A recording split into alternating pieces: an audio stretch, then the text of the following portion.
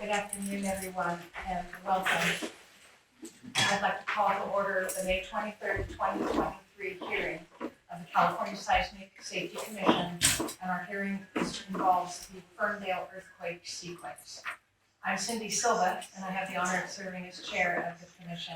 And on behalf of the commission and the California Office of Emergency Services, I want to thank today's participants, both those who are here in the City Council chambers in the city of Rio Dell, and those who are joining us virtually. Post-event hearings like this one are an important part of our work in California to improve seismic safety and to reduce the physical damage as well as the myriad of other after effects of earthquake events. We will learn a lot during our hours together today, and those learnings will help to improve seismic safety and reduce the effects of earthquake events like this going forward. So again, thank you all for joining us. Before I invite our first speaker, I want to cover a few administrative details. This is, first of all, the restrooms are through that back door. For those of you at home, you know where to find your restrooms. It's an interesting audio video system here. All audio is actually off of this microphone that is staring at me. If you knew what I was talking, you will learn what I'm talking about when it turns around. It has two eyes. And so what it does is it responds to the person who's speaking, and it turns the camera as well so that people can see and hear the person who's speaking. But what this also means is that all of us who are not speaking have to be quiet, because otherwise the poor microphone and camera will become confused and it will be schizophrenic. So we don't want that. So while someone is speaking, please be mindful of not speaking or making excessive noise where you are. So thank you for that. We also have some other group meeting guidelines. For optimal, accurate, and effective communications for all who are participating when using sign language and English interpreters, here's what we need you to do. You may notice that there are interpreters on screen for us today. Their role is to enable communication between parties who do not share a common language, and so they will be able to interpret from one source language to another. The interpreters adhere to ethical standards, including confidentiality. To be sure you can be seen and heard clearly, please connect from the quietest space with the strongest internet connection available to you. If you will be speaking, please wear a wired headset with an external mic for better audio, and please mute your mic when you are not speaking.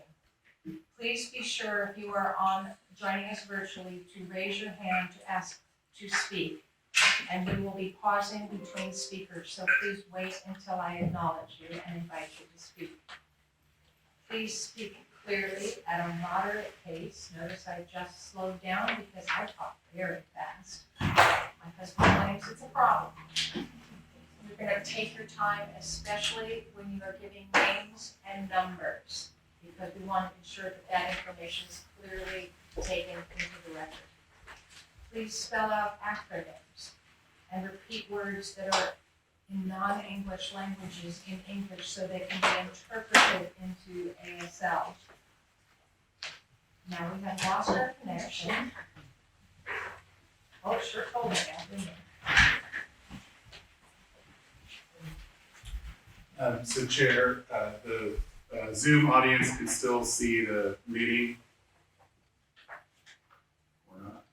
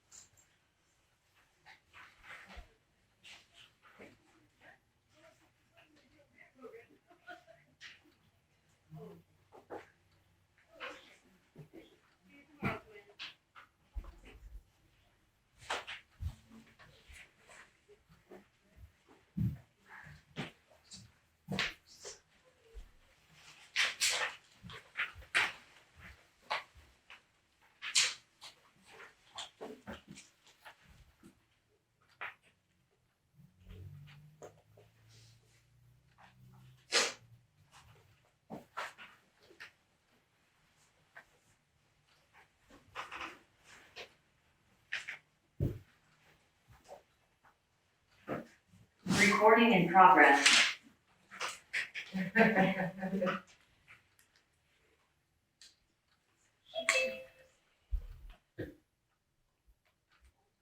Thank you all and welcome back. How was your break? Please state your name before you share with the group. Speak clearly. Please spell out acronyms. Do not interrupt or speak at the same time as others. If you are a presenter, allow a little bit of time for everyone to read your slide before you start talking about the content.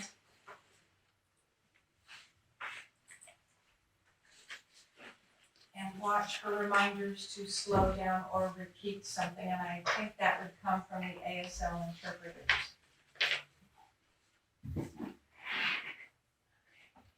We still have technical difficulties.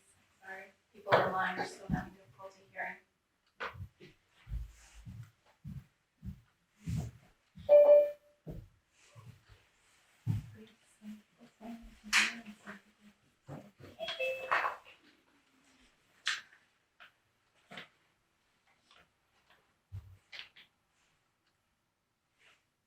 There might be something on there. Should work.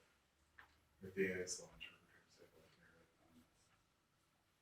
that means it's broadcast.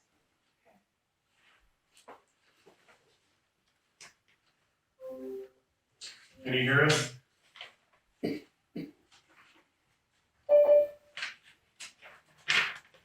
Yes, can you hear us?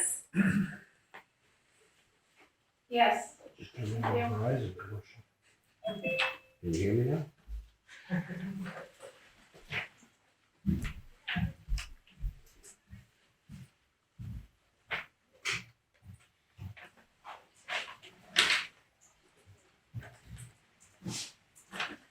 See, buddy. Yeah. Thank you. I'm in your neighborhood tomorrow. I'm in the morning at 6 to go down to Sacramento. I came in this direction at 5 this morning. I'll be back tomorrow. I'm staying tomorrow night. What are you going up for? Energy commission. About the power they're not providing. So I'm having to have one of those.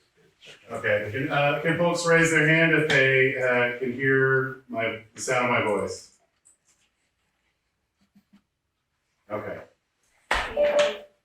It would be,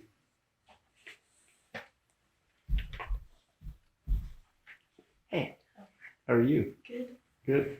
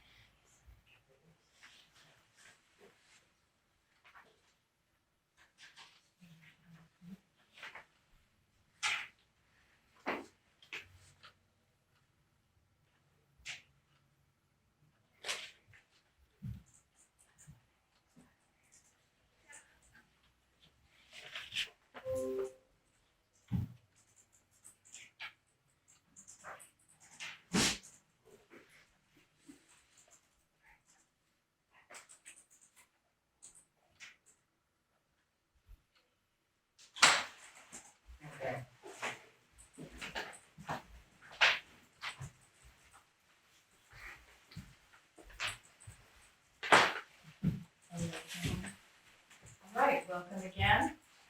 And I would now like to ask our hostess, the mayor of Rio Dell, Deborah Barnes, to welcome us. And then we will invite our both state and elected officials to join us. Thank you everyone for being here. We appreciate everyone coming to Humboldt County, recognizing how devastated this area was. So thank you for being here. Thank you, Senator McGuire and Assemblyman Woods and supervisors. Thank you for being here. I can't name everybody because everybody's like attached to something. So just thank everyone for being here. We appreciate the support more than we can ever say.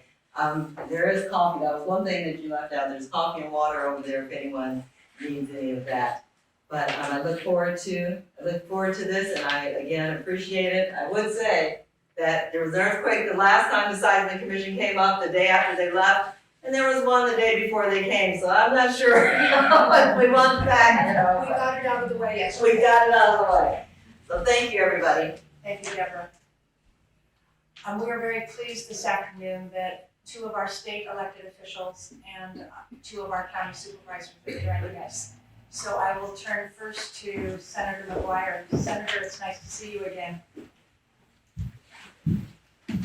Thank you so much for allowing us to be here today. I'm grateful to join you, to the commission, Mayor Barnes. It's always good to see you.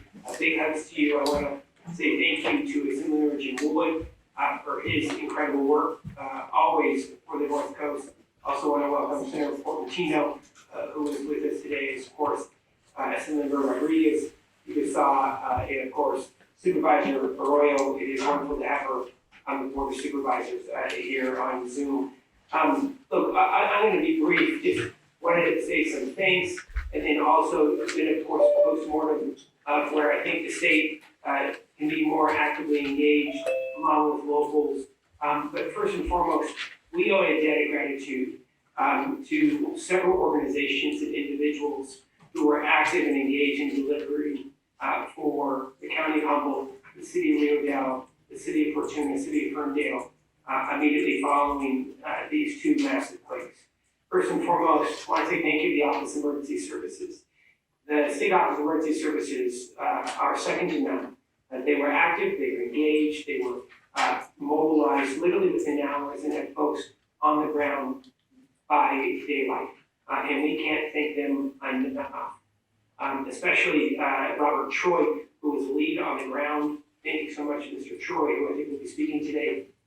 Just retired Director Ducci, and of course, Director Ward, and the entire OES team. We are forever grateful to each and every one of you. I want to say thank you to the City of Leodale.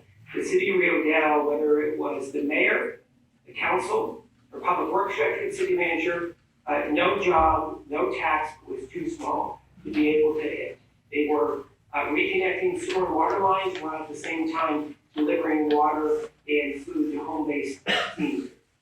The City of Leodale responded tremendously, and I just think we need to acknowledge them here today for their incredible work, their amazing spirit, and just being honest, the brute force to be able to get the job done and take care of residents. We're grateful, and of course, to Supervisor Bushnell, who is honored to be able to represent much of the Eel River Valley, along with Supervisor Bone as well, and to the entire Humboldt County Board of Supervisors. We're forever grateful to the County Administrative Office. Humboldt County Sheriff's Office and Sheriff Hansel, who took the lead. We are really grateful to Sheriff Hansel for taking the lead on this, along with the County Administrator's Office. We are forever grateful to him and to Humboldt County's CAO. She was tremendous in all of this, bringing all sides together. And anytime there is a disaster, it takes 48 to 72 hours to start hitting the stride. And Sheriff Hansel, Mayor Garland, Supervisor Bushnell, along with the CIO, were tremendous, especially early on, and we're so grateful. Madam Chair, just a few items as we look ahead on how we can always improve. Number one is on the California Earthquake Authority. What we have found post-mortem is there were very few take-ups in regards to their Brace and Bolt program in Humboldt County prior to the earthquake. We are grateful to the Earthquake Authority. They announced today the $2 million that are rolling out to be able to assist Humboldt County residents in one of the most seismic active zones in all of North America. But that is the real focus. And candidly, we need additional funding for the Brace and Bolt program. Secondly, is that this is a massive event for rural county. It's huge. It's usually in the holiday. And I'm a firm believer, I know Assemblyman Wood is a firm believer. Going through all the fires that we have had together, we need to better fund local emergency services and local office of emergency services. And I do believe that the state needs to take a role in assisting local office of emergency services to continue to staff up. Mr. Burns, who was appointed for local OES, we owe a debt of gratitude to. But we really do need to assist local governments with enhanced funding for additional staffing. And candidly, the state needs to become more involved on technical assistance because there's a lot of challenges on the end, and it is going to take additional funding. This is not throwing stones at OES. This is a priority that needs to be advanced by the legislature as well as the governor's office. The other significant challenge, and I know this is going to be a tough one, this was never going to be a federal event. Didn't hit the thresholds. And we still had massive challenges with homeowners and renters. And if it's not a federal event, there isn't individual assistance. And if there's not individual assistance, folks are going to struggle to be able to get their homes rebuilt, to be able to get renters back in, and that is long-term an item that this state needs to look at, whether it is for wildfires, earthquakes, tsunamis, floods. The individual assistance issue is a challenge. I know that there are some members of the legislature looking at this, but I think that is going to be an item that we're going to need to be able to focus in on long-term. The state's now doing its own debris removal process and program. This may be the next issue that we need to focus in on with a creation of a revolving loan fund with some type of a revenue source to be able to assist communities if it's not going to be a federal event. The last thing I just want to say, Madam Chair, is again, to the Humboldt County Board of Supervisors, to the City of Ferndale, they were truly amazing in all of this. To the Humboldt County staff, second to none, we're grateful. And lastly, big gratitude to the Office of Emergency Services. They are a bright light in our state's darkest days, and we're forever grateful. Thank you for allowing me to be here again. I also want to share appreciation for Assemblymember Wood for all of his work and commitment to the board. Thank you so much, Senator McGuire, for taking time out of your busy schedule. Assemblymember Wood, I think you were with us as well. Would you like to just join us? Yes, thank you very much, Madam Chair, and thank you to my partner on the North Coast, Senator McGuire. We've been through a lot of disasters together, and hopefully not anything too soon, quite frankly. If never again, we'll be just fine with us. But thanks to thank you, Madam Chair, for bringing the Seismic Safety Commission together here today with us. And I want to thank the public for your participation today. I think it's very, very important. I can't possibly thank every organization that came to support and assist the residents of Humboldt County respond to the earthquake that happened in December last January, or this January. Sadly, we lost lives, and those families will feel their loss deeply. And this just didn't affect one town, but several. It was amazing to learn that in addition to the 6.4 initial shock on December 20th and the 5.4 aftershock on January 1st, there were more than 250 aftershocks above 1.0. Following the earthquake and aftershocks, people proved their resilience, and that's what happens in places like Humboldt County.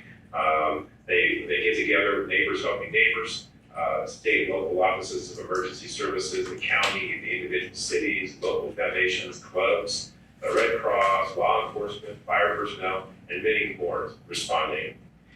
Even though the Humboldt community proved its resilience, I believe we're here to find out where the gaps might be and how to better prepare for the next time, and what can be done by individuals and organizations to meet that goal. Whenever I talk about the Second Assembly District when I'm in Sacramento, I'm constantly reminding them that in rural communities, local governments and organizations don't have the resources that large urban centers have. And statewide one-size-fits-all approaches simply do not work for us. So I'm thankful that the Seismic Safety Commission is listening to our community and its needs. Bear in mind that in the scale of a disaster in a large city, this wouldn't be a huge impact. But in a county like ours and in a city like Ferndale and some of the surrounding areas, it's a huge issue.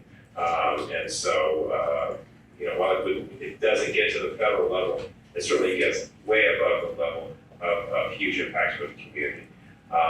We know that getting back to our lives and to our businesses quickly after a natural disaster is critical. The survival of the residents, the businesses, and the financial and mental health of the community. We've been living with the ever-present risk of earthquakes, fires, floods, mudslides. So making sure that we're prepared before they happen and are resilient while and after they happen are particularly important. So the Seismic Safety Commission is listening, and I appreciate that. As a policymaker, it's important to understand the communities we represent to help push policy and funding when we can, and to help build the resilience we need to weather future extreme events. So thanks for the invitation. I look forward to hearing more as we go forward. So thank you very much. Thank you very much, Assembly Member, and we look forward to working with you and continuing to work with you and your colleague, Senator McGuire, on the improvements at the state level. Before I call on the supervisors who are here, I would hope you would indulge me for 45 seconds while each of our commissioners introduce themselves, since you are with us in person. There are a few of us here, but there are a number of us who are joining us virtually. So I'm Cindy Silva, I'm the chair, and I am the mayor of the city of Walnut Creek. Commissioner Deborah Garnes, and Mayor of City of Rio Dell. Roseman Irina, representative for Building Standards Commission. Hello, good afternoon. I'm Alegria de la Cruz. I direct the Sonoma County Office of Equity. Good afternoon, I'm Diane Gould, representing the California Division of the State Architect. And Tanya, if you could promote one at a time each of the commissioners so they could introduce themselves, if that will work.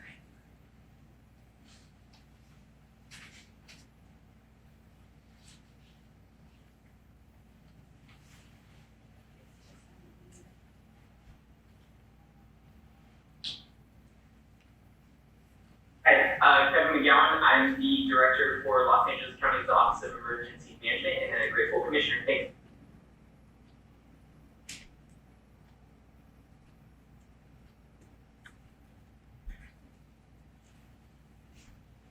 We're going to share on behalf of Director Nancy Ward, LOES. Thank you. Hello, I'm June Kim Lopez. I'm the General Manager, CEO of Multiple Water District.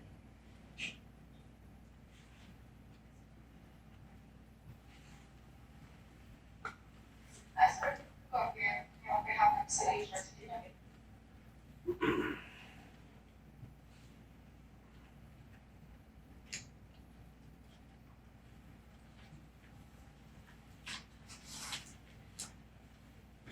I'm Assembly Member Freddie Rodriguez. This is my first meeting. Welcome everybody to the Seismic Commission. Looking forward to very robust discussions and learning a lot.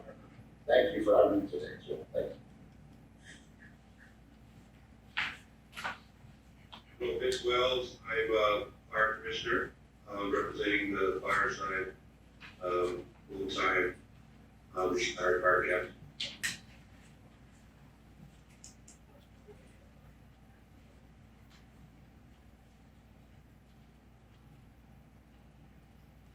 Did we get everybody? So thank you, it was longer than 45 seconds. We are pleased today that 3 of our county supervisors from Humboldt County are here with us, and I will start with Michelle Bushnell, who represents District 2, which this is in District 2. So welcome, we're so happy to be here today. I know you came from a Board of Supervisors meeting. Is this on? No, that. So thank you, good afternoon, I'm Michelle Bushnell, 2nd District Supervisor for Humboldt County.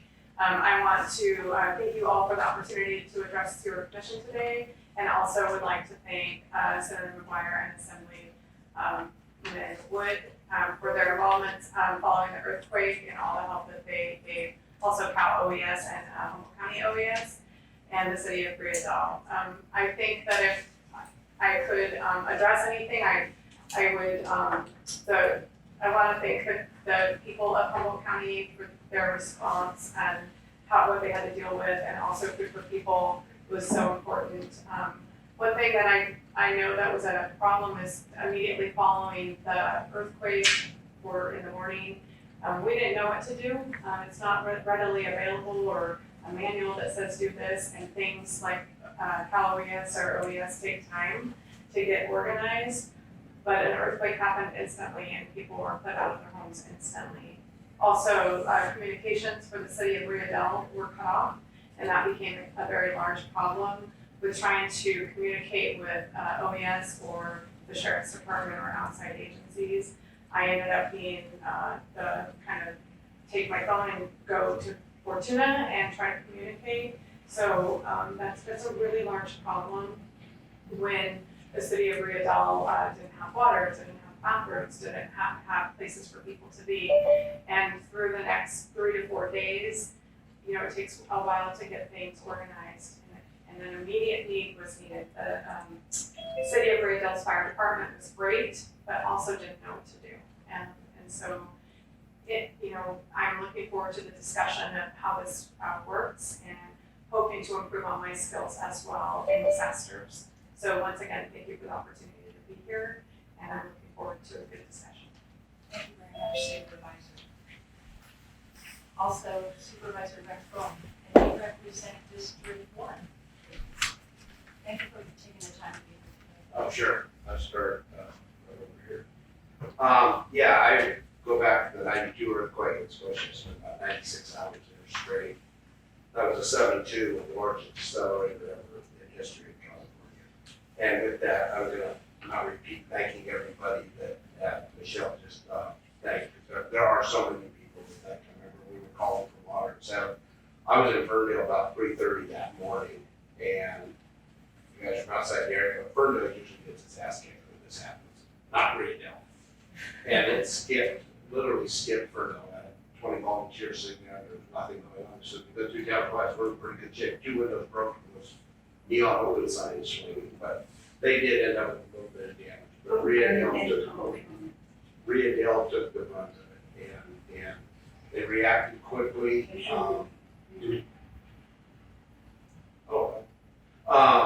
And the reaction of all the emergency teams, I want to thank Ryan Derby from our OES office who led the charge. But we're a very giving community. The only thing I'd like to see in the future is a way how we react.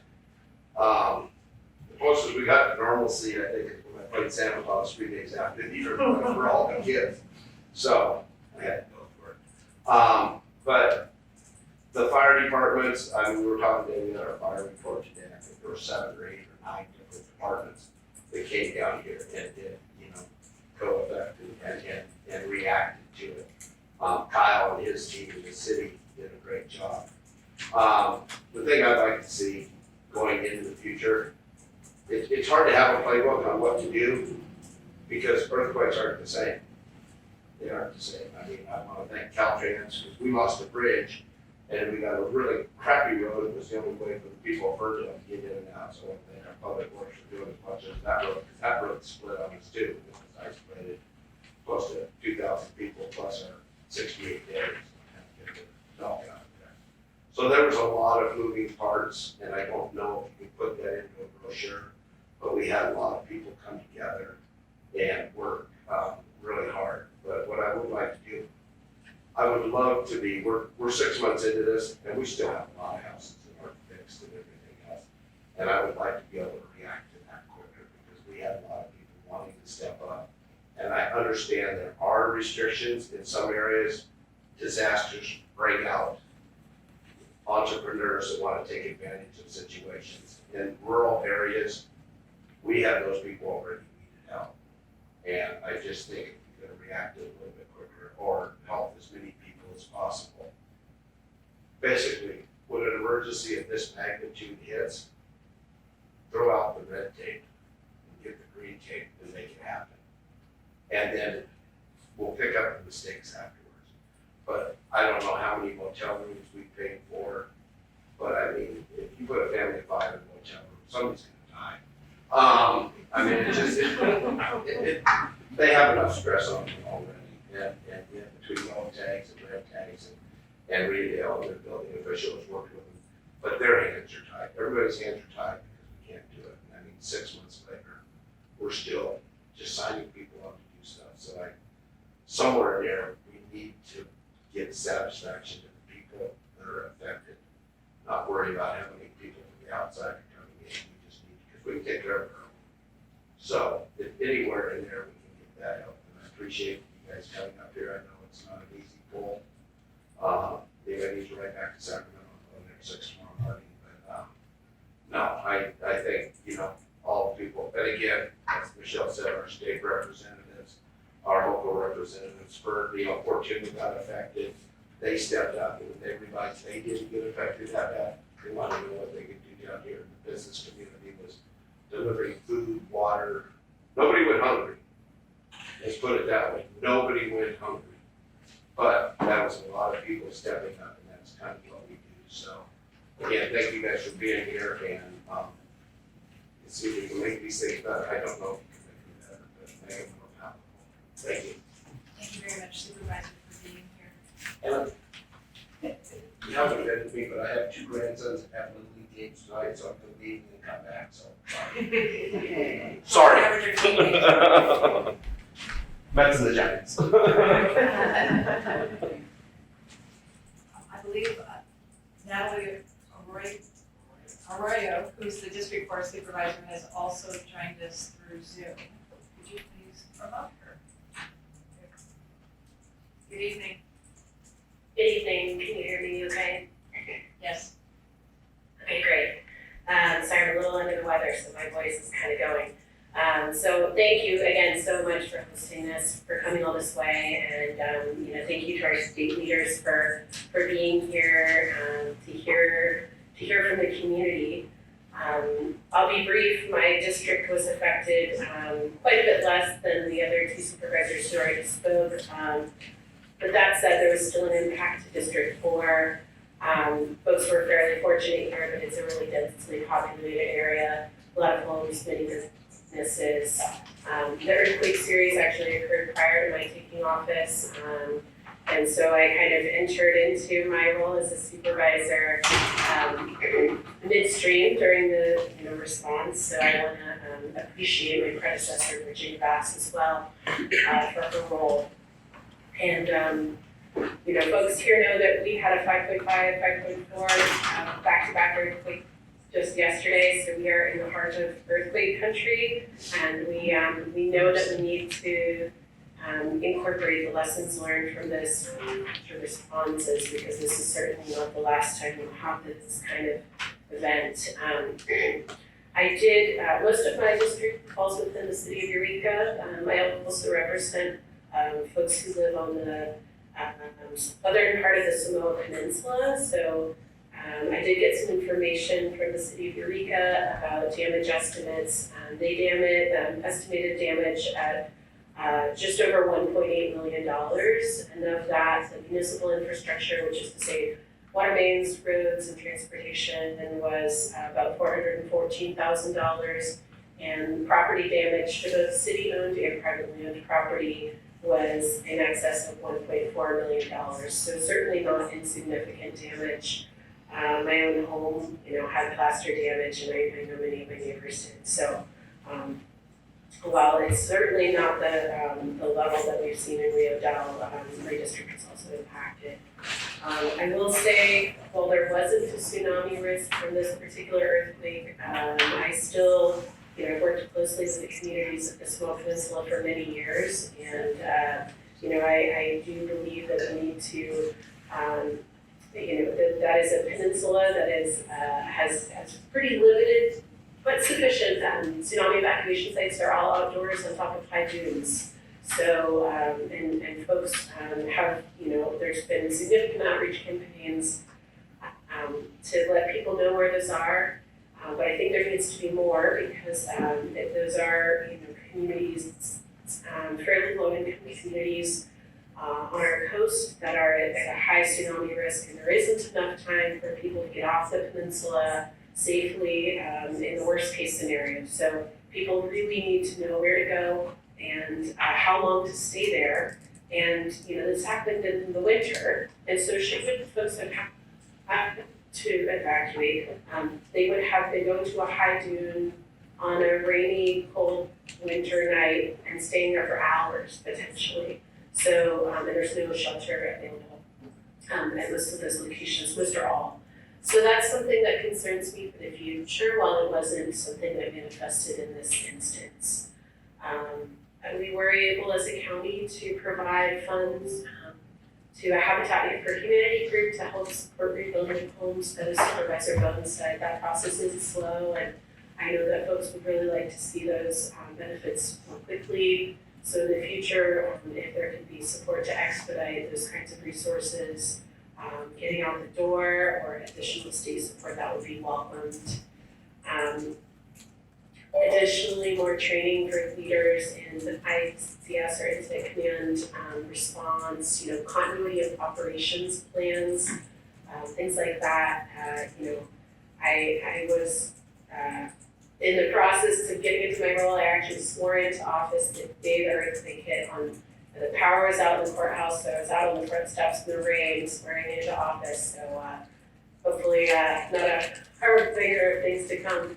But it brought it home that, we do really need to understand, everyone needs to understand their role. And, many of us local leaders come from a wide variety of backgrounds, so having additional training resources, I think, would always be welcomed. One of my other hats that I wear is serving in the Coast Guard as a reservist, so I have a lot of ICS training that I can bring to bear, but I know that having served in a city council before, not everyone has access to those resources, so that would also be most welcome. So anyway, thank you very much for having this opportunity, and I look forward to hearing what everyone has to say. Thank you for being here this evening, and thank you to all three supervisors. The fact that all three of you are here and you cover such large expanses of Humboldt County really shows how expansive and far-reaching any event such as this can be. I mean, it just flows out. And so thank you for the work that you're doing and the work that you continue to do on behalf of your communities. This is an opportunity now. We'll take a few minutes for public comment.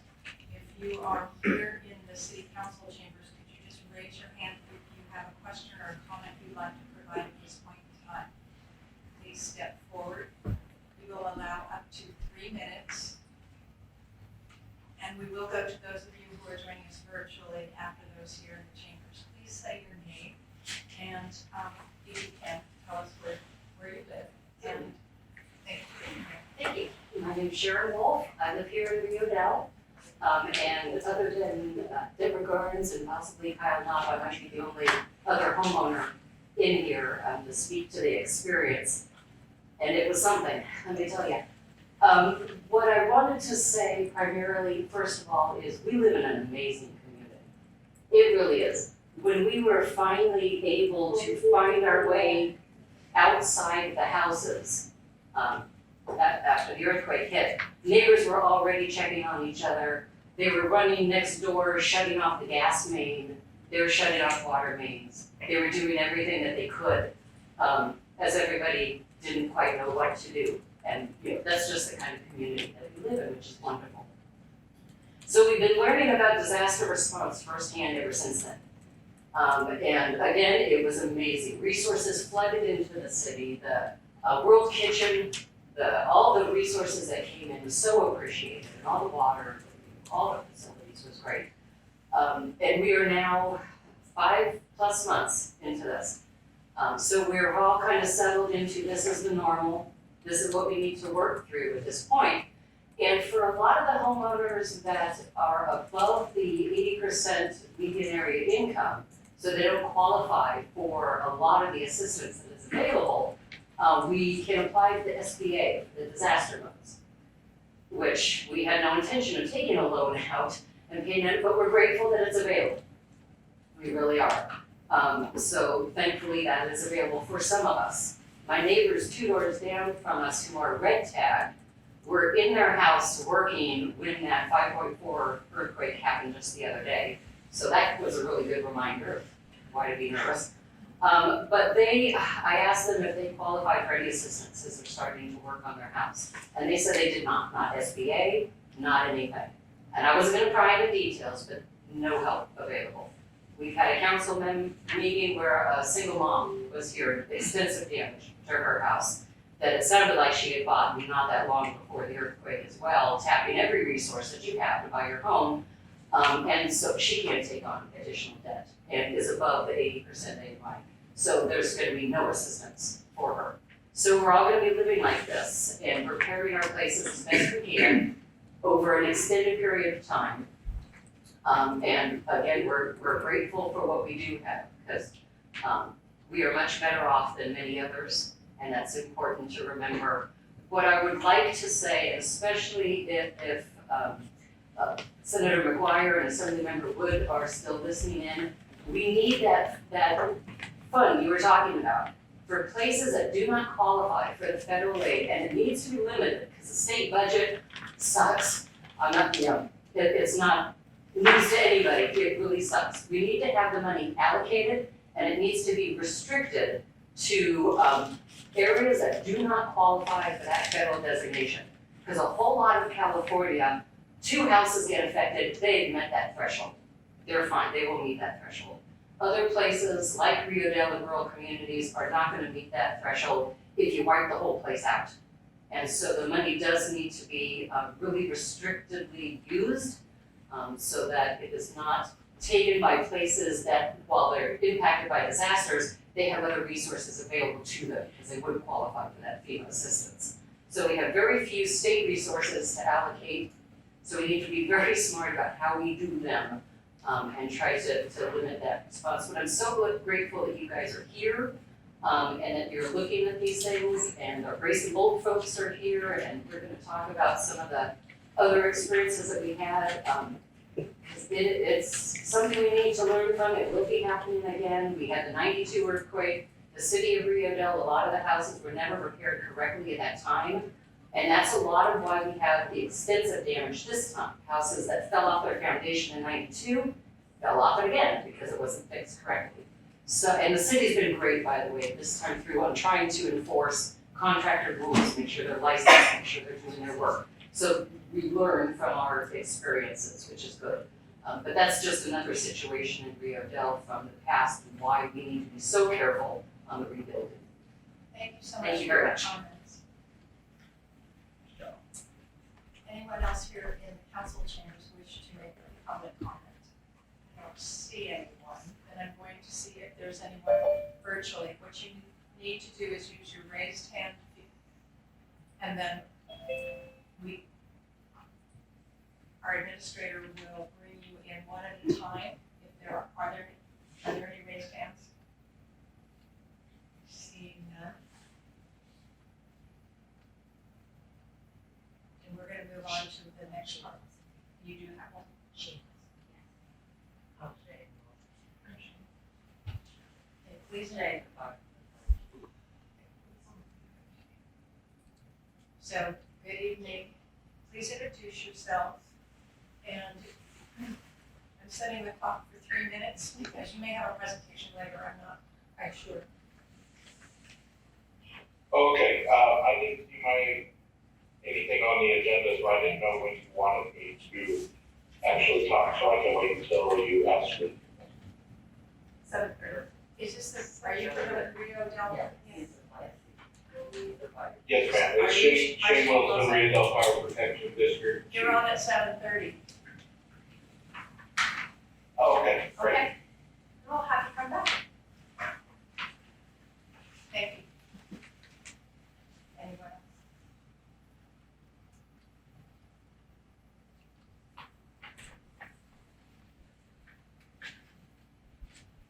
All right, next item on the agenda is the geologic overview of actually what happened.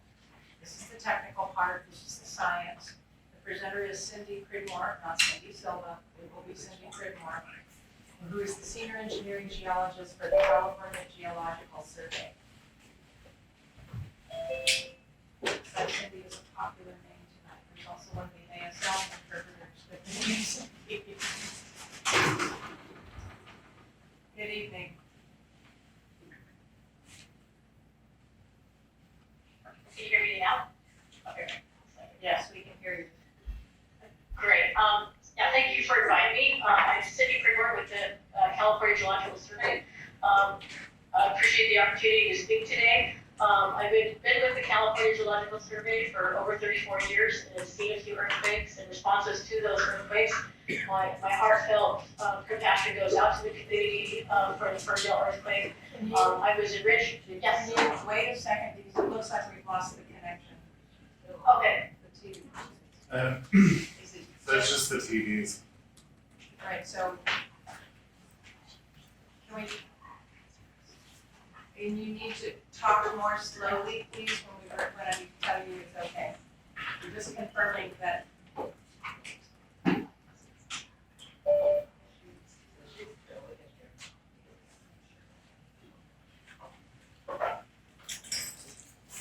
So we're rechecking the video connection. Can you hear us, Cindy? Yes. Okay. Hang in there. You really weren't supposed to start until 5 minutes after 5, so just the same Jeopardy over and over.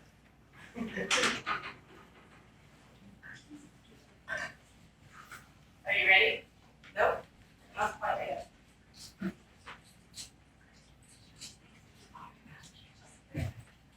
All right, we're good, thank you, and just speak a little more slowly. Okay. Yeah, I just want to let the community know that, I, went to Ridgecrest in response to the 6.4 down there, and, we set up our clearinghouse, the day after, and, we were there for the 7.1. We shared a locality with the Red Cross, and, we got to meet a lot of the community there that came in for Red Cross services, but wandered into our area and ended up asking us a lot of questions about the geology, so, I definitely feel for this community that has gone through this as well. I'm gonna go ahead and turn my presentation on. Now, are you in charge of sharing that? All I see is my presentation when it goes up. We're getting it here. Okay.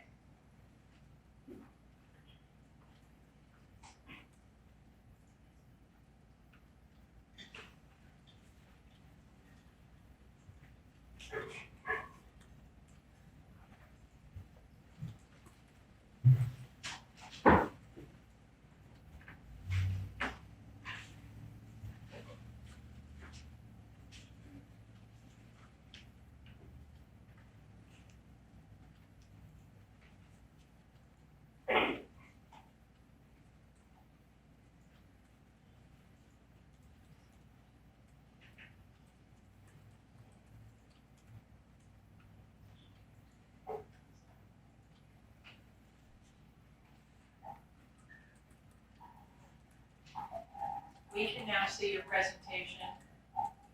Great. My talk today is going to be a general overview of the December 20th, 2022 magnitude 6.4 Ferndale earthquake. So the Ferndale earthquake occurred early in the morning, as you all are very much aware of, at 2:34 a.m. I think I had 1 hour sleep that morning. I had been up decorating my Christmas tree, and we have alarms that go off for large earthquakes, and I thought, oh my goodness, right before Christmas, something's going on, so a lot of compassion there. This earthquake occurred at a depth of 11 miles. It was about 2 to 3 miles offshore. As you're probably well aware of, it was close to Ferndale, about 9 miles away, 17 miles from Ferndale, 15 from Fortuna, and about 23 miles from Eureka. The type of motion that happened along that. Cindy, I need you to tell our staff when you need the next slide, which I believe you are Oh, now on. I think you're now on the next slide. Yes. Okay. Next slide, because she's. Okay. Sometimes there's clicks, and will they get the clicks? No, I think you should say next slide. Okay. Just want to make sure everything shows up sequentially. This just shows a diagram of the type of ground motion that occurred along this fault. Seismic sensors were indicating that we had a deep underground earthquake fault with a ground motion that was trending to the southwest northeast. And we were also getting information immediately that there had been very strong shaking in the region. Next slide.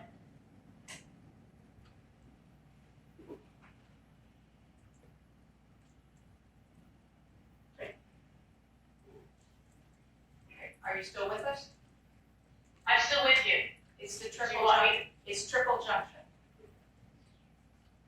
I don't see the slide that you're looking at, but I'll have to move my slide. Okay.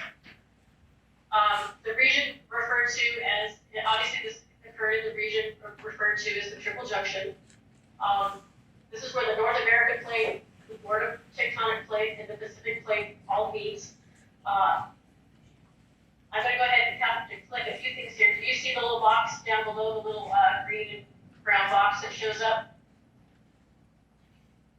I'm gonna go ahead and make all these appear. Do you guys know?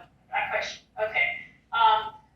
Well, the North American Plate is moving past along the San Andreas, past the Pacific Plate, and that boundary down in the lower off center to the right is the San Andreas Fault.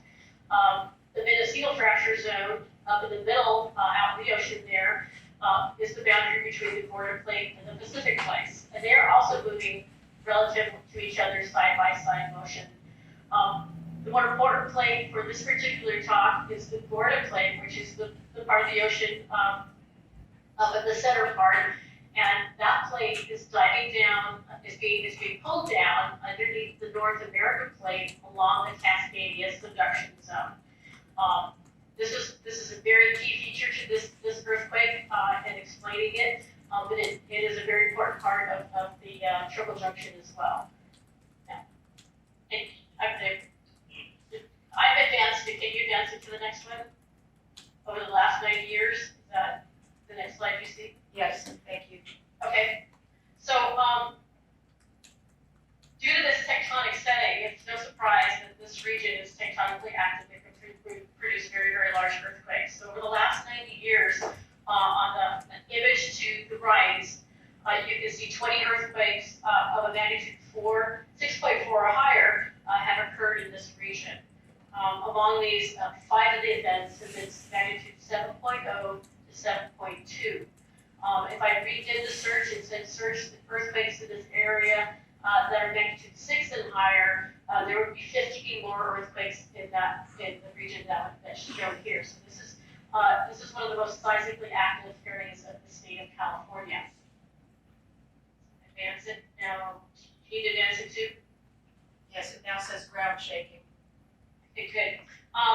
So when the Ferndale 6.4 occurred on December 20th, ground shaking was measured by seismic instruments in this area. And on the left, you can see the little teeny triangles in that image. Those are all the areas where we have data being collected by seismic instruments. The descriptions of shaking were also reported voluntarily by many of you in the area using the U.S. Geological Survey Did You Feel It website. If you still have it at that point, power and internet. The seismic stations are located over a broad area, a broad region, but the input that we get from the community on the U.S. Geological Survey website helps fill in the gaps, data gaps, by providing additional information on the felt ground shaking. There were over 5,944 responses, so people were very, very active and aware of what to do in this region of California. This information is really important for, like I said, filling in the gaps of where we don't have seismic stations, and also being aware of what people were actually feeling in those regions and what their structures were doing. The strongest Did You Feel It reports came from Ferndale, Fortuna, and College of the Redwoods. The 3 dark orange blocks in the box inside the Did You Feel It part of this line came from Ferndale, Fortuna, paper. The 3 orange blocks inside in that one box show where the severe shaking was felt. I'm going to go to the next slide. Ground shaking. We have it. Okay, great. The strongest shaking recorded by the site was by a seismic station, which is no surprise, in Ferndale, and it was at the Pater Street overpass over Highway 101. The strong motion station measured the force of 1.458 G, and we realize that G is the gravity that is holding us to the Earth. So when you have a 1.5 G, this is obviously able to push you down and push other objects that are sitting on the Earth that are not prepared to withstand that level of force. So it's a pretty strong force. Move to the next slide. Depths of the earthquake? Yes. Okay, so what was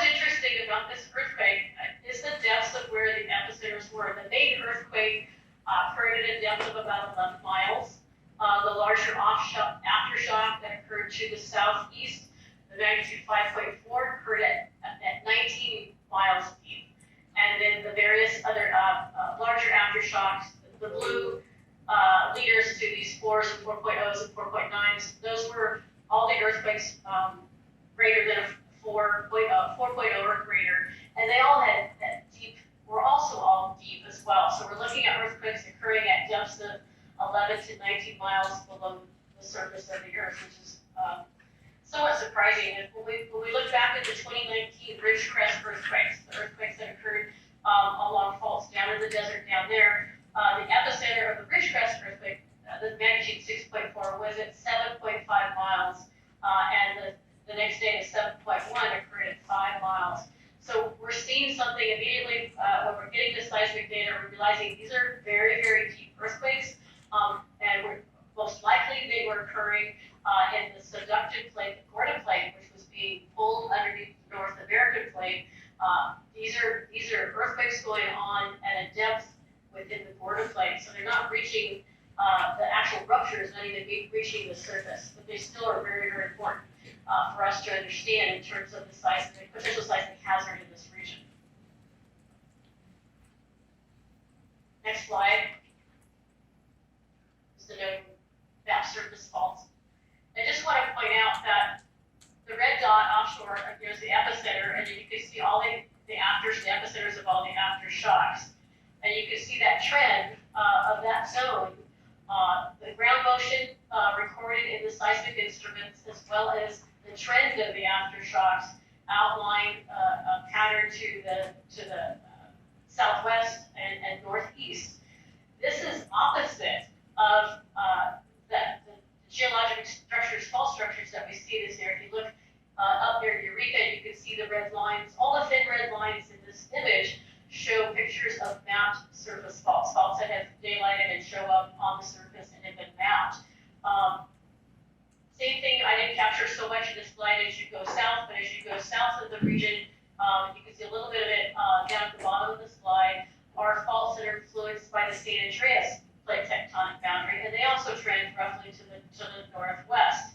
So this northeast trending feature we're showing up, and obviously it is not something that we see at the surface, and because of the depth, we were realizing as soon as the seismic data was coming in that this was a deep intraplate fault within the Gordon plate underneath the North American plate.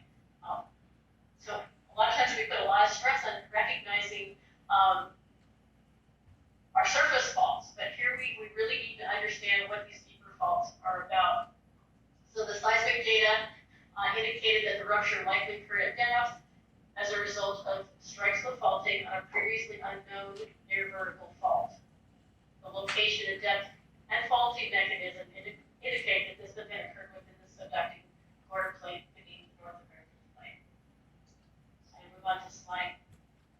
And then the comment down below here, which is important, is that traditional seismic hazard assessment is based on known surface faults. So looking into the future, it is important for those of us who are involved with seismic hazard assessments and those types of ground motions that really understanding these deeper interplate faults for this region is really, really important. On to slide number 11. So you have the geologic features of the Ferndale earthquake. Because this was such a deep earthquake, the features were we had geologists go out to the field looking for ground rupture, and there was none observed on the surface. So no ground fault rupture was observed, unlike Ridgecrest, where we had miles and miles and miles of it. Seismic data indicates that the motion, as I mentioned before, was a strike slip or side-by-side fault motion, similar to the type of motion we have on the San Andreas fault, with a southwest-northeast orientation. And the seismic data also indicated areas of strong to severe shaking, as well as deep epicenters. The maximum ground motion, as I mentioned, was 1.458 G. And some of the ground failure that was observed by geologists going out to the field immediately following the earthquake were things like slight cracking in the valleys, the fill areas, rock falls. There were some debris slides. Cracks were noticed in the sand dunes, minor sloughing and cracking of levees. Small landslides occurred after the 5.4 aftershock too, and there was no liquefaction noted in those immediately following the earthquake. On to slide 12. I have a few pictures here to show. I received these from Dr. Jay Patton, who is one of the geologists at the California Geological Survey, who was also instrumental in leading our field team out to look at these various features. This particular one had a photo credit for Lorna Kidd.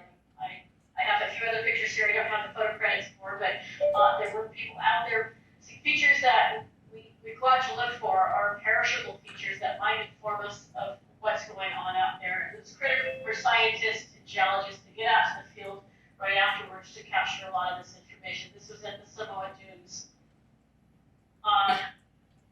In this particular picture, it shows the Blue Slide Road, where a road field failure on the outward side of the road had been affected. Next slide, please. Oops, I'm on the Toll Road slide. Is that where you're at, the Toll Road? I'm pronouncing that right. South of Ferndale, there were some small but big slides. Next slide. Next slide. And then I'm on the Hill River gravel bar. Next slide. Slide. Nope, you're going the wrong direction. There. We're with you now. Okay, great. So I was surprised. I spent a lot of my past time involved with liquefaction hazard mapping, and it was just amazing that there wasn't as much liquefaction and the features that I would expect to be there. But on the Eel River gravel bar, there was you can see up in the upper right-hand corner. It looks like there's a little bit of sliding off the gravel bar, but it's still surprising how little actual. And that's great. Liquefaction did occur from this particular earthquake. Let's see. I'm going to slide 16.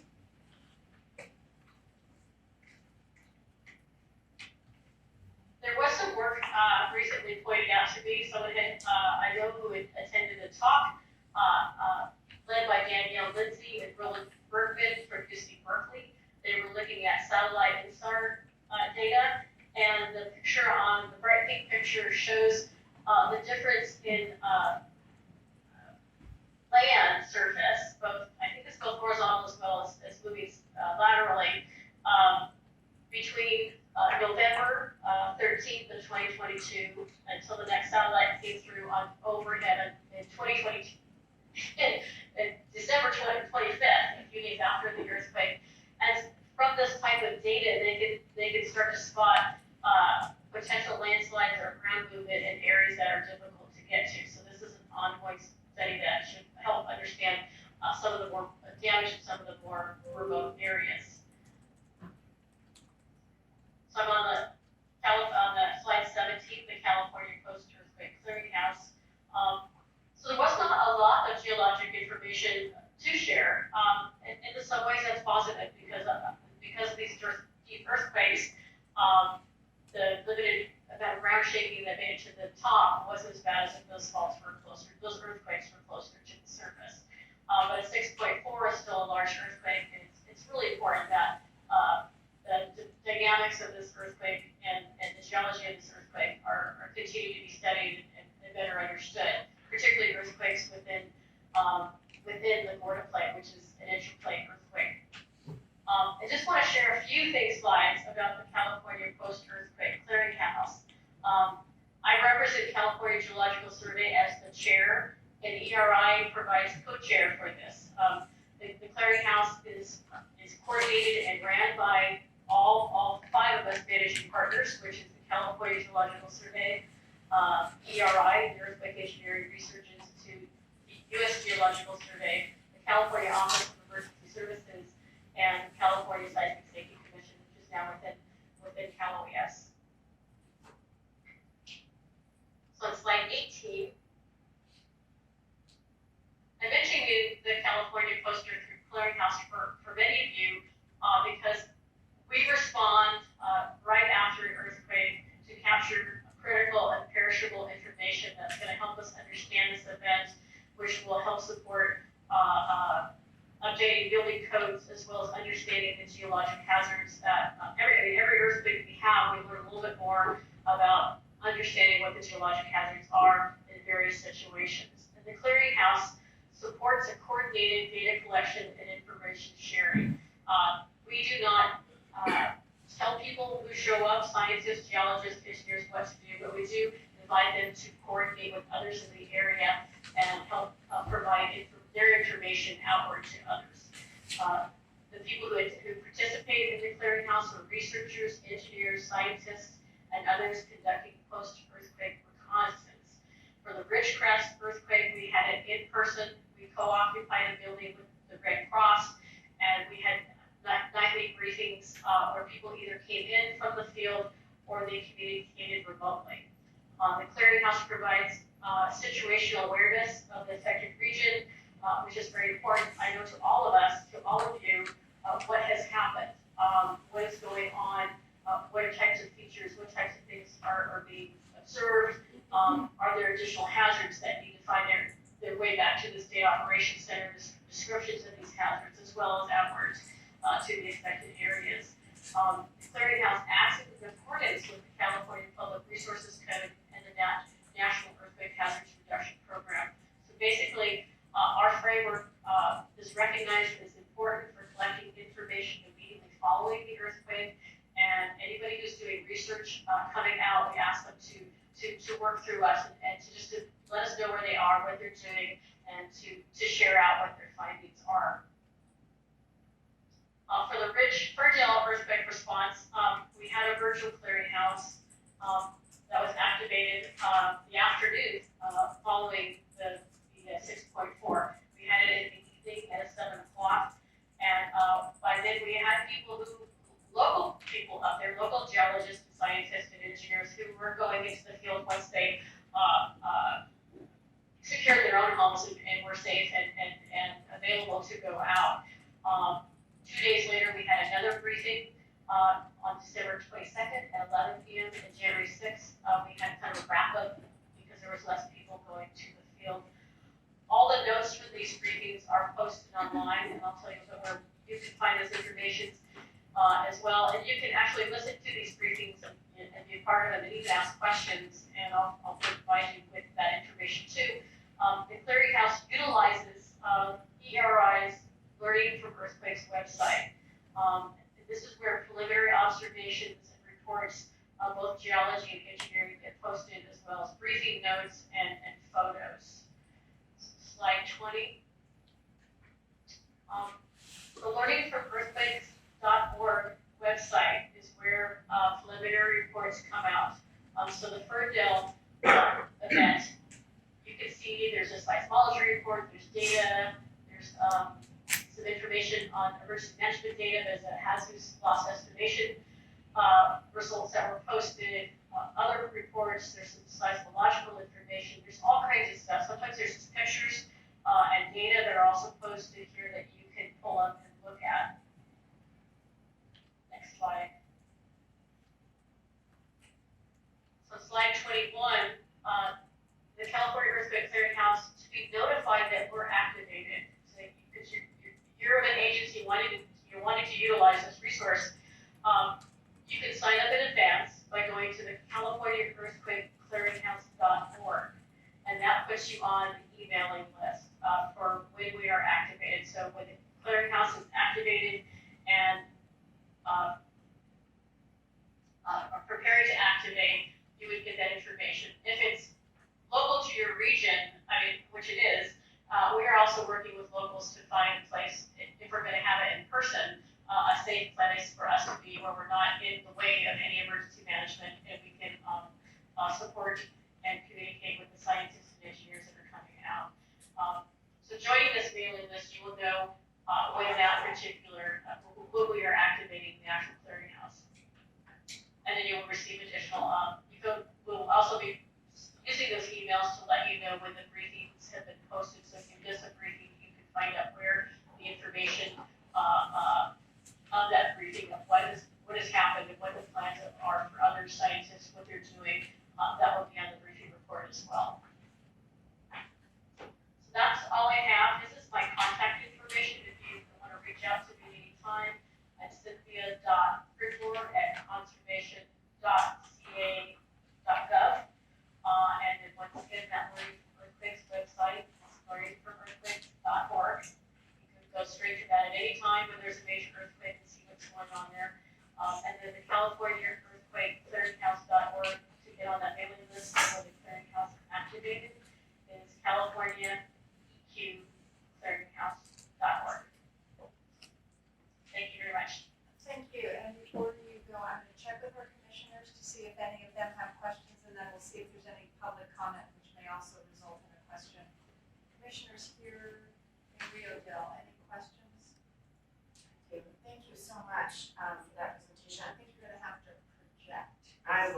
my best to project. Are you able to hear me? Yes. Okay.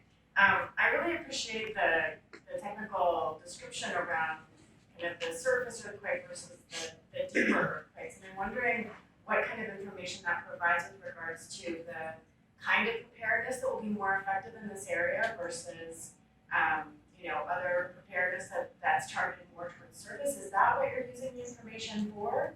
And then similarly, what kind of recovery efforts will be effective given the different kinds of earthquakes? The information about these, knowing that it's a deeper earthquake versus a more shallow earthquake, really should affect preparedness, because there's really no way to know in advance. You might still have another shallow earthquake triggered from a deeper earthquake, or you might have a thrust fault triggered, which is shallow, which daylight shows up on the maps as an earthquake that actually comes to a fault that actually comes to the surface, as well as the San Andreas influence to the south. So knowing what we know about this earthquake, it doesn't change preparedness. Everybody should be prepared in earthquake country, and it's just important to be prepared knowing you are, especially when you're in the most seismic active area in the state. Scientifically, it helps us understand building codes. It helps us understand potential changes to future building codes. It helps us understand just the science of what's going on in the region, and which can inform us on other things that we can maybe expect to see in the future. But I think most of all, this particular one is that we do need to pay attention to the potential of these deeper types of earthquakes because they can cause strong ground shaking activities. Thank you. My second question was, I appreciated your recognition of how involved people were in the area with the use of the Did You Feel It app. And I'm wondering if you could provide information about kind of how extensive that feedback was for your studies, and how do people get into that? I mean, what kind of public information drew people into using that app? What was effective? And then kind of a related question is, do you have any demographic data around the kind of person who's using that kind of app? And is there a need for us to do more targeted outreach to older populations, or folks who aren't mobile, or folks who are non-English speaking? And so just wondering a little bit about what you know about that data that's coming in to impact your work. Yeah, the data that's coming in from that is evaluated, and it just supports helping us understand the ground shaking where we don't have instruments. And they're basically asked to go onto the USGS Did You Feel website and see what the questions are, even when there's no earthquake. But it'll just ask you, did objects fall? Was there structural damage? Different questions that help scientists understand what the ground shaking was at that particular geographic location. I believe it's in Spanish as well. I'm not sure on that. I can't remember if I looked at it, but I know the USGS is very proactive in that regard, and I'm assuming that you could probably pull that up in that language. I don't know about other languages. It's mostly just to help fill in the information that we don't have, particularly if it's an area that's not well seismic instrument covered, whereas the region for this earthquake did have a lot of seismic instruments, and it was helpful to see how what people felt correlated very well with what was being measured by the instruments. Just checked, Did You Feel It? And I don't see an easy Spanish language translation of the page itself, so that would be something to consider. Let USGS know. Thank you. Thank you for your work and your presentation tonight. You mentioned the building standards and building codes and what the information that you derive from these earthquakes gives you in that regard. One of our representatives is here today from the California Building Standards Department. Do you have any questions? Not really for this one, because my understanding is that most of the seismic standards, they come from the model codes. And then in California, we modify them, but just for like state buildings and essential buildings. But most of the work is done on the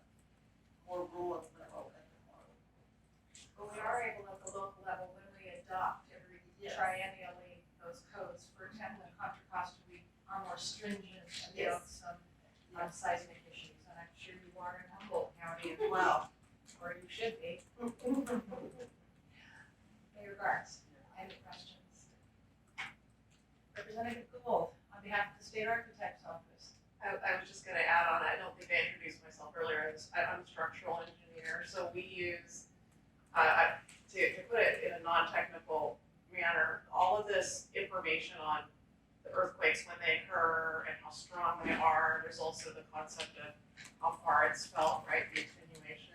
That helps the scientists create maps, and those maps are used to determine the level of force we design the buildings for. So it is incorporated, Irina's right, the building code itself is a model code, but we have region-specific, map-specific values that are applied when you design a building. It is designed with the latest data for what we expect. So with every earthquake, we get better data, we learn more. Is that fair?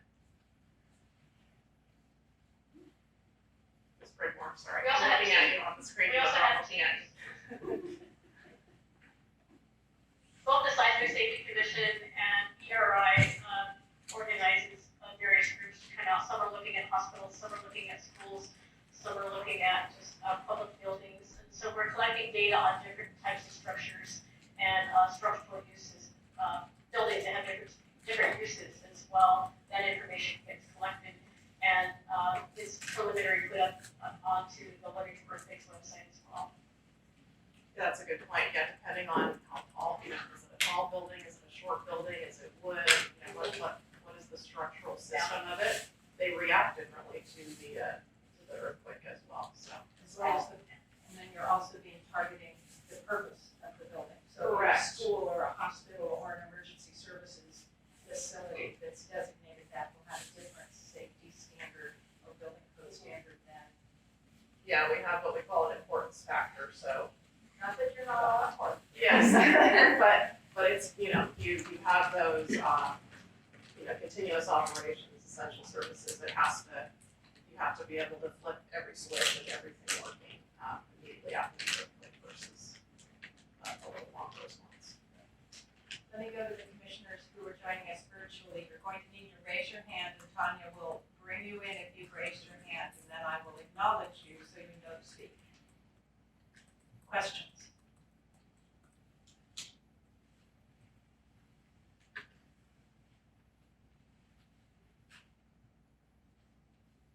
Don't seem to have any. We'll now go to public comment. We will start here in the council chambers in Rio Dell. Does any member of the public who's joined us have comments about the science? That's really what this is about. All right, anyone on the virtual have comments?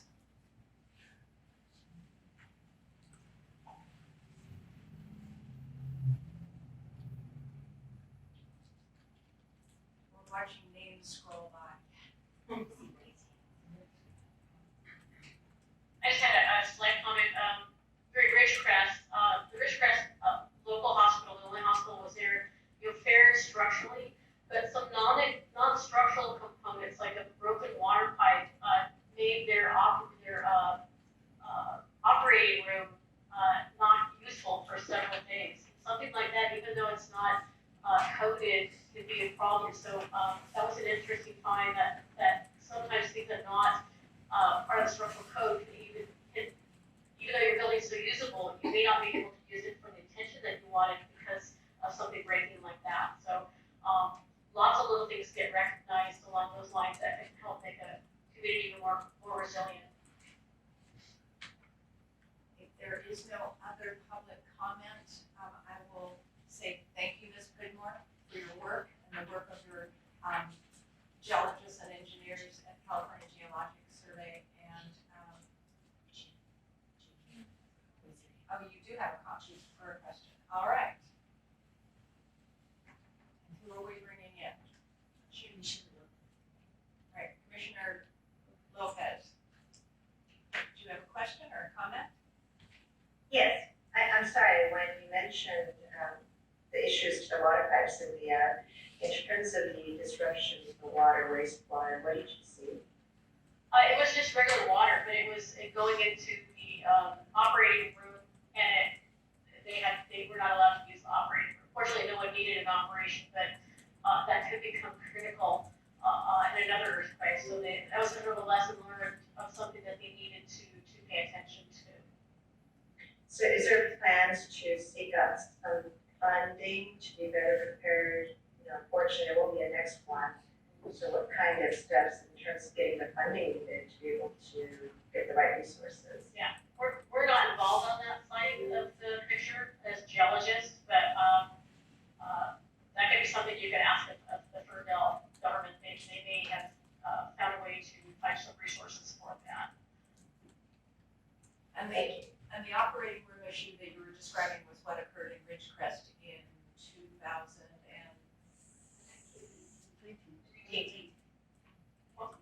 2019.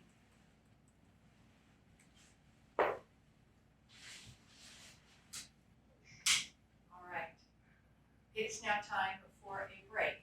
It is 5:35, and we're going to break until 6:15, and hopefully then our next, we're moving a little more quickly than we had anticipated, but that's always good. Always good to get ahead. And we will start at 6:15, and it will be on issues around response. Thank you, everyone. We're going to see a good mark. 2023 at the California Seismic Safety Commission. We are live in Ferndale, California, where we're talking about the Ferndale earthquakes that occurred in December and January, and the aftermath, and all sorts of other information. I appreciate the public who is here with us in the council chambers in Ferndale, as well as all of you who are joining us via the technology of Zoom. At this point, we're moving into the next item on our agenda, which is really a section on the state response and recovery following the Ferndale earthquake sequence. And the first speaker and presenter will be Lori Missoura, who is the Deputy Director of the California Governor's Office of Emergency Services, and her focus is on planning, preparedness, prevention, and early earthquake warning. Lori also is a representative of the Cal OES on the California Seismic Safety Commission. Thank you, Chair Silva. Can you all hear me all right? You might have to, it sounds a little bit, is the sound coming in? Oh, echoey, that's the German. Okay. Can you hear me all right here? We can I've been having. We can hear you. You're going to need to speak slowly for the interpreters. Okay, will do. You will also need to let Tanya know when to move the slides for you. Okay. So I have, as you can see behind me, earthquake relief warning is under me at Hallelujah.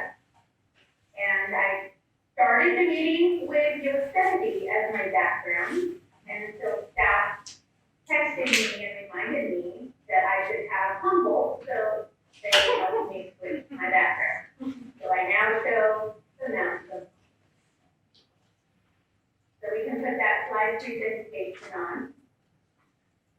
I have shared most of this presentation with the commission before, but we do have some new commissioners, and of course, we have the members from Ferndale, Ferndale, and various locations in Humboldt County. So I will do it again.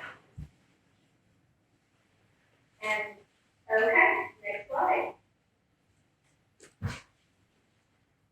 Just a little tutorial on earthquake early warning. As you can see on this diagram, on the left side, we have the epicenter of the earthquake, and two sets of waves come out of it. The P wave, or primary wave, precedes that damaging wave, which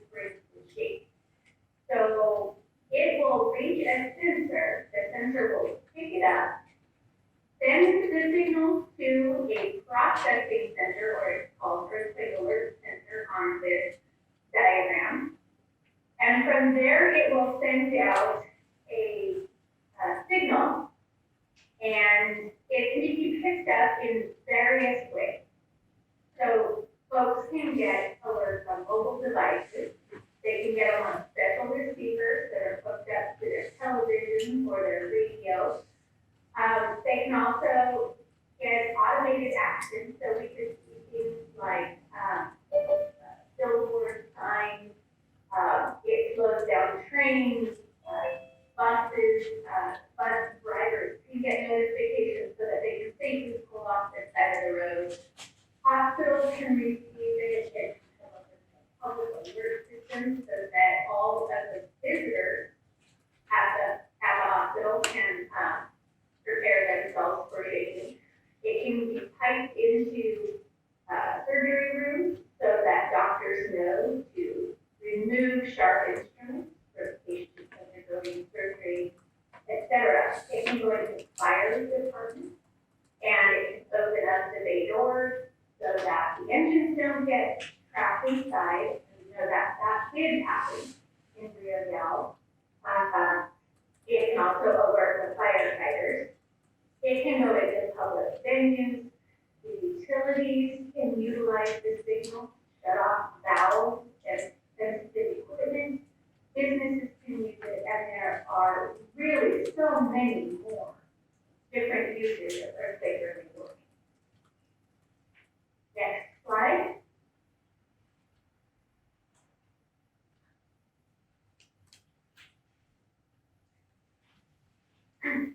When we talk about public alerting to mobile devices, there's three main ways that you can receive an alert as a member of the phone. One way is you can download the MyShape app onto your phone for free.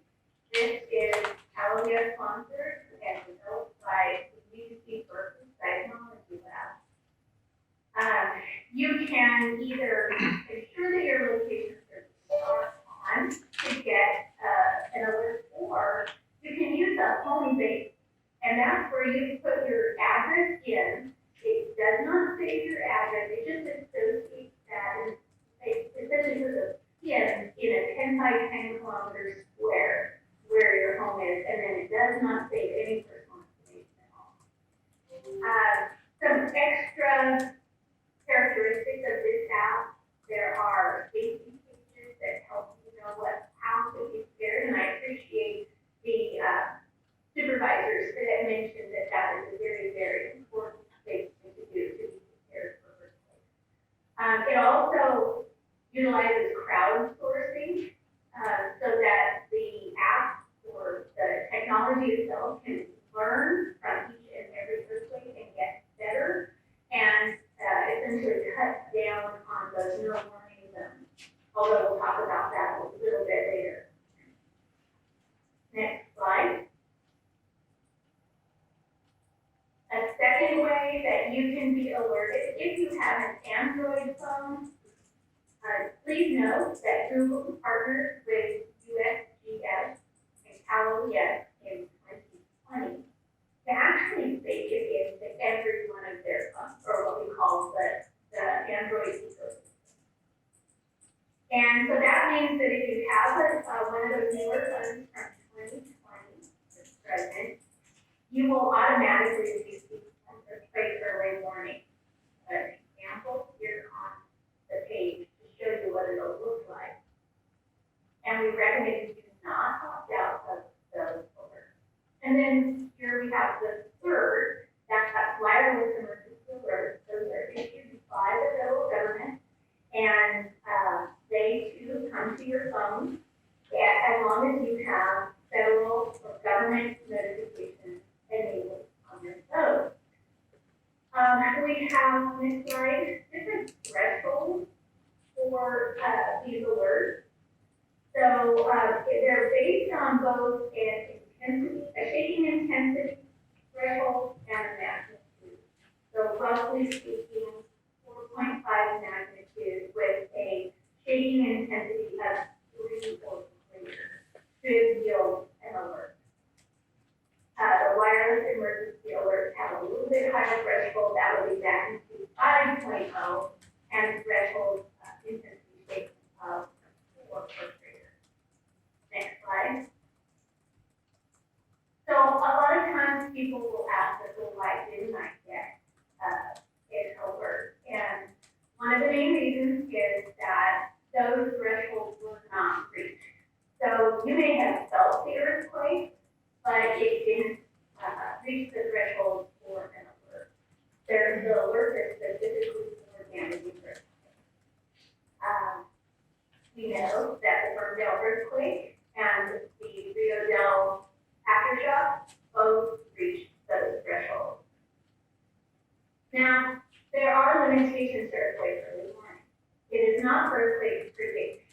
So it can't tell you in advance that there's going to be an earthquake. It has to wait for the rupture to occur. And then it moves lightning fast to try to get information about that quake to us before the date. So it will not come, the alert process will start before the earthquake itself. The goal is always for people to receive the alert before they feel shaky. However, if the closer you are to the epicenter, the shorter that time may be. And you may even receive the alert at the time of shaking or after the time of shaking. And so we've got here some of the restrictions or limitations that would slow down or increase the latency, the density of seismic sensors. So the less dense, the longer it may take to get that signal processed and out to the public. The size of your earthquake, the depth, and Cindy, the previous speaker, already spoke about some of these characteristics. The ground consistency. So the waves move faster through different ground. And then the speed with which the data moves through the system. And we are continually working to improve that daily. Next slide. So let's talk specifically about the Ferndale earthquake. And this was the first one, the 6.4. Over 271,000 MySpace devices were alerted, and approximately 400,000 Android users were alerted. And what we saw immediately following that earthquake was that people were getting the message that this MySpace app exists, it can give you advance notice, and we saw 86,000 downloads of the MySpace app in the 3 days following. Just to put it in perspective, on any given week, we generally see from 4,000 to 7,000 apps downloaded. So this was a huge influx. One other amazing thing about this earthquake was it was the very first earthquake alert sent across state borders. For those of you that don't know, the Shake Alert system is a West Coast system, and it includes Washington, Oregon, and California. And we're even bringing on British Columbia is exploring starting this next year. So we have folks that live in Oregon, and they also, felt the shaking, they also received the alert. And then as we mentioned before, there were many aftershocks, several aftershocks, a couple of them reached the threshold, so again, alerts went out. That was 5.4 Rio Dell, and then immediately later. Next slide. We've been able to glean a lot of information about the Ferndale earthquake, 6.4. And when you look at this dot graph, you see that 0. That's where the shaking reached the individual. And the ones in red did not receive the alert before that shaking wave arrived, but all the dots in green did receive before the shaking arrived. So 94% of the folks that have the MyShaking app received it before shaking started. Next slide. This shows you about how much lead time before shaking arrived that people received. And this one, as you can see, we did have some one that went all the way down to the Bay Area, and people got over a minute of warnings before they started feeling the shaking. Next slide. So, just in short, we want to encourage those of you sitting there or listening to this, if you haven't already downloaded the MySpace app, and if you want to do so, please do that. You can just go to the Apple Store and download it for free, and check those government notifications on your Android phone and make sure that they're enabled as well, Android and Print. Visit earthquake.ca.gov for more information. That's a website that we're constantly building out, and there will be a lot to see on that website in the coming years. And then help us spread the word by using the partner toolkit on the website or other social media posts, retweeting them, etc. And help us to get the folks in Humboldt County earthquake prepared. Next slide. I will stand by for any questions, and thank you, that is the end. Thank you very much, Lori. I'm going to turn to our commissioners now and see if anyone here in Rio Dale has a question. Any of our commissioners? Representative Gould, any questions on the Mindshake early earthquake warning? I'll just say, I have the app, as do many of my colleagues at DSA, and so we did get that alert early in the morning. My phone was off, but one of my colleagues, he said it woke him out of bed, so it's a great informational tool. Thank you for your presentation. And that's very encouraging to hear of the 64,000 downloads in 3 days, so the word is getting out. Commissioner De La Cruz, do you have any questions? Thank you. Representative Craftsman? No. Thank you. Mayor Gardens? No, I don't, but thank you for being here and giving us a presentation. I got the alert on the 5.4 as it was happening. I was under the table and I just happened to see the phone and it was alerting. And then I thought, oh my God, there's another one coming. So. Thank you, Lori. I actually got the alert in Walnut Creek in the Bay Area in the middle of the night, woke up going, what is buzzing? And then I did feel it, so I did have enough warning, so the farther away you get, greater warning. So how do you explain that to people? Because the people who really want to be having early warning are too close. I understand the question, and the answer is we're continuing to improve the technology. Somebody's microphone is on. Okay, thank you. Continue. We're continually working to improve the technology so that it can be done, but there is that blind spot in that closest area to the epicenter. We're looking at various different technologies to detect. So right now we have sensors in, and it takes 4 to receive the signal in order to trigger an alert to the processing center. And that's to avoid, they basically tell each other, yeah, that really wasn't an earthquake, yes, that really was, versus, a heavy truck driving over the and we're working on looking at things like fiber optics, because fiber optics are more thin, and so we can get that 4 sensor agreement much faster. But that's still in the works.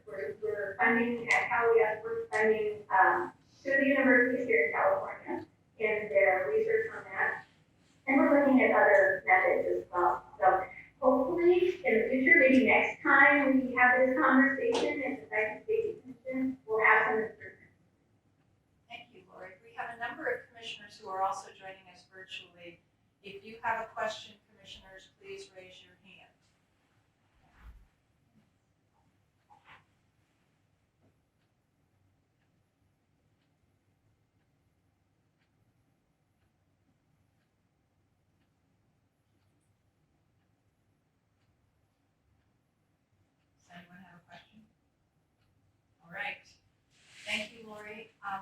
next presenter, and don't go away because there will be some public comment period, and I know, you're enjoying the whole hearing. The next presenter is Dana Ellis, who is the Acting Assistant Director for Response in the northern part of California for Cal OES. Good evening. Hi, good evening, everyone. Can you hear me okay? Yes, sounds great here. Great, thank you. Pleasure to be here. Yes, my name is Dana Ellis. I'm the Acting Assistant Director for Response North, which covers 47 counties from the south being Kern County over to Monterey, all the way up to the northern border of Del Norte. Next slide, please. So I'm just going to talk about a few of our response actions that Cal OES took immediately following the earthquake, after everyone up in Humboldt was awakened in the middle of the night, and all of our first responders went to work diligently to go ahead and make sure that the people were safe and seeing what was happening out there. So next slide, please. So I just want to show you a map of one of my regions, which is the coastal region. Next slide, please. And you'll see that there are several people on this list: law coordinators, fire coordinators. We even have an earthquake and tsunami coordinator assigned to this region. And we also have emergency services coordinators. Next slide. Our emergency services coordinators, they were there within, now they came from Sacramento, they came from the Bay Area down near Fairfield. And they were there within 6 hours. By 10 o'clock, I believe they were in Rio Dell. They stopped in Rio Dell and then headed up to Eureka, where the Humboldt County Emergency Operations Center is located. We also had our law representative there and our fire representative there. By noon, they were all up and positioned and ready to go in Humboldt County. That same day, on the 20th,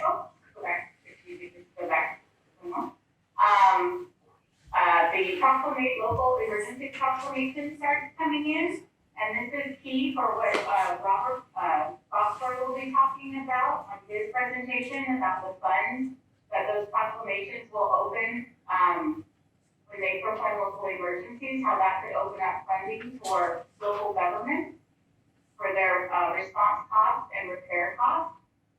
It looks like Eureka, Rio Dell, and Humboldt County proclaimed all on the 20th, and Governor Newsom also wasted no time in submitting and issuing a state emergency proclamation on that same day. Next slide. Oh, this is just more of the field report. We stayed on scene for about 30 days. Our emergency services coordinator, go ahead and go to the next slide. She was up there with a couple of other people. They processed over 18 resource requests. A lot of those were for bottled water due to the lack of drinking water. Some of those were for generators or generator parts. Some of those resource requests included safety inspectors that came up and helped them red, green, yellow tag buildings in the area. Next slide. And here are some of the state agency partners that supported in response to this emergency. Department of the State Architect, General Services, Caltrans, those are actually credited, those are pictures from Caltrans of the Ferndale Bridge.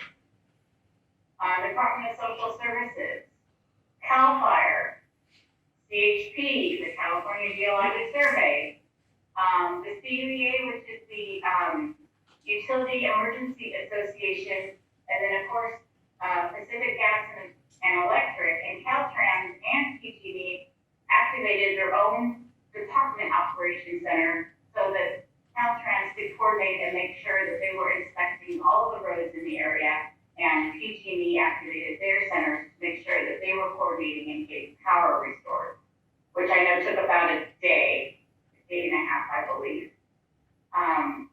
Next slide. So that's it in a nutshell. We responded. We were there by, there were 3, a law, a fire, and a regional representative in the county by 10 o'clock that day. We coordinated with several agencies that I just mentioned in the previous slide, and we worked really closely with the Humboldt County Emergency Services coordinator, and also in Rio Dell, we actually have staff that got to spend Christmas at the Rio Dell Fire Department, away from their families. So that was special for them. And I know my presentation is kind of short, but our response is probably the shortest part when you have an emergency. The planning and the preparation that goes in and the recovery all takes a long time. The actual response part of it and keeping people safe, inspecting the damage, documenting the damage, that's the short part. So keeping with my presentation, I'll keep it short. I know time is running out, and I'm going to turn it over. Unless there are questions, turn it over to Bob. Or somebody hasn't opened my mic.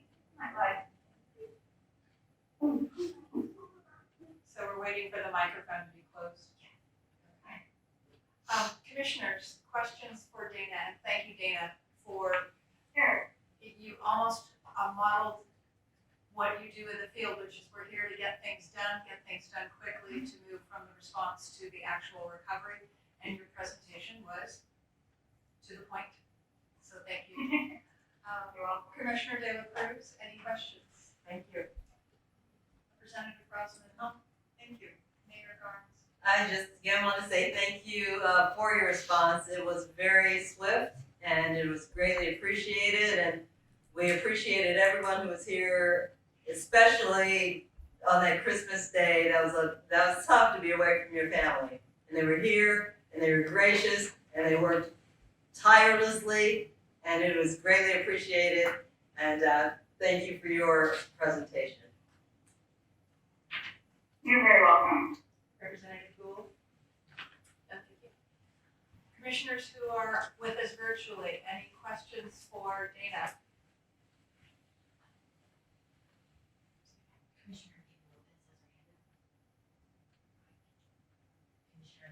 Commissioner Lopez. You need to bring her in because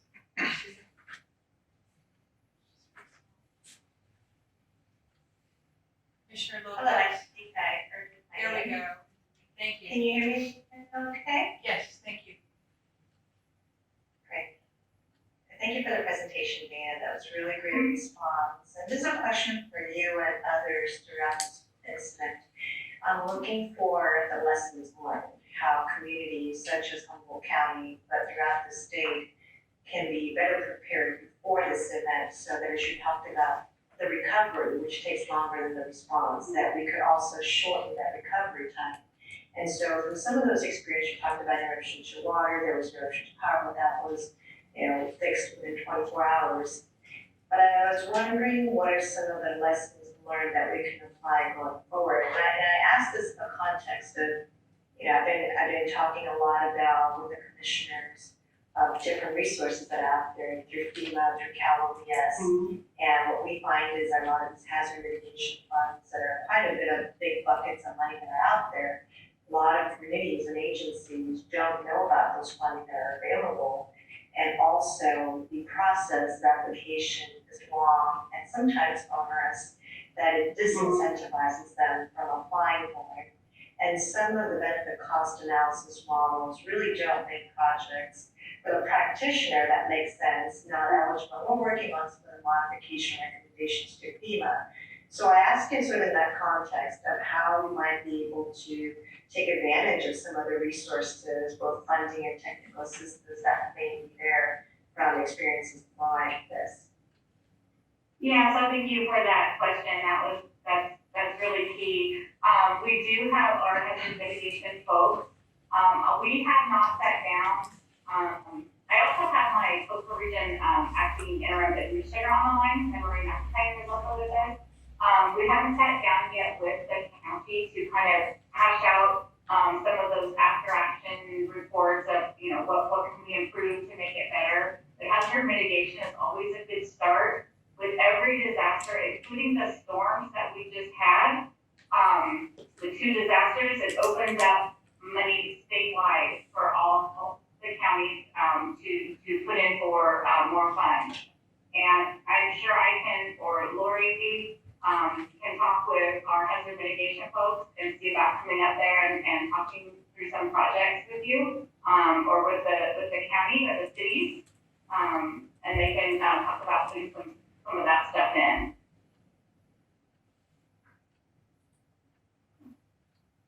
Did you have anything else on that, Lori? Maybe Bob, sorry. Oh, go ahead. Bob is going to talk about probably having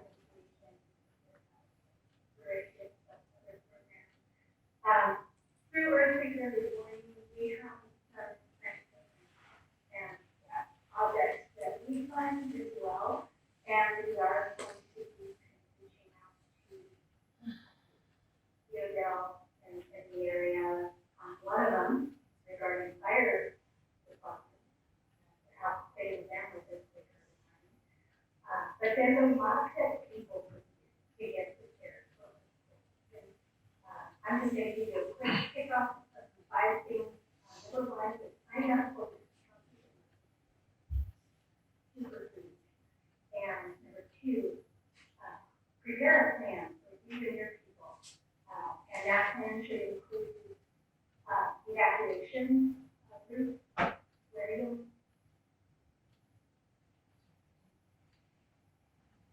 lose audio.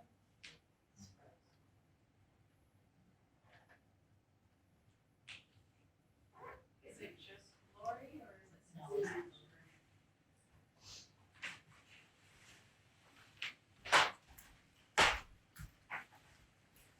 Great. So you need to be prepared to take care of stuff.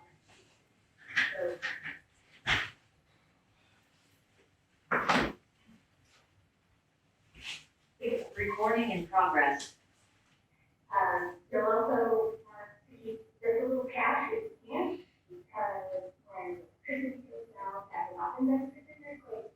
They'll also like gas or something, kerosene or something this winter, and you're gonna need that cash. And then number 5 is talk to your neighbors, talk to your family, and make sure that they're prepared as well. There are going to be folks in the flood that maybe have access to some that are going to need some extra help in preparing for the and other disasters and reactive. So try to kind of help them too. I'm just going to stop there. I will go count one time. You can learn more about how we're going to stop community.gov or at earthquake.community.gov.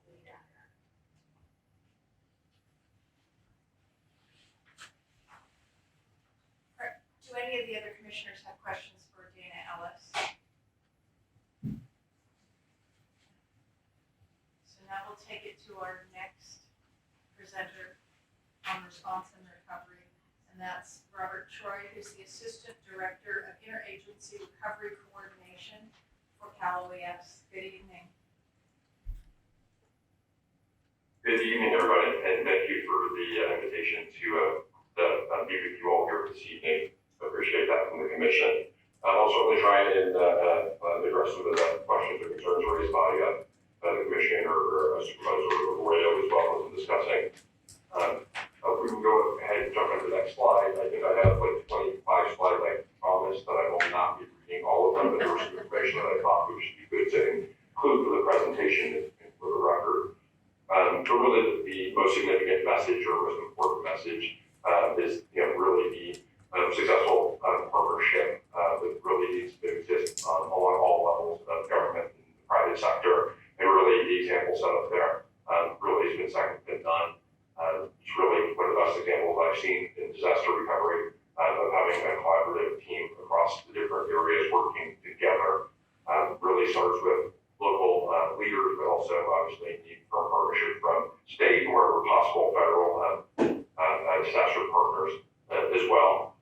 So it was definitely said earlier, but bears repeating. I really can't say enough about the immediate and strong partnership that was offered, at the most local level by Fairfarm, City Manager Doc, and at the county level, with CEO Hayes and Sheriff Hansel and the emergency manager Brian Derby, and definitely the best practice and the lesson learned that the county really did too quickly was identification of a local disaster recovery manager. Or there's the expression that all disasters start and then locally, and that's certainly true. And you need someone whose full-time job is to really coordinate and lead that. And so I really appreciate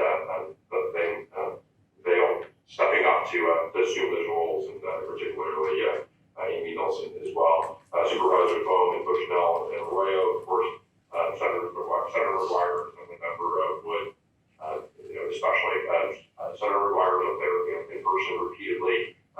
He kind of hit the nail on the head in his opening remarks in terms of working with the tools and programs that we have at our disposal, right? So we don't have every tool in the toolbox the way we would like. Certainly, we understand that this event was massively damaging to local communities, in particular Ferndale, and not having it rise to the level of a federal major disaster declaration is a significant challenge, right? It's a challenge that we're working on, throughout the state. So whether it's within OES and the program and policy side, or through our elected officials to see what we can do to increase the amount of resources at our disposal. So I appreciate that partnership. In addition to what Senator McGuire said, really we need to focus on maximizing the flexibility of the tools that we do have at our disposal. We've done that on this disaster. I'll talk a little bit about that, but there's certainly opportunities for improvement going forward. So next slide, please. So I'll talk about basically two things tonight. One is our safety assessment program, and then the second item would be our recovery support for Humboldt County and Ferndale. The safety assessment program is a program where Cal OES offers training and partnership to engineers and architects to become trained safety assessors. Really, the core concept is really a mutual aid mechanism where we can help provide visibility on people that have been trained in this program, and then help local communities facilitate mutual aid for that. We did do something slightly different on this disaster, which we'll talk about, but that's really it at its core. Next slide, please. Could you go back one slide, please? So there's really, up at the top there, what we call recovery safety assessment is really the core program, which is a mutual aid program where we provide those connections, and then the requesting jurisdiction would receive and provide support for that, logistical support, and ultimately pay for any reimbursement for any costs come with that. In this instance, we worked with Humboldt County, and gives their and our conversation with them from minute one really is that we really need extra help when it comes to safety assessment. Is there anything that the state can do directly? So we did kind of modify what really is our traditional program, and we ended up mission tasking some of our state partners who were trained in this program to go up and directly supply this assessment assistance. Next slide, please. So the incident occurred on the 20th. We had our staff coordinator deployed to the state operations center the same day. We received the request on the 21st and had folks up there the day after that. So those are a combination of different state personnel that we'll mention, but also the state architect, who's a member of this commission, their staff participating as well, really under their authority and jurisdiction to focus on schools that are impacted throughout California. Next slide, please. So we had Caltrans trained staff trained Caltrans personnel along with the state coordinator arriving within 24 hours, and they were supplemented, and they were there from the 23rd through the 30th. And really, thanks to our state architect friends for working in tandem with us to support on the school site as well. Next slide, please. of the state team that worked through the Christmas holiday in particular up there, but busy with the work with the hospitality that they received from Red Guards and the Rio Del team as well. And so just a vote of theirs. They did not go without a Christmas there. It may not have been in the place they really wanted to be, but to their credit, they recognized the need and worked through that. So proud of those folks. Next slide, please. These were the schools that were assessed. And under our initial deployment, these were the 582 structures that we assessed, and there's a breakdown of red, yellow, and green tag. And really, there's a difference there in terms of these are not in-depth structural integrity assessments that provide feedback on what needs to be repaired. There's quick assessments on what is safe and what's not safe, and it's not necessarily a direct correlation with the amount of repair needed, but it is an indicator. And then, most importantly, helps the local community to develop a plan for repair or repopulation. Next slide, please. This is a breakdown, which is a graphic of the time necessary to ramp up personnel and the number of assessments that we're conducting. So you can see there's kind of a relatively even ramp up and then a peak, from the 26th to around the 29th, and then a gradual ramp down as well. Next slide, please. And this is a depiction, a geographic map depiction of where the assessments take place. Next slide, please. And then there was the aftershock, right? And so we all know that it was lower, it was a 5.4, but in terms of the impacts, I think most people up there would not say that it was commensurately lower, right? A lot of people said it was just as strong, and certainly the amount of impacts and the need for assessment actually only grew. So we, same deal, sent a staff coordinator into the state operations center the same day on New Year's Day, we then worked through Brian Derby and the team at the county, as far as coordinating, getting teams back up there. 14 staff personnel were requested by the county this time around, and an additional DSA staff personnel as well. Next slide, please. So they back up there beginning on January 2nd, and ramping up through the teams. The general assessments went through the 11th, and the DSA side through the 5th. Next slide, please. And here you can see the number of how the structures assessed is growing greatly from the initial assessment. So this time around it was 1,387 structures, and you can see down below the breakdown between the red, yellow, and green. So those numbers did go up pretty significantly. Next slide, please. And this time around, you can see the ramp up in terms of mobilizing staff and getting the number of structures assessed, and I think that speaks, of course, to familiarity of in practice of the process itself, and also working in a familiar environment and working, really just hand in hand with local officials from Rio Del and the county as well. Next slide, please. And there's the map, so you can see the greater number of structures assessed and the relative locations of green, yellow, and red. Next slide, please. So this portion is going to touch upon kind of the broad recovery support that we're working with our state partners to provide to Humboldt County, to Rio Del, and the other impacted communities within Humboldt County. Really, this recovery support team concept is a recognition that local jurisdictions don't know the different personnel and the programs between preparedness, response, and recovery, right? They just see the black shirts that are worn by California personnel. And it's really our job to try as much as possible to speak with one voice to local communities, right? So Dana from our response team, you just heard from her, we work together hand in hand at the same time. It's not a chronological handoff from response recovery, it's a concurrent partnership, right? So our goal is to bring together the necessary and relevant partners to be part of that team so that Humboldt County has one team to work with, right? So and to minimize the turnover of staff as much as possible, because we know that's really challenging to impacted communities. So really the goal is single point of contact according to functional area. Next slide, please. We do that, we have an executive sponsor for the team. I'm that executive sponsor. It's really my job just to make sure that Humboldt County is getting the support that it needs, right? And then provide support to our team that is doing that, right? So we have a single RST coordinator. We deployed up there, was up there in person up until I think about 5 or 6 weeks ago. Still having weekly meetings with Brian Derby and the emergency management team up there, as well as Kyle and Rio Del areas. Next slide, please. Team deployed up on January 8th. And like I said, we've had a number of folks up there in person until recently.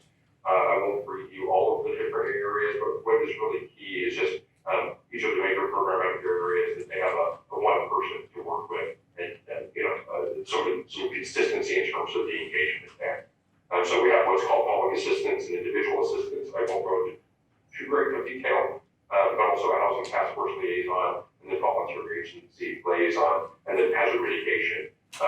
As was mentioned earlier, mitigation is key. So as Commissioner Lopez noted, mitigation is challenging to say the least, and it's clear that Commissioner Lopez is well versed in mitigation.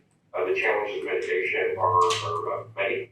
One is that, as she noted, that it's onerous and technical and kind of overwhelming to folks that don't work in that world every day. The process is not as easy as it can be. There is a cost share component to the federal mitigation program. We're fortunate in California that we have state mitigation funds as well to help build that cost share, to help hire local recovery managers where we can to help guide those efforts. That's something we've rolled out in the last couple of years and really has been successful. And we hope we'll receive further support for those programs to fill the gaps for local communities, both in terms of financial assistance as well as technical assistance.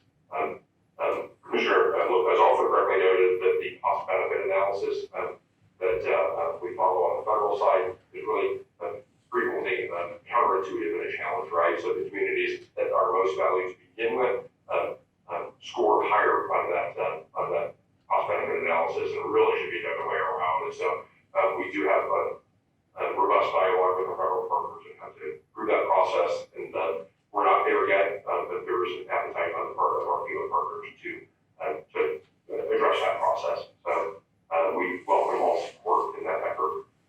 Next on, and then also, last but not least, also a tribal liaison to the tribal impacts within Humboldt County and certainly throughout the region.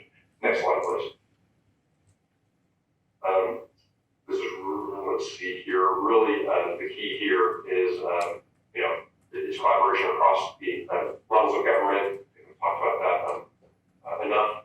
Identification of a local recovery manager is key. Early on in the disaster, the county asked us a number of questions. What do you recommend? What are best practices?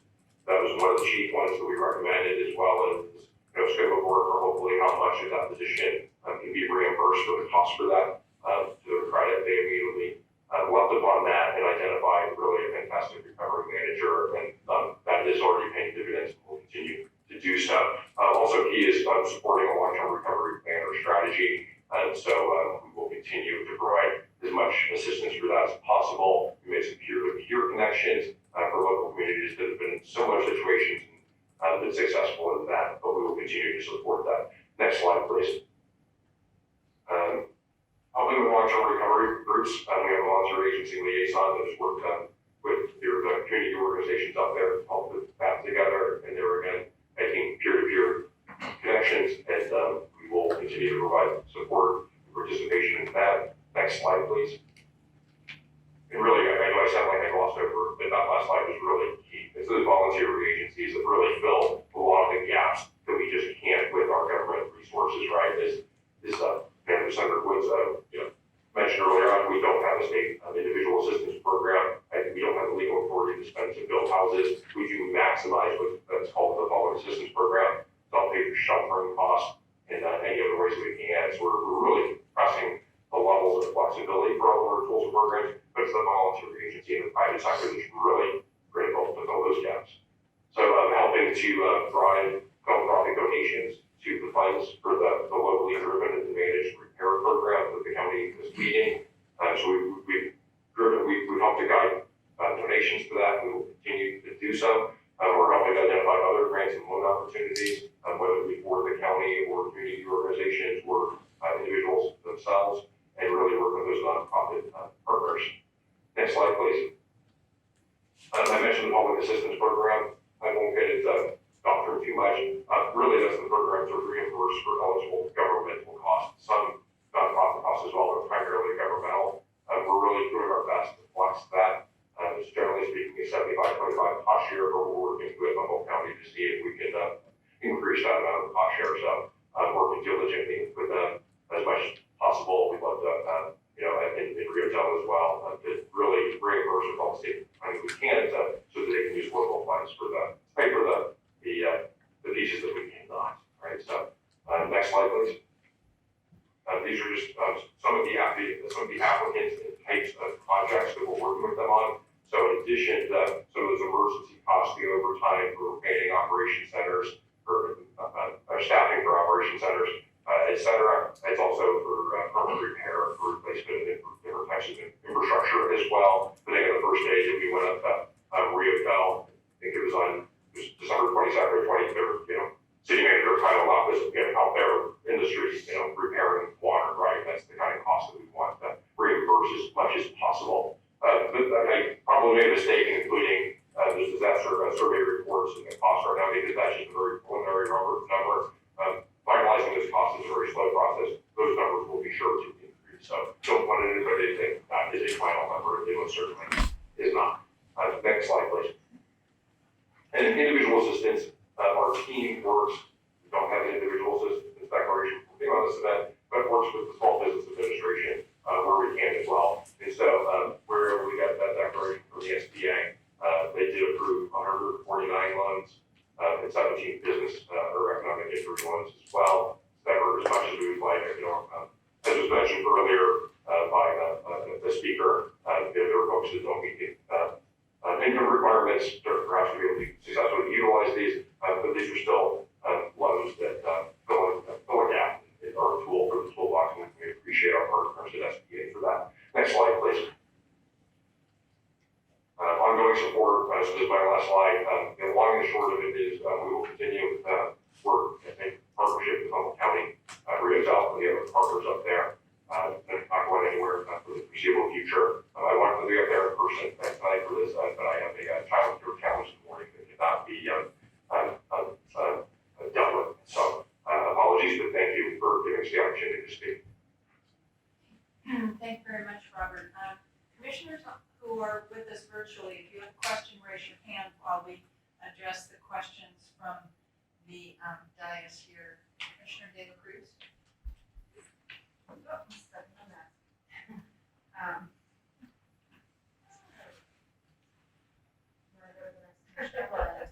Commissioner Gould, Representative Gould. No questions, thank you for your, okay, Commissioner De La Cruz. I got my Perfect, as long as I wasn't staring at you. That was good. Thank you so much for this presentation. I had a couple of questions. Let's see. I think the first one around the safety assessment program overview. I was curious, the scope of what was being assessed. Was it all properties within the shake area, or were there specific ones targeted?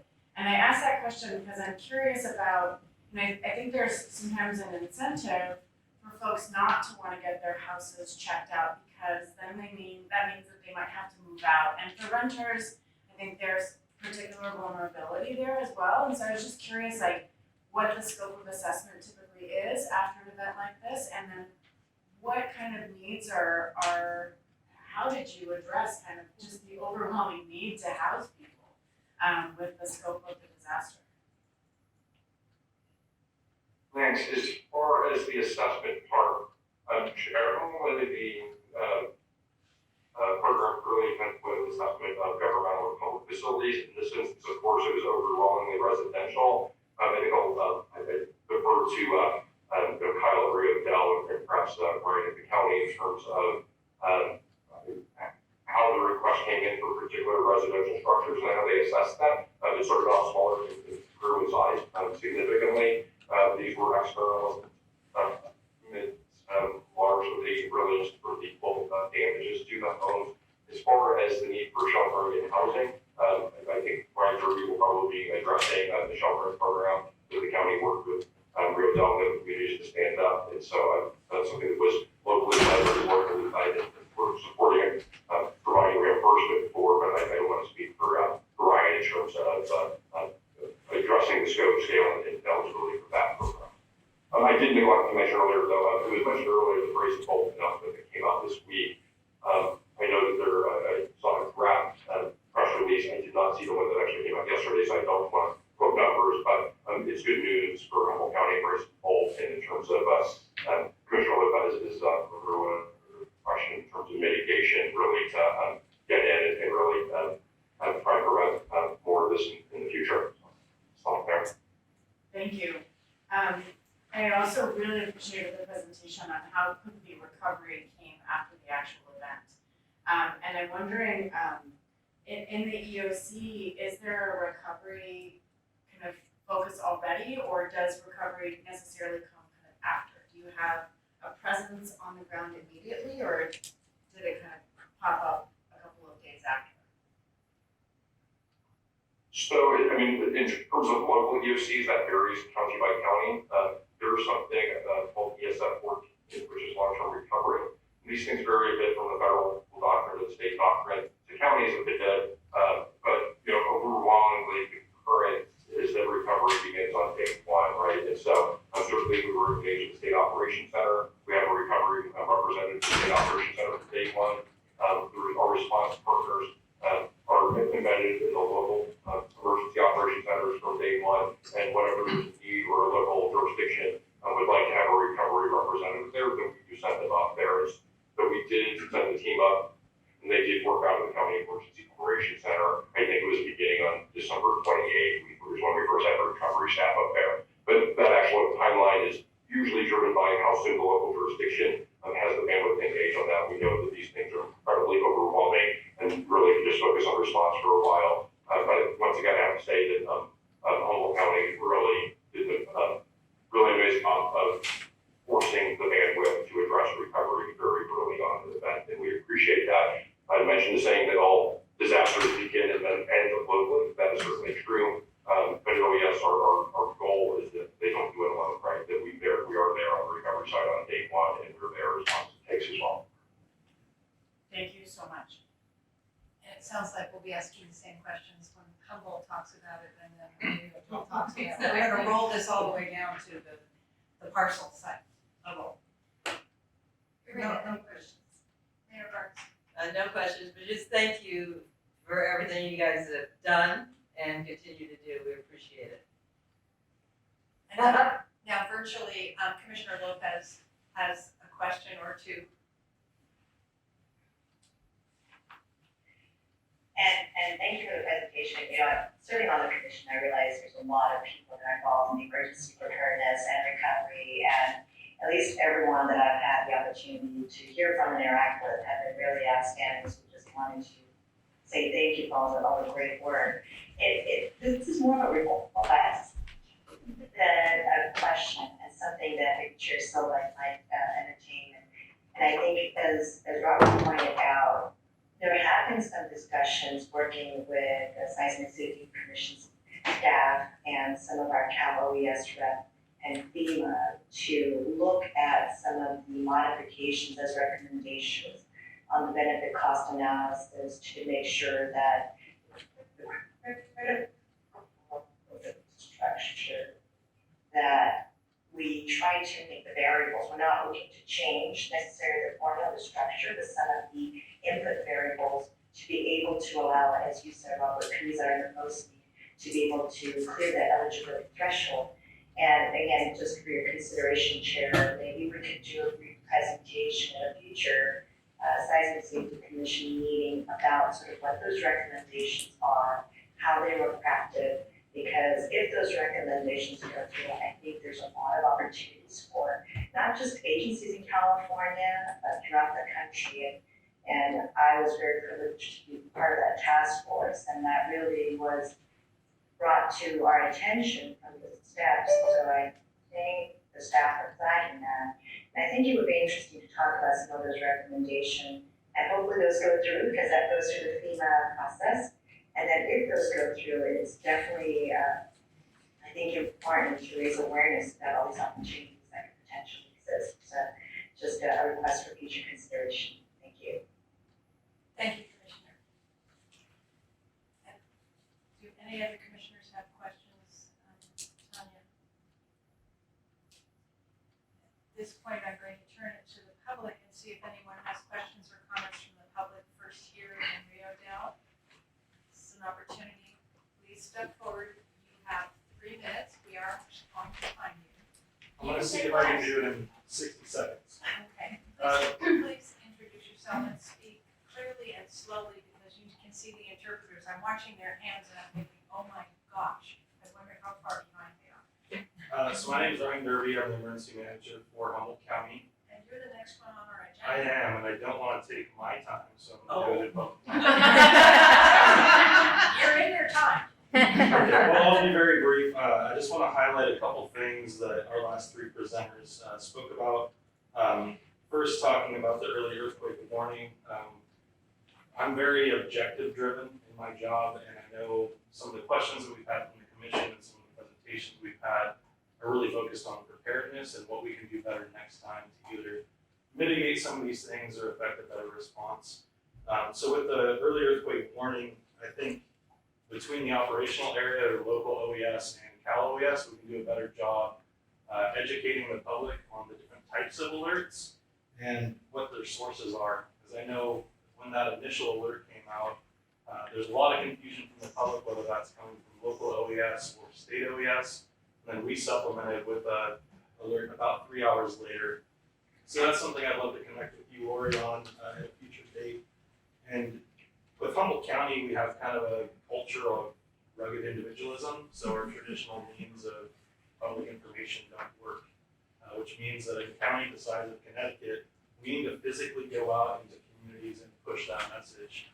And right now, post-incident is the best time to do that because it's fresh in people's minds. Moving on to Dana, you had some questions about what can we do better? You want to set up a meeting with Humboldt County OES? We can absolutely do that. We haven't conducted our formal after action yet. We have 90 days post incident to do it. And for us, we demobilized on April 14th, so we still have some time to get that done. And I'd love to connect with you on that. And then Mr. Troy, just kind of recognizing what you talked about this kind of concurrent partnership between response and recovery. At one point, we had 25% of our EOC personnel being Cal OES, both on the response side and the recovery side for the RSTs and coastal region response. And in my roughly 10 years of emergency management, that's the first time I've seen such a huge presence of state OES and a local EOC. And it really kind of set the bar for how we can affect a better response and recovery effort. And then we had one question about recovery in the EOC. One thing that we're trying to implement moving forward is kind of modifying the ICS or Incident Command System structure to create a recovery section within the EOC. So instead of our 4 traditional sections, we'll have 5. That really starts day one. When we elicit our initial response, it's setting objectives ultimately to demobilize and get back to a term that I don't like, the new normal. So that's it. Thank you. I saw that. Well, and this is in no way criticism, it's meant to be helpful for in the future.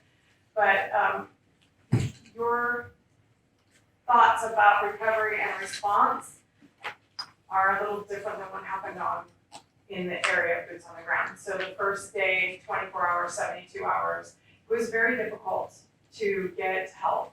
It was, you have to do a written response to Cal OES when we didn't have any communications available.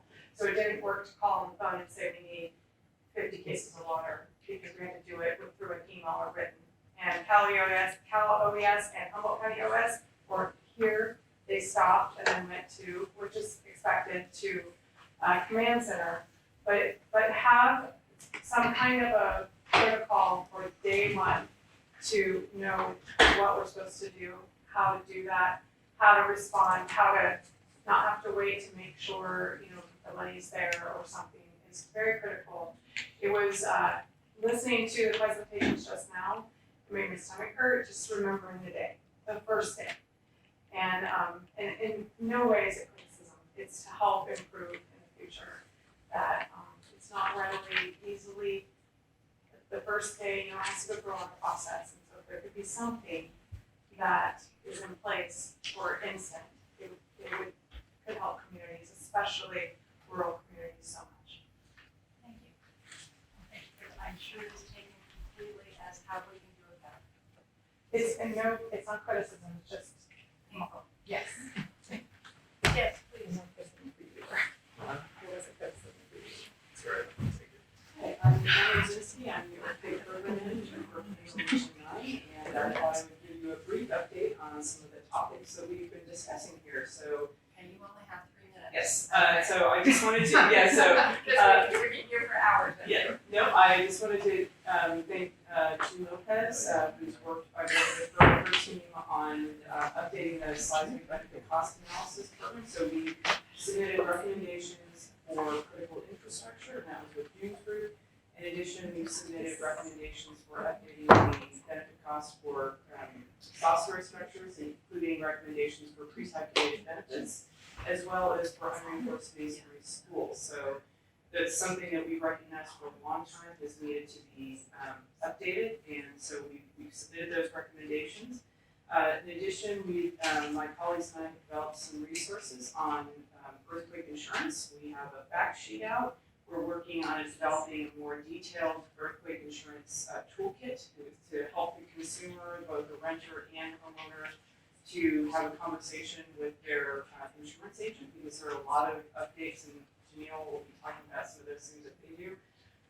In addition, the earthquake early warning, that's something else that I work on with the USGS, and if anybody's interested in learning about funding opportunities through building resilient infrastructure in communities and or the hazard mitigation grant program, I'd be happy to speak to you about those opportunities as well. So just a few things that I do, the hats that I wear, and if there's any other questions or issues that you have, please feel free to reach out to me. I'm more than happy to work with you. And I'm also very interested in equity and inclusion.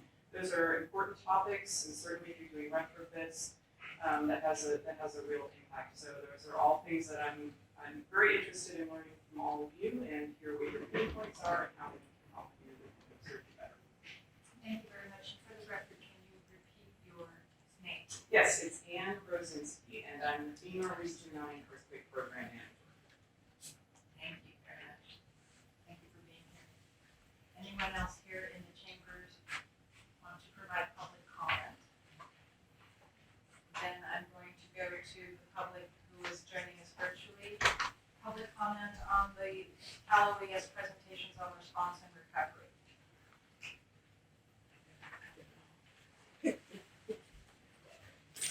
Seeing that, I'm going to close this section of the agenda, and now it is Ryan Derby's turn to talk about how Humboldt County really looked at response and recovery. This isn't working, right? We're just using. No, this guy keeps staring at me. You should see what I was. Now I know why they call it an owl. Does it have the 2 eyes on that side as well? Yeah. So again, my name is Ryan Derby. I'm here representing the operational area. And really my goal for today is just to kind of highlight some of the key points from the initial response, and then we're going to pull up Amy Nielsen to talk about the ongoing long-term recovery effort. And I do have a slide deck accompanying this. And we can go ahead and click to the next slide. So, really. Let's just wait. There we go. There it goes. So starting with day 1, the initial earthquake was very violent, with much of Humboldt County waking up from the shaking, throwing them out of bed. Those alerts that we talked about earlier really were just kind of your alarm clock in the morning before you got shaken out of bed. The initial calls that we conducted in the Office of Emergency Services were largely internal, checking on our staff and doing our call downs to make sure that everyone was safe, and then once they were able to kind of pick up a couple pieces, told them to get to work and come into the EOC, which is Emergency Operations Center. I'm sorry I'm going to be speaking through acronyms today. Communication with city leadership throughout the county was pretty good. At first, we tried calling to Chief Allen, tried calling to City Manager Knopp, and we couldn't get through. And typically, no news is good news in emergency management, but in this case, no news meant communications were down and the situation was pretty dire. We really didn't have any idea what the extent of damage was until daylight hours in that first day. We activated the EOC around 3:30 in the morning, roughly 1 hour after the earthquake occurred. those first hours, we were getting calls from nationwide news asking what happened, and the answer was, we really don't know. The responses that we were getting from local fire, from local police, were a lot of infrastructure damage on roads. We didn't have a whole lot of information on the Eel River Valley until later that day, and then found out that that was where kind of the extent of damage was. Next slide, please. I'm gonna try and make up some of the time for us. Sorry, I'm jumping ahead of myself. So speaking just briefly about some of the representation we had in the EOC, I mentioned in public comment that at one point, it was probably early to mid-January, we had about 25% of our staffing in the EOC being Cal OES representatives. You can kind of see in this photo in the back, we have that little windowed area set aside for coastal regional response and the recovery support teams. Also included, we had our Department of Health and Human Services. They're largely responsible for mass care and shelter. Economic development was there to kind of monitor business impacts, reach out to chambers of commerce and kind of ascertain the extent of business damages that we have in the county. Partnered very closely with the county administrator's office, provided staffing both to help out with the economic development piece and with public information. Social services staffed our call center essentially from day one until we demobilized on April 14th. And we found that to be absolutely critical because the social service staff had information on eligible criteria for county programs. They knew a lot of the clientele that were already in the system and were impacted by the incident. And we quickly learned that this was not going to be a short-term activation. Next slide, please.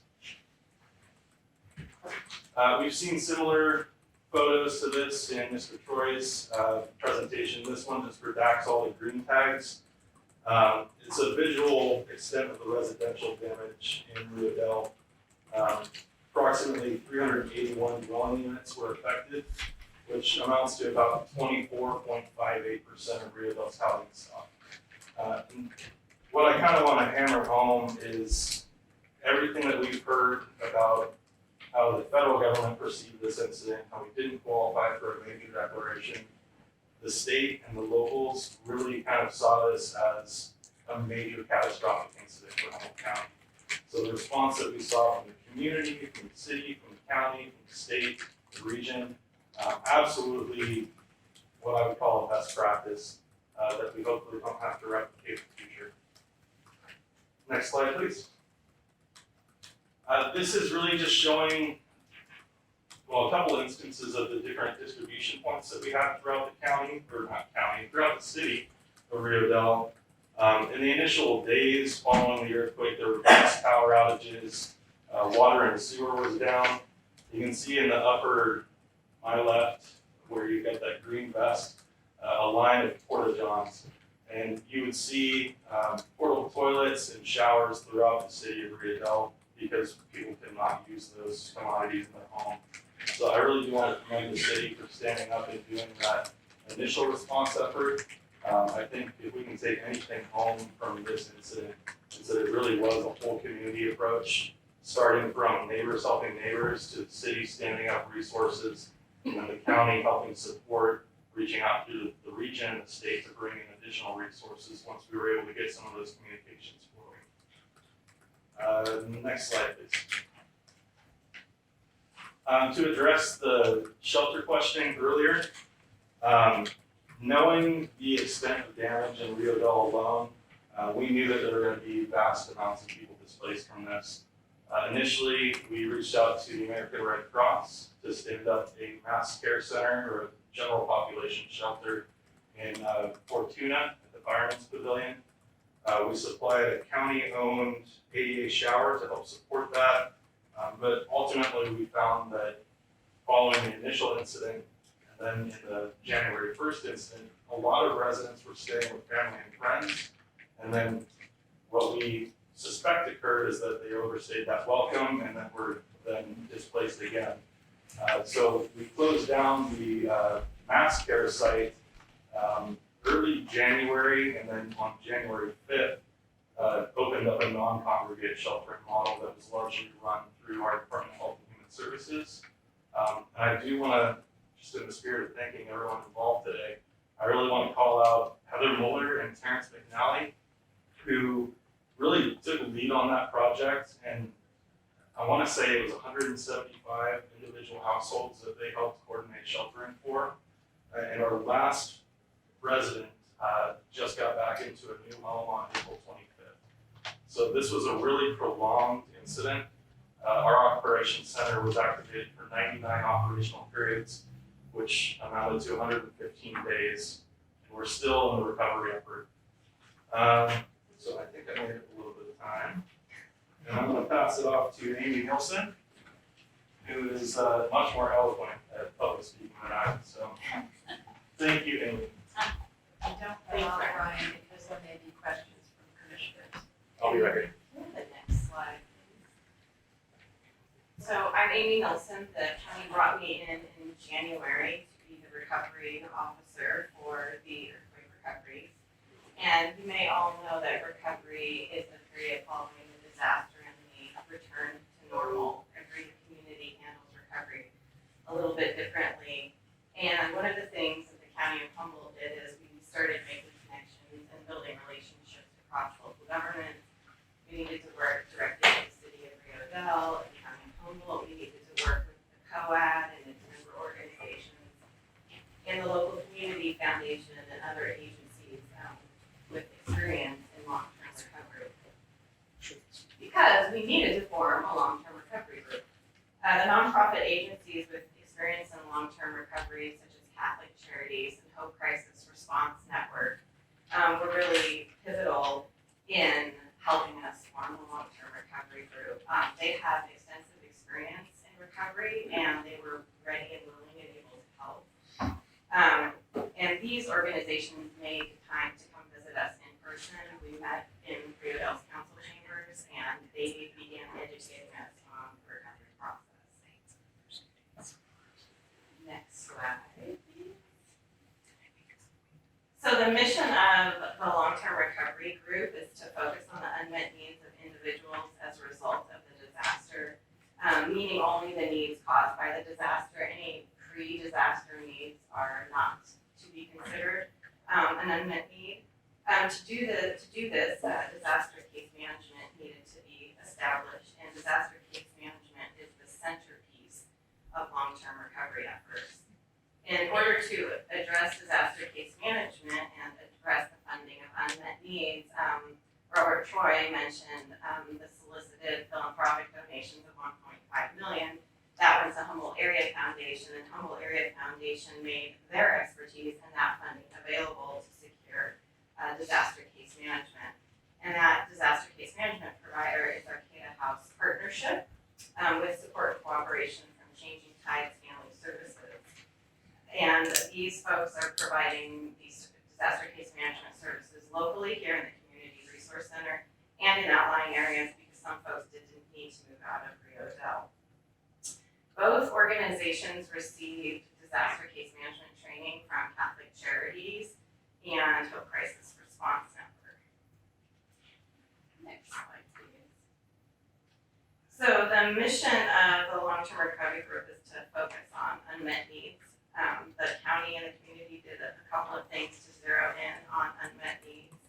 The county leveraged an existing relationship with Yuba County and was able to work with and then fund Habitat for Humanity, Sutter Yuba, to work on Rio Dell's rental properties. This program will work with rental property owners to fix up their properties, and in exchange, these rental units must remain as affordable housing for 2 years. In addition, the county is also helping with unmet needs by distributing $250,000 to the McLean Foundation for purposes of addressing unmet needs.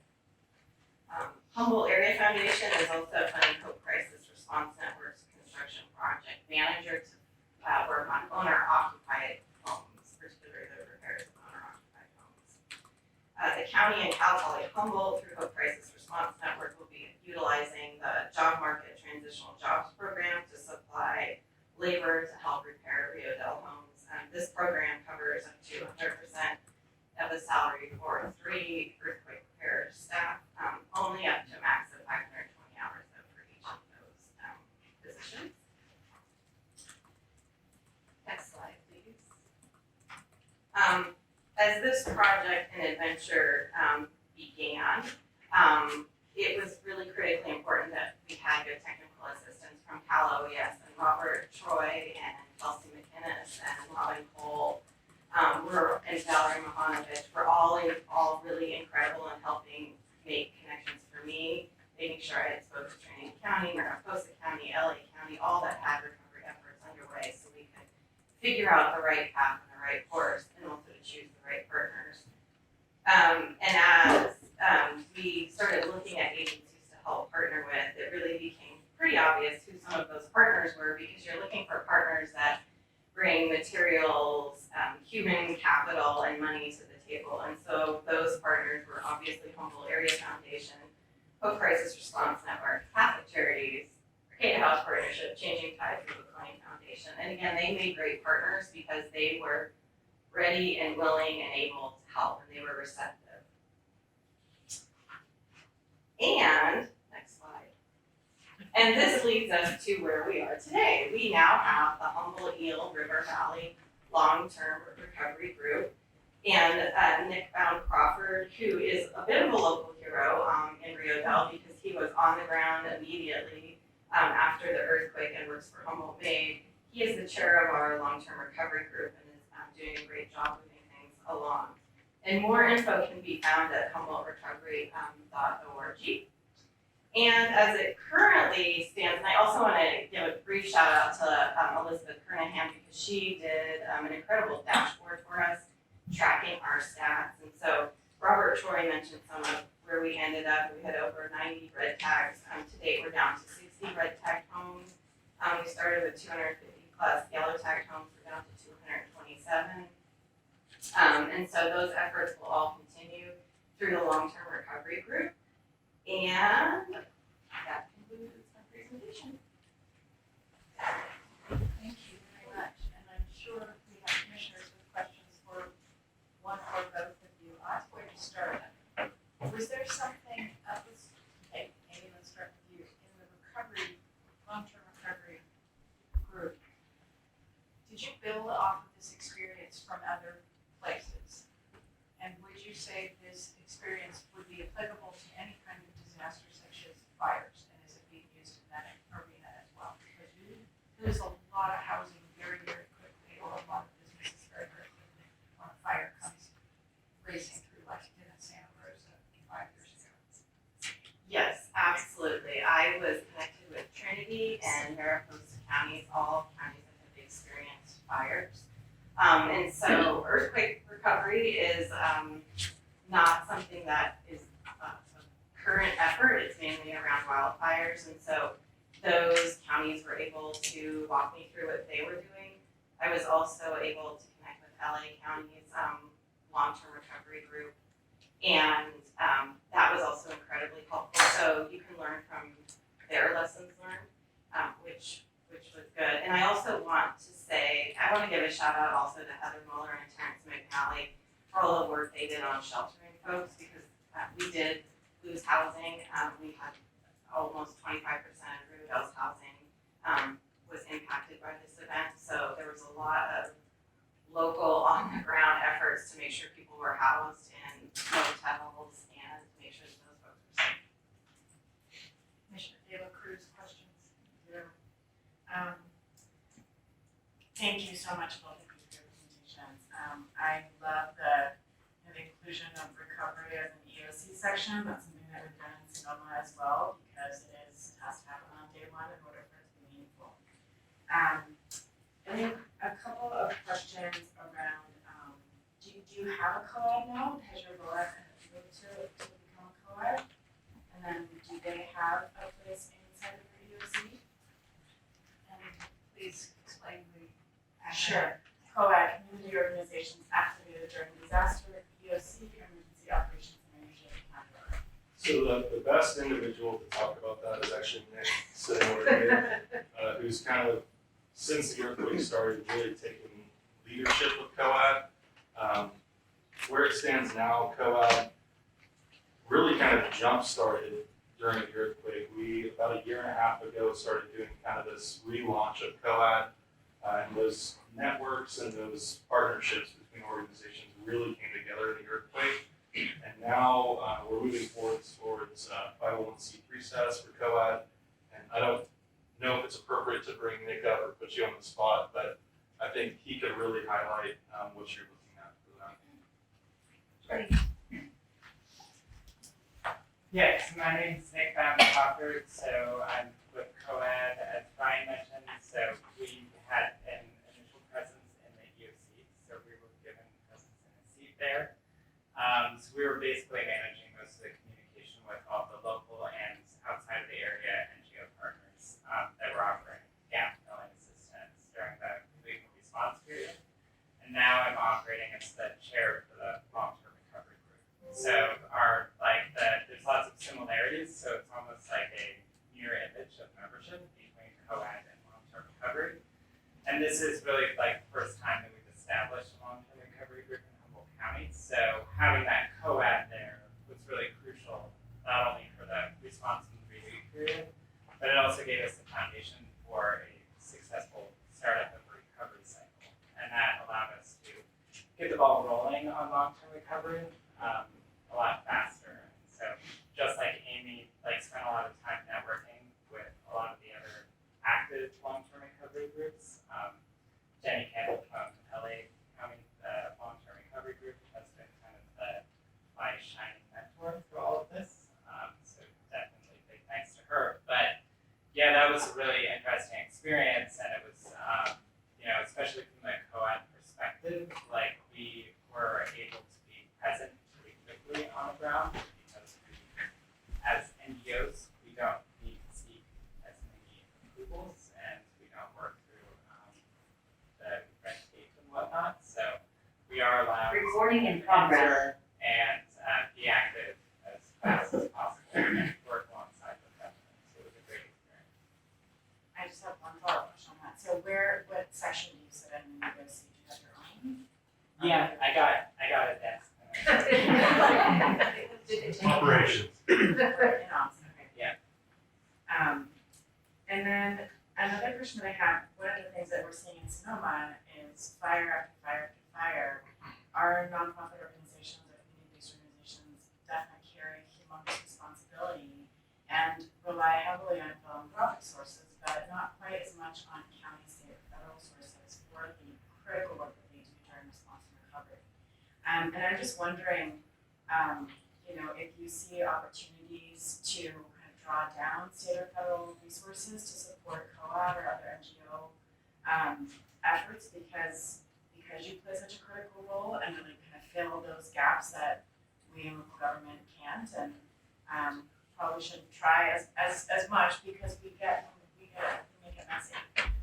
But I'm just wondering, I think there is a role for us to figure out how to kind of shift some resources in that direction to recognize what you do beyond just the philanthropic resources coming in.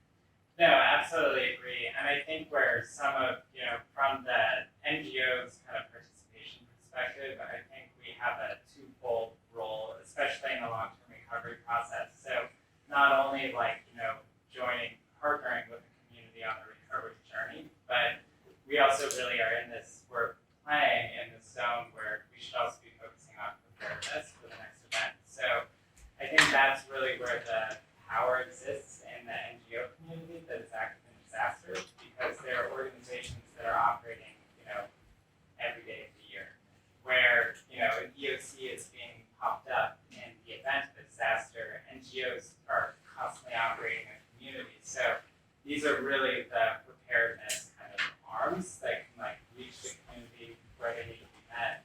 And like Brian was bringing up, we really do have challenges in a rural community.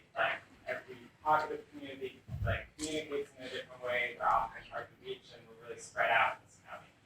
And so utilizing the power of our local organizations to develop this kind of phone tree network of preparedness communication out to the community, I think is really crucial and vital. And funding and resource management is always kind of a uphill battle. But leveraging when you have that opportunity opportunity to build that relationship with the NGO community and local government, you're really just kind of leveraging both sides of the scale, and that really has to be happening, otherwise things don't operate as efficiently as you should.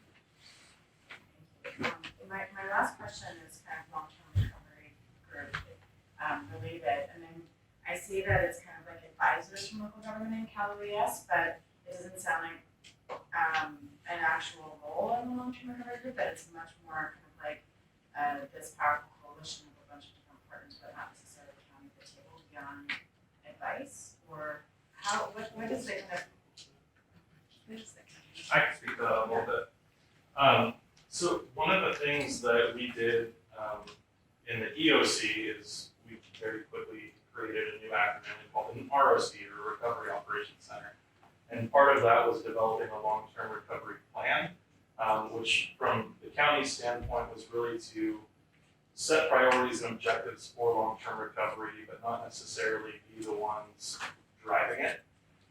So I think one of the benefits to having that plan, which is going to be in a constant state of revision as the recovery process unfolds, is it helps kind of keep the focus of what the local community needs and should have for recovery, but it lets the organizations and the people that can kind of break through that red tape faster or without red tape actually go forth and do the work, secure the funding, and connect people to the unmet needs committee. Does that kind of answer your question? yeah, I guess in particular, like the safety net side of the county, right, the behavioral health, the public benefit sections, do those folks play a role in your long-term recovery group, or are those just kind of referrals that are made back in county benefits? They're largely, from what I understand, and either one of you jump in, they're largely referral based. And a lot of what we did before transitioning over to disaster case management was kind of utilize our call center within the EOC to do some of that triage work, connect people to existing services, determine eligibility, and then we had kind of this pre-existing caseload that we could then hand off to disaster case management. And cut me off if I'm wrong. You're doing good. Great. So I'm going to, we could go, we want to be mindful of all the people who we still have left on the agenda. Do you have one more quick question? I do have one more question. To what extent did you see emergency financial assistance kind of rise to the top? Is that like just straight up cash resources? What was like, if you could order greatest need from top to bottom? Absolutely money. I mean, we, from the get-go, knowing that this wasn't going to be a federally declared disaster, knew that we were going to have funding challenges. And as great as it sounds that we got money from the Board of Supervisors and money from local agencies, Humboldt Area Foundation, that money really helps stand up the system, but we need continuous cash flow to keep the services going. And you mentioned funding opportunities for COAD in a previous question. And it made me think about the Cal Listos program, how they fund CERT programs, CERT Community Emergency Response Teams. If there's a way to either lobby for that type of funding to be made available for COADs. COADs are there from the beginning to years down the road, where community emergency response teams really play an important role in response. In the long-term recovery effort, that largely transitions to an unfunded coalition of people. So that type of funding would be really beneficial. Thank you so much. Representative Crosby? No, thank you. I just wondered, is anyone in the long-term recovery arena dealt with mental health, the side of it where people are really stressed out, are really unable to move forward and move through it, and because there were a lot of issues, and so I just wondered, is that Department of Health and Human Services, is it being addressed?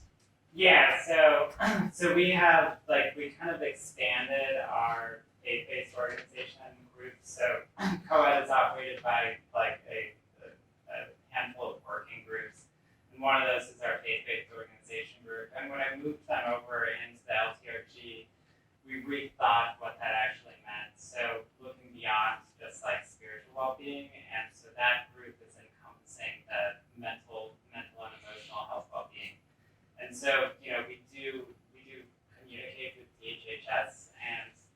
the most common term that was used throughout Ferndale right after the event and then months after was just absolute trauma that was attached to it. And we had residents that were sleeping in their cars with their shoes on, weeks after the event, just because they were literally just too afraid to be inside of their own house, even regardless of how it was inspected, even if they had a green tag.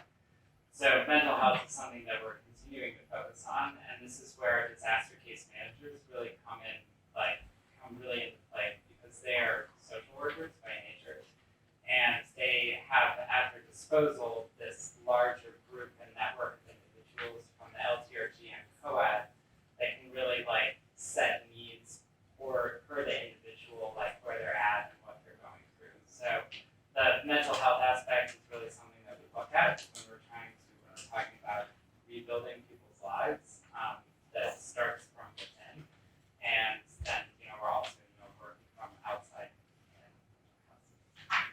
So we did the same thing post the Ridgecrest earthquakes, and it was likened to from PTSD. Right.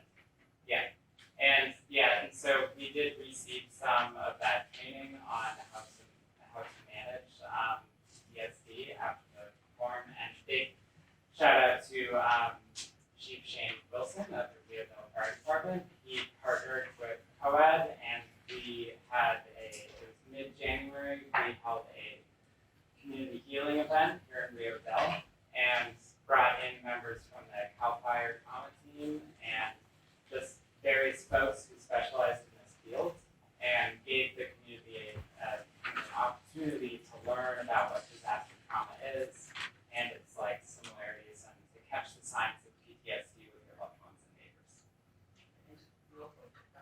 Is there a number, or if there is someone who reached it, we know how to get to the number to call for financial assistance. Yeah. Is there a number to reach out to? Yeah, so there's actually a national disaster trauma hotline, and that is posted on our website, and it is also at the disposal of our case managers. So anybody calling the main number, that we're the one number, we always we like to just go by one.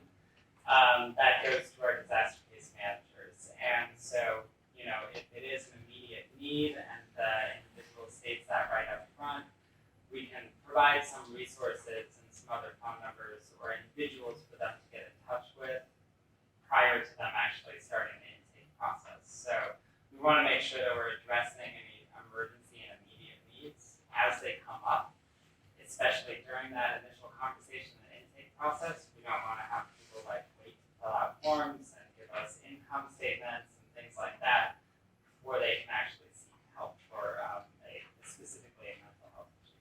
Thank you. Senator Gould? Do we have the ability to reach our commissioners that are virtual? Yeah, Commissioner Hernandez is wanting to speak, so we're trying to get that on the screen. All right, thank you. Unfortunately, we can't at the moment, but. Yeah. Commissioner Lopez, why don't you ask your question? Great, thank you. You hear me okay? Not really. Yes. Okay, how about now? Yes. Okay. Appreciate everyone sharing their experience. I go back to what the supervisor said about day one. And in the presentation, I wanted to just kind of go back, you got calls from national news. You really didn't really have the answer on the assessment. And I think that's something that we all worry about throughout the state, all the different communities. So based on your experience, what can you advise for other communities to be able to have that assessment quicker, so that when there's all these inquiries coming in, that it could be faster, because understanding all the communication challenges that you have, some of those things you can't overcome, but I was wondering if there's any advice for a speedier assessment for other communities. So I'm gonna try and address this fairly quickly. In California, there's no real standardized way to, receive or solicit information from communities. You'll see essential elements of information, or EEIs, come out basically from the region to the operational area requesting information. But at the operational area level, you see in other FEMA regions, they're adopting what are called community lifelines, which kind of fast track that process of gathering information. That's something that we'd love to incorporate locally in Humboldt County. And personally, I'd like to see adopted throughout the state, because it really does expedite information gathering in kind of a sectoral basis. So it's a short way of saying there's a lot of work to be done in that area, and we're not on the right track. Can I build on that? Commissioner Lopez, can I build on your question for a moment? So, Absolutely. so here's the thing. One is, what do you have to say? That's what she's talking about. My next thing is, but do you have time to even respond? Because if the news media from across the country or the world are calling in, they're using your time to answer that unless you have a public information officer in the DOC. Okay, so in two parts, it was kind of a triage of who's calling, right? Because my priority as a local emergency manager is getting information out locally to the people that are impacted. So if we have local agencies that are reaching out wanting to share our messaging, great. National news media can wait until we actually have a better picture of what's happening, because that's a story. Our job is to make sure that the actual critical incident information is getting out to the people that it's most relevant for. So in those initial calls that we were receiving at 3:30, 4 in the morning, a lot of those just went to voicemail and got answered at 10 a.m. And that's really because we didn't have time to adequately assess what was happening until daylight came. And news media in New York doesn't matter for Humboldt County, because they're either sleeping or they're displaced and they're not getting that message. So I don't know if that answers it, but it's kind of a triage of priorities in that initial response. Well, actually, I would ask, did you put public information officers to work? Because we sent ours from Walnut Creek to Sacramento and to Santa Rosa, because when you're on a 24/7 operation, you need very awake people to respond to the media.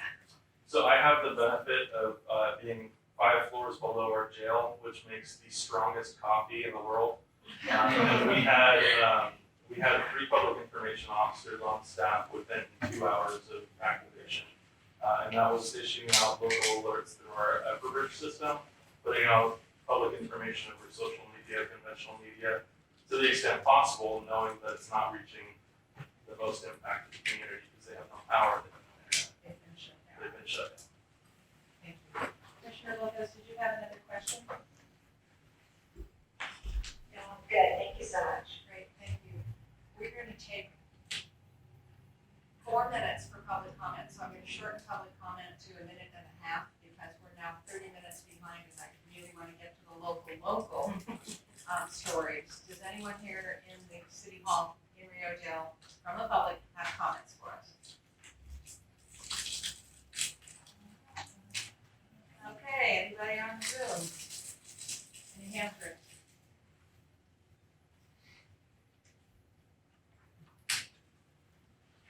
I know that some of you may feel like you need a break. If you need a break, self-modulate. You can go on your own, it's through the hall. But we're going to keep going here. It is just about 8 o'clock, and I'm going to turn to my colleague, Mayor Garnes, and ask her to introduce the next section, which is the local response. She'll hand it off then to Kyle. Thank you. The first thing I need to do is, Senator McGuire asked me hours ago to let everyone know and to thank the Water Resource Board and OES for the grant that was moved up and made available to us for the water system here in Rio Dale. And I agree and want to also say thank you for that. So, you know, we all got shaken awake in the middle of the night, and it was very startling and disturbing and very violent. And I think everyone's pretty much touched on everything that I was going to say earlier. So I can shorten it and not have to repeat things. I think I've gotten my thank yous out, but I do want to really stress the police department, the volunteer fire department was absolutely just amazing, and all of the departments that came from, Trinidad to south of us, they came here to help us over the next course of the couple weeks and beyond. But it was an amazing thing to watch the community as a whole, people in Rio Del, the people in Fortuna and Arcata and Eureka that came to Rio Del, and Trinidad that came to Rio Del to help us, the CERT teams, but the people, to see that resilience, to know that we are all walking around and we were just feeling terrified inside and just trying to hold it together. And, the people, the staff who had to walk away from their families and their homes to help the community.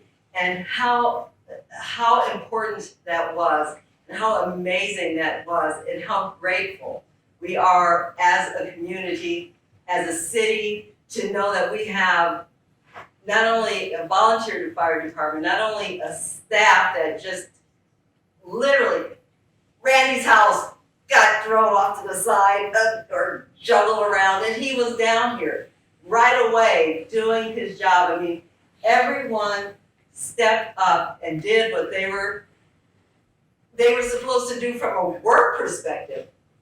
You're just setting aside their homes, their families, their needs, their fears, and that is one of the things that I think we cannot say thank you enough to our neighbors and to our city employees and volunteer fire departments, the CERT people, the COAD. We cannot say thank you enough. We will be eternally grateful for what everyone did and for what everyone turned, not inward, but outward, and came, looked out for Rio Del, looked out for Fortuna and all those other, but they were here looking out for Rio Del. And we are absolutely grateful. And so all the other things, I think everyone is covered. So I just want to make sure that that is covered, that the citizens of Rio Del stepped up and banded together. All of those stories you always hear about the fires and the floods and tornadoes and hurricanes, where the community comes together and they help each other out. It's real. It is absolutely real. And it is amazing to watch, even if you're watching through fear and shaky eyes. It is an amazing thing to watch. And it is so appreciated. So I will just stop there and turn this over to our city manager, Kyle Knopp, who had not been through anything like this before, and he did a heck of a job as well. So Kyle Knopp, on to you. I would like to hear from the city manager. Thank you. Chief of police, from the fire chief, from the water superintendent, and from the housing disaster consultant. Thank you, Chair Silva. Thank you, commissioners, for being here. Really appreciate your presence here, both in person and online. It's a very windy day, or has been a very windy day here in Rio Del. And we have had some technical glitches. The TVs are not working, but I promise the stream is still ongoing. And I'll fix that here just in a second. But one of the things that I kind of just wanted to point out in the response, and we've heard, we're going to hear a lot more about the local response, is that Rio Del also became a regional center for the response effort. So Rio Del was by far hit harder than any other community in Humboldt County. Immediately, the fire department was responding to calls, really the backbone of this response effort. And over the course of the next few days, of course, with the power out for in many cases 48 plus hours in certain areas of the county, including Rio Dell. We had people coming for water, we had people coming for food, we had people coming for all kinds of relief that wasn't just specific to Rio Dell. We had people as far north as McKinleyville and Southern Humboldt coming here to receive those benefits. And so we're very proud that we were able to do that. And I will try to keep this short because I know we're pressed for time here. So I think you heard really from the three most important people in the room right now and in the response effort, the long-term response effort. That's Nick Bone Crawford, that's Amy Nilsson, and of course Ryan Derby, representing Humboldt County Office of Emergency Services via the Sheriff's Office, Sheriff Hansel. We've received really tremendous support in this effort, particularly from the county. The county put up funds and led a response effort for the sheltering, which was a big deal. We had one estimate was approximately 300 displaced individuals. That includes families, senior citizens, children. This is a big deal. And so we were able to house and put into hotel rooms and whatnot folks for a good amount of time to kind of create some breathing space. People forget the timing of this earthquake was absolutely terrible. Right before the first holiday season, post-COVID, almost everybody's out of town. Almost everybody has plans to go celebrate with family. Everybody from the city to Cal OES and onwards. In addition to that, we had a series of storms immediately following that. Some of the best rain we've had in probably close to 10 years. So this was really the timing of this was just terrible. But one of the other things we were able to do is get a local assistance center. So I'm not going to try to retread some of the other stuff that was mentioned.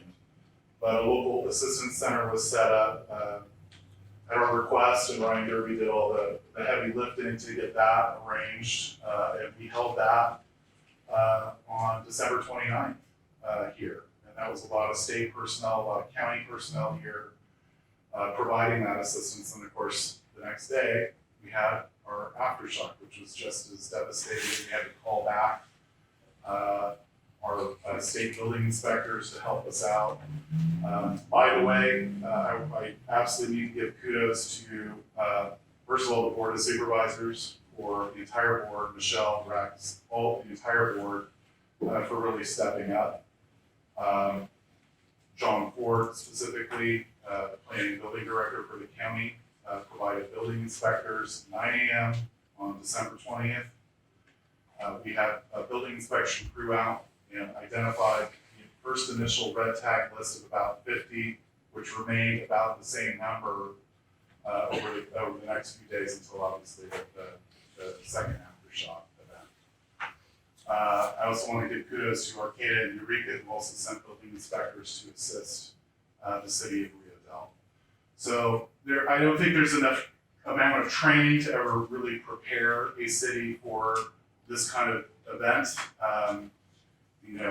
We can set things up, and I think we do actually do a pretty good job of prepping, but in that moment of what is happening, you're gonna have to rely a little bit on instinct and experience. And I'm really proud of my city crew.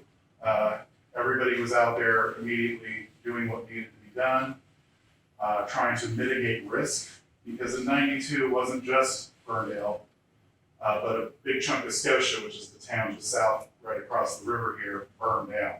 And that was in an aftershock as a result of some gas lines breaking. So we knew that really the big threat in earthquakes up here historically had been fire.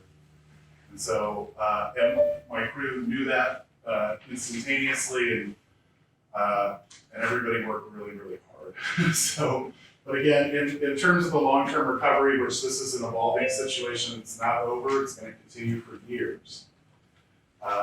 Nick Crawford, Amy Nelson, Ryan Derby, stand-up people who have really value added to the solution here. So I really want to make sure that they get all the credit that they deserve, including our friends at the Humboldt Area Foundation for putting up, without the federal government here to assist, we're reliant on philanthropic donations. So Humboldt Area Foundation is the biggest private foundation up here, and they've stepped forward and put money towards not just the initial response, but also the long-term recovery. So we have some other guests, and I'll see if there's any questions for me afterwards. But I think Shane Wilson is next on the line, and I'm going to try to fix this TV situation. While you're trying to fix that, can we ask the chief for this sheet to go? Can I put it? Absolutely. Greg? Yes, Chief. Oh. We're gonna have to go in front of fire because we're gonna try to get. Oh, you want to get them on video? Yes, that's where he is. All right, good, evening, afternoon, night. It's Good night. My name is Greg Allen, I'm the chief of police for the city of Rio Dale. I briefly want to kind of discuss, in law enforcement eyes, what happened during that time period. For me personally, it was a traumatic event. I've been through several earthquakes in my 28 years in law enforcement. This one here, by far the worst I've ever been through. And so that morning, just real quickly, our police department has 6 sworn officers and 1 reserve officer. And so during that morning, as I responded from Fortuna, probably within 20 minutes, we had 3 officers here and 1 CSO. That CSO lives in Rio and had structural damage to her residence. She needs to get help out. And so our main focus was, one, I thought this wasn't going to be torn down. Because I knew how hard it hit my house.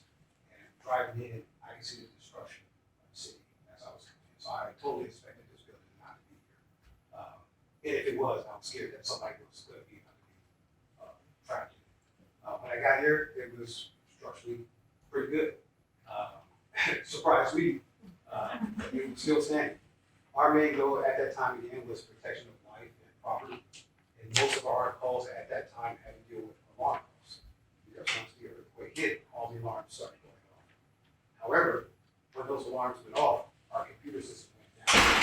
And so we will only have alarm calls to a certain point that we had to respond to. And we also had welfare checks. A lot of people were trying to call in to figure out how their loved ones were doing, how their house was doing. And that was a time to figure out how their house was doing.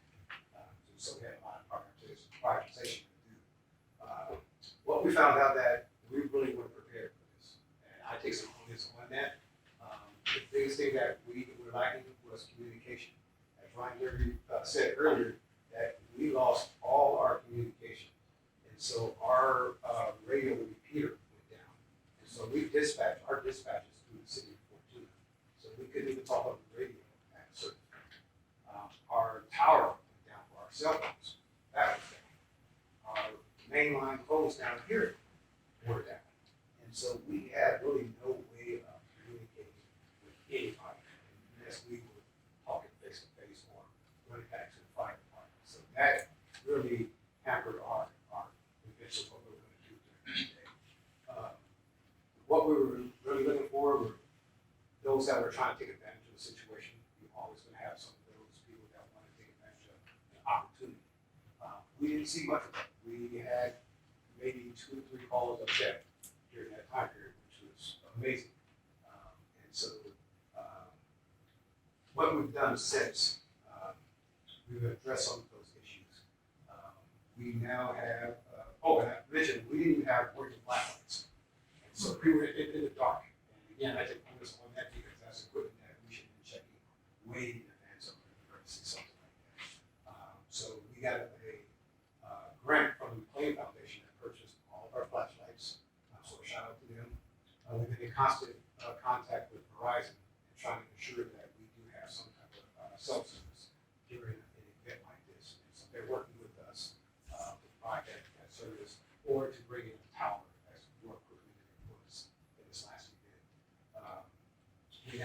person that is going to be checking our repeater on a regular basis, which we didn't do for probably a couple of years now. So that person's going to be responsible for continue and checking to make sure everything's working properly. One thing we did, and then the Crane Foundation also provided us with a grant for our community emergency response team. So a group of volunteers that we had to rely on outside groups to come in and help us volunteer. We now have a group that we're going to start, and so we can have it for the Rio Dale Scotia area, and that's in progress right now. And so the Crane Foundation gives a grant for that. One thing we did find out was that when we had a lot of people displaced, most of them went to families, but some of them went to schools. And we found out that some of those that went to schools were sex offenders. And so that presented a problem for us because now we have to deal with, one, are they in violation of their probation or parole? Or is there a safety issue that they're now at the school? And they park in a parking lot that backs up to the school because now they have nowhere else to go. Are they importunate at the church at the school? And so those were some problems that came up, and we tried to address that with state parole and probation to figure out what's the best option for them. So thank you. Any questions that you may have? I'll get it short and brief. Thank you. What I think we'll do is ask all the questions at the end of this whole Rio Dale section. Oh, thank you. Thank you very much for, is your fire chief ready? Okay. But I'm really appreciating seeing the world. It is really first up. Oh, there, okay, there you go.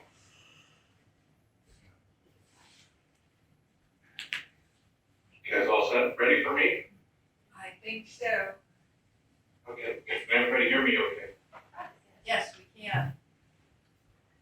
Maybe I My can speak name's slower. Shane Wilson. Okay, I'll try to remember that.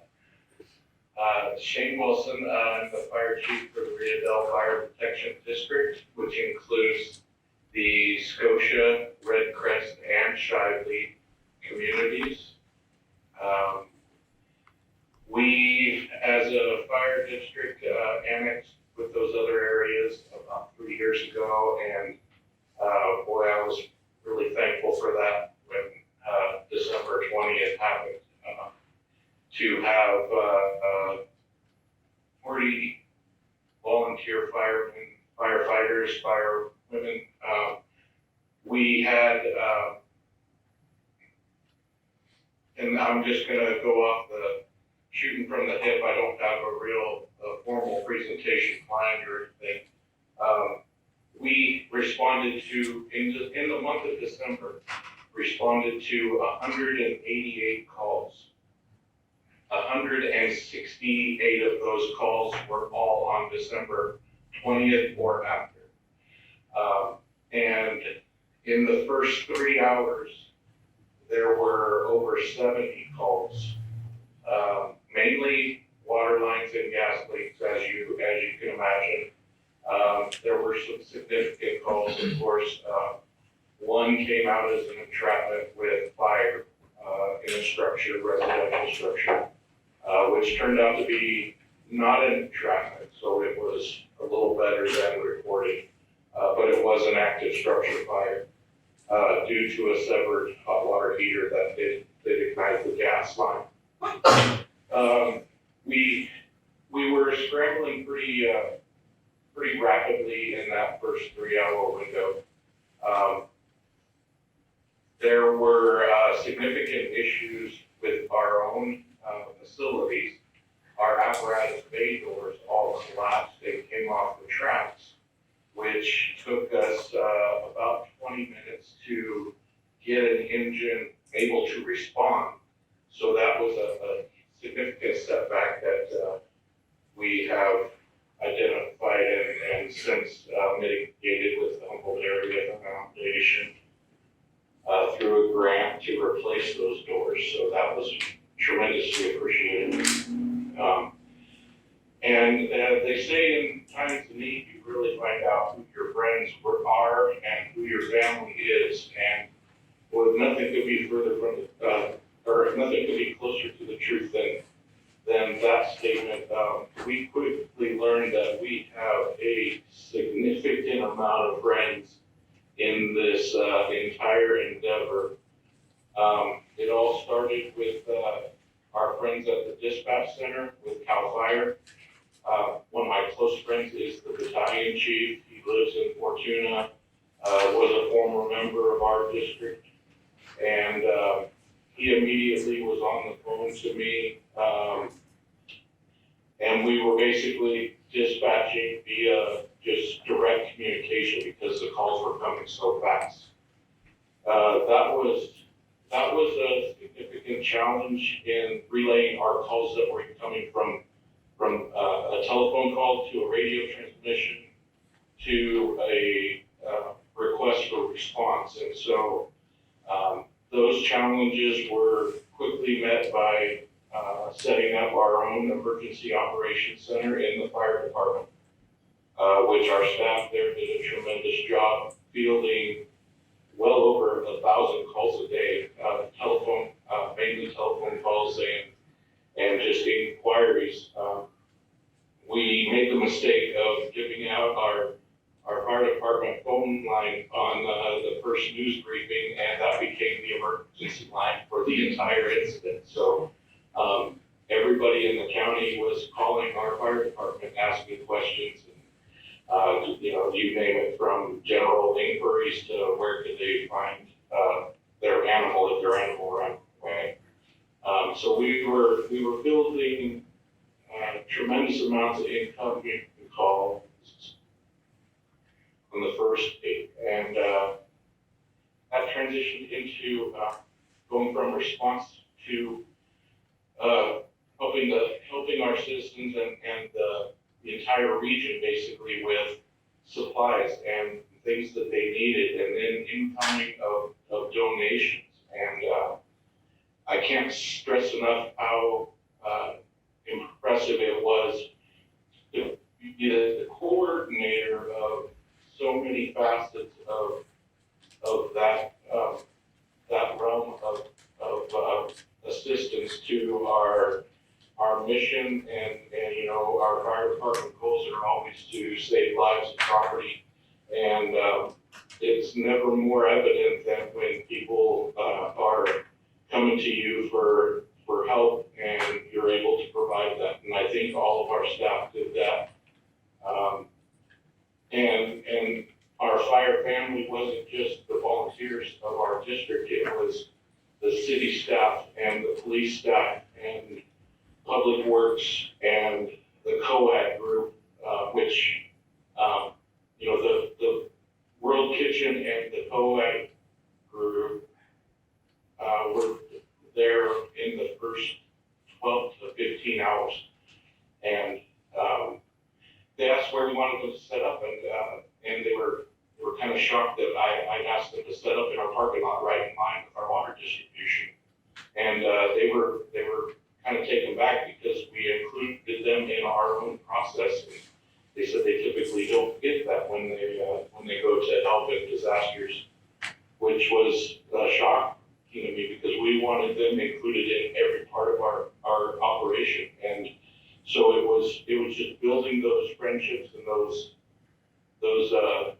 lines of trust that became lifelong friendships and cohesive building of relationships. And I definitely can't thank the 11 fire departments that came in our need. Immediately, Arcata and CAL FIRE, Blue Lake, Ferndale, Humboldt Bay Fire, Fortuna Fire. And then to the south, we had Salmon Creek, Miranda, Bryceland, Alder Point, Garberville Fire.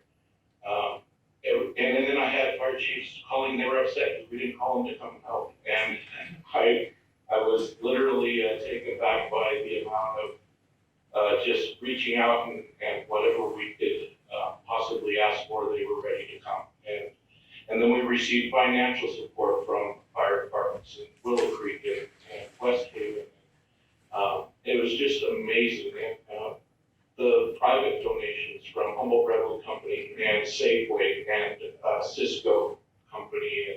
those are just naming a few that were in the first, like I said, 12 to 15 hours. We were receiving shipments of water from private donations, from OES. It was just overwhelming. And the fire department turned into not only the emergency center, it was the meeting place for all the city and county and supervisors and heads of departments.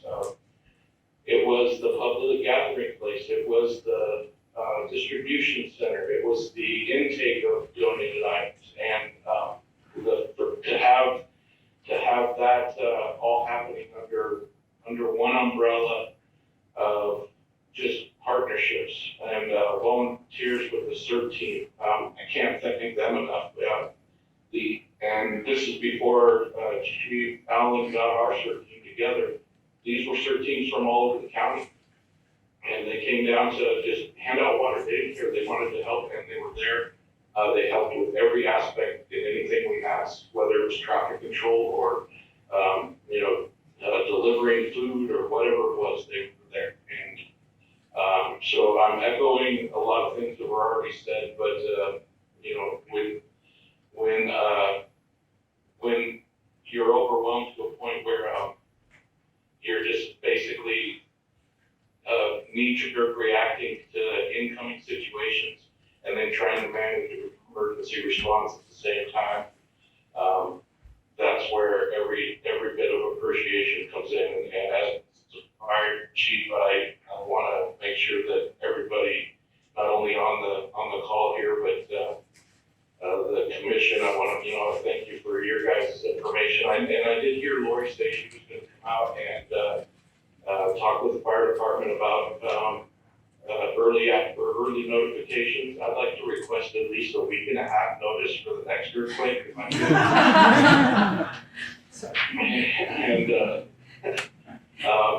Your request Anyway, is that's duly really all I noted. got here. I don't want to get emotional, but the county supervisors, Michelle and Rex especially, who were there immediately within drive time of their house. They were in our backyards, and they were checking on us and helping coordinate and getting us in touch with OES. It was so appreciative. And taken away from that, I think the areas that we found that we could improve on were obviously public information, like Chief Derby said. The hardest part was getting the information of where we were located, where we were moving to, if we decided to move distribution or water or any of the services we were providing. Getting that information out was very difficult, and the department received a tremendous amount of donations in that time, and we have utilized that money to purchase a changeable message sign, so that we can post those types of notifications and put them right on the street or relocate it into the needed area. We purchased a light tower, which we found was one of the critical needs. Right immediately, day one, we needed a light tower. We're looking at a forklift. We needed a forklift, and luckily one of the local businesses had that. And then OES or county, actually, Humboldt County brought one down a few days into the incident. But those were things that were critical that we needed because of the influx of what we were receiving. And so we're slowly working on those identified areas of communications. Of course, like Chief Allen said, we're improving our communications with grants from the Humboldt Area Foundation. And it's a slow process, but we're working on it. So I wanted to thank everybody for the opportunity to share our story. It was a lot of newly acquired friends that I can't thank enough. So thank to everybody who was there. Thank you very much, Chief Wilson. First thing you do is you try to get out of bed, stumble out of the house, look around as you're leaving the house, think, gotta go. Work calls for it. You gotta abandon ship to go deal with what you got out there that your job. We get out there and we try to get in a hold of everybody. Phones aren't really working, cell phones weren't working that well, but as a crew, we all knew we had a crew of about 7 people. A few of them were fairly new on our crew, but we all knew to try to get to the courtyard as soon as possible when anything like this kind of happens, just to review, see where we're at, and kind of dispatch from there. From that point, just noticed that Caltrans was on the overpasses pretty quick. They got there quick, but we're coming across that, headed up to the water tanks. That's the first priority is the water system. Want to be sure they're protected for fire and whatnot for that. And we go drive up to each tank, verify that they're still standing for one. And then from there, not really looking for leaks or anything at the time, at that point. That crew dispatched out, they went started driving through town, and myself and Edward Lee, we decided to go look for, go to the tank sites and verify that they're standing.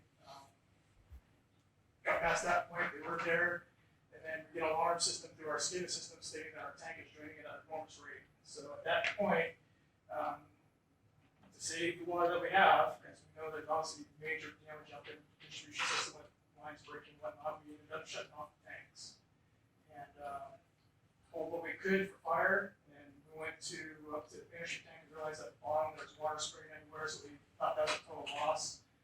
Shut that down as soon as possible, and basically pulled and reserved what water we could have. Dark, we did have a few flashlights. Not many, but we had a few. Little spotlights on our heads and all that, running around. And this whole thing, even today is just a big blur. And you're not really, you're thinking, but you're just doing. And to do and just go through the process and go from A to B to C, get down to the last part, you're checking the tanks, checking the lines, shutting things down. Basically, you're shutting everything down, so like, they'll return the tanks off, you're always shutting the lines down still, trying to keep what we have in the system. Total chaos everywhere. Our crew, we're not prepared for this. No one really is prepared for this. And it definitely got our attention as far as what we do need, what we need to work on as far as better measures in the future for awareness and what preparation and that kind of thing for disasters.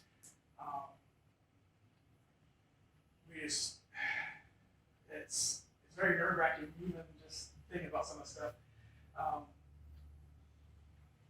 You don't shut down a city with water, and that's something you just don't do. And we ended up doing that. You notify the fire department as quickly as possible, saying, hey, just in case of emergencies, we got it, but we just shut the whole town down.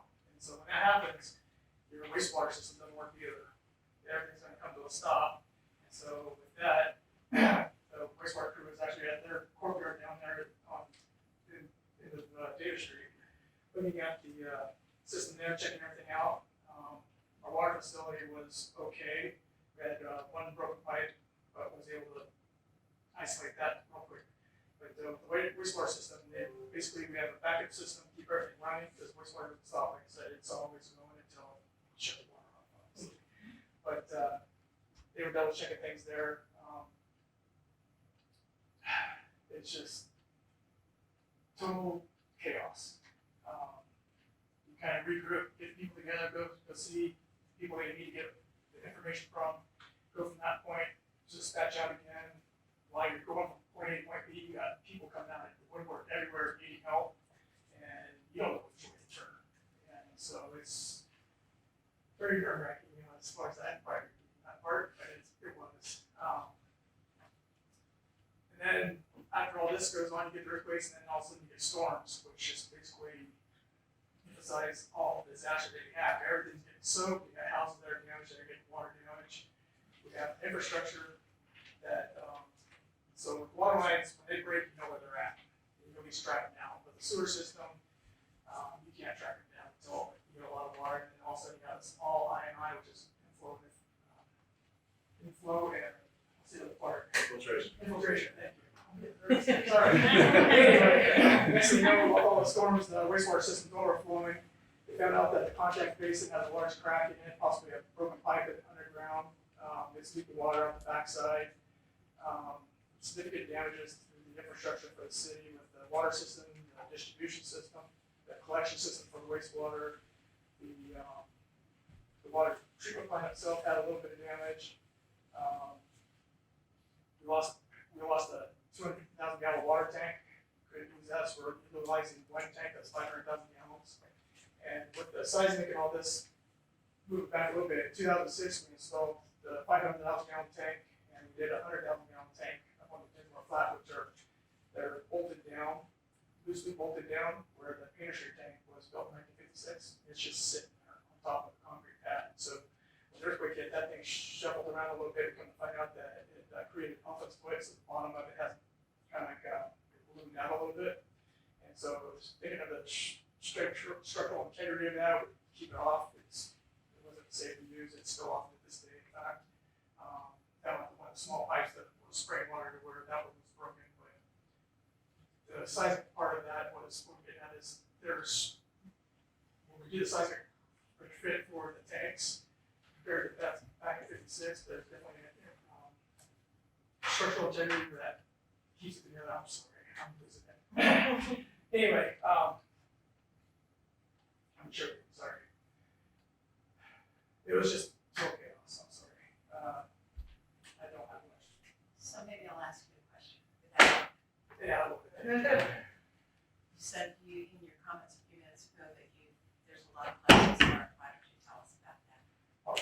Lessons learned. Lessons What learned. you would do differently, what you're doing. Yes.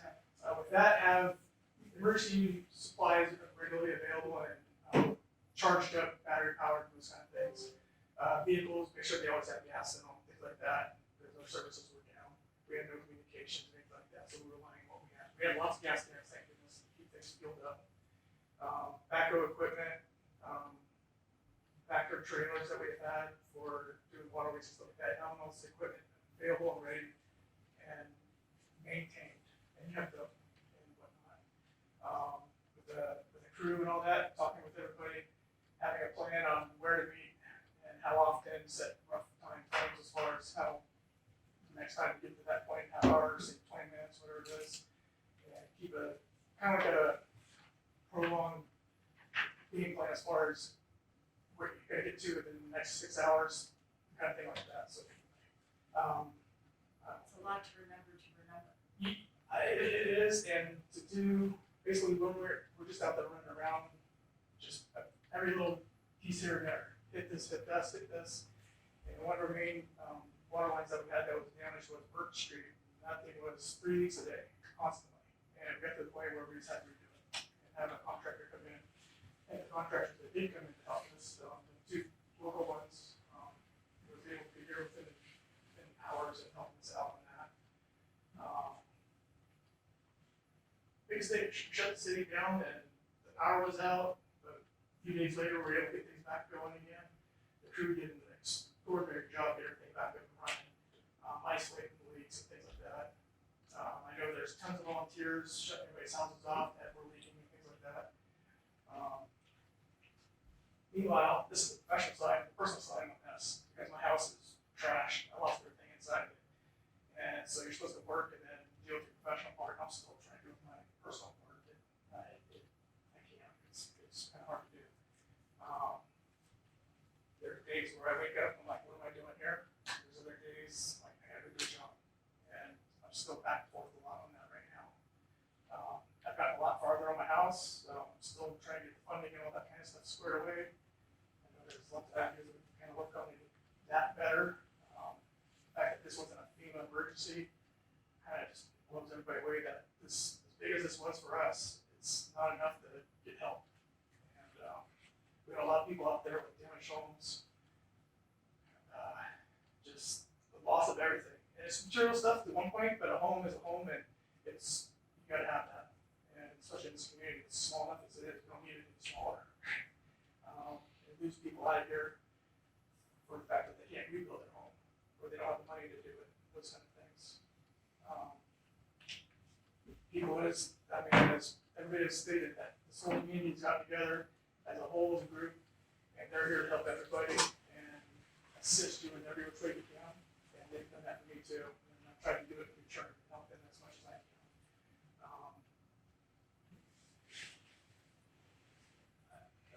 That's enough for me. I'm sorry. Thank you. Thank you for sharing, and really, it's interesting to hear about it from a disaster response, public safety perspective, but you realize how rapidly your crews have to respond, and that's not their day-to-day job. Their day-to-day job operational and maintenance, not it's blowing up. They did an extraordinary job, and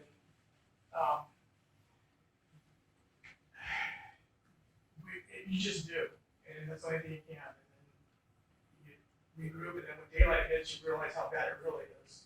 And at that point, we all just kind of get taken back, like we're a mess. So, but thank you. Please pass on those comments also, because I think I just expressed what everyone on the commission feel and all the members of the public as well. Thank you. The housing story, Okay, very good. and I know you have lots of lovely pictures, which means you can go quickly. Okay, thank you. My name is Bruce Mason. I'm a structural engineer in the San Francisco Bay Area. I performed a damage survey following the earthquakes. And tonight, I'm going to give you a quick presentation to give you a flavor of the damage that was in to housing in the city of Rio Dell. Now, I have several slides that Tanya is going to bring up. Hopefully, the Zoom people will be able to see it as well. Okay, next slide. Okay, this image here is a map of the area. There were two main shocks, as Cindy talked about this. They're indicated, the epicenters are indicated by the red dots. The first one was in December, was to the west, and the second one in January was to the east. And I'll be talking about housing, damage to housing in Rio Dell, which is in the middle there. Next slide, please.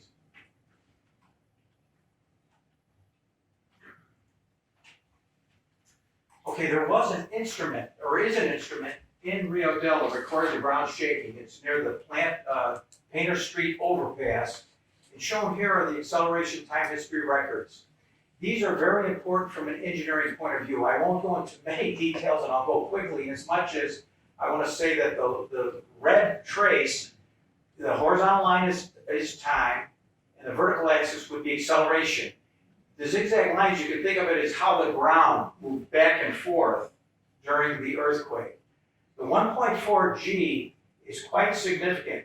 From an engineering perspective, anything over about 0.4, 0.5 G is considered to be a pretty good shake. This trace indicates that the strongest shaking was in the east-west direction, and this will be confirmed. Many of the structures fell in either the east or westerly direction.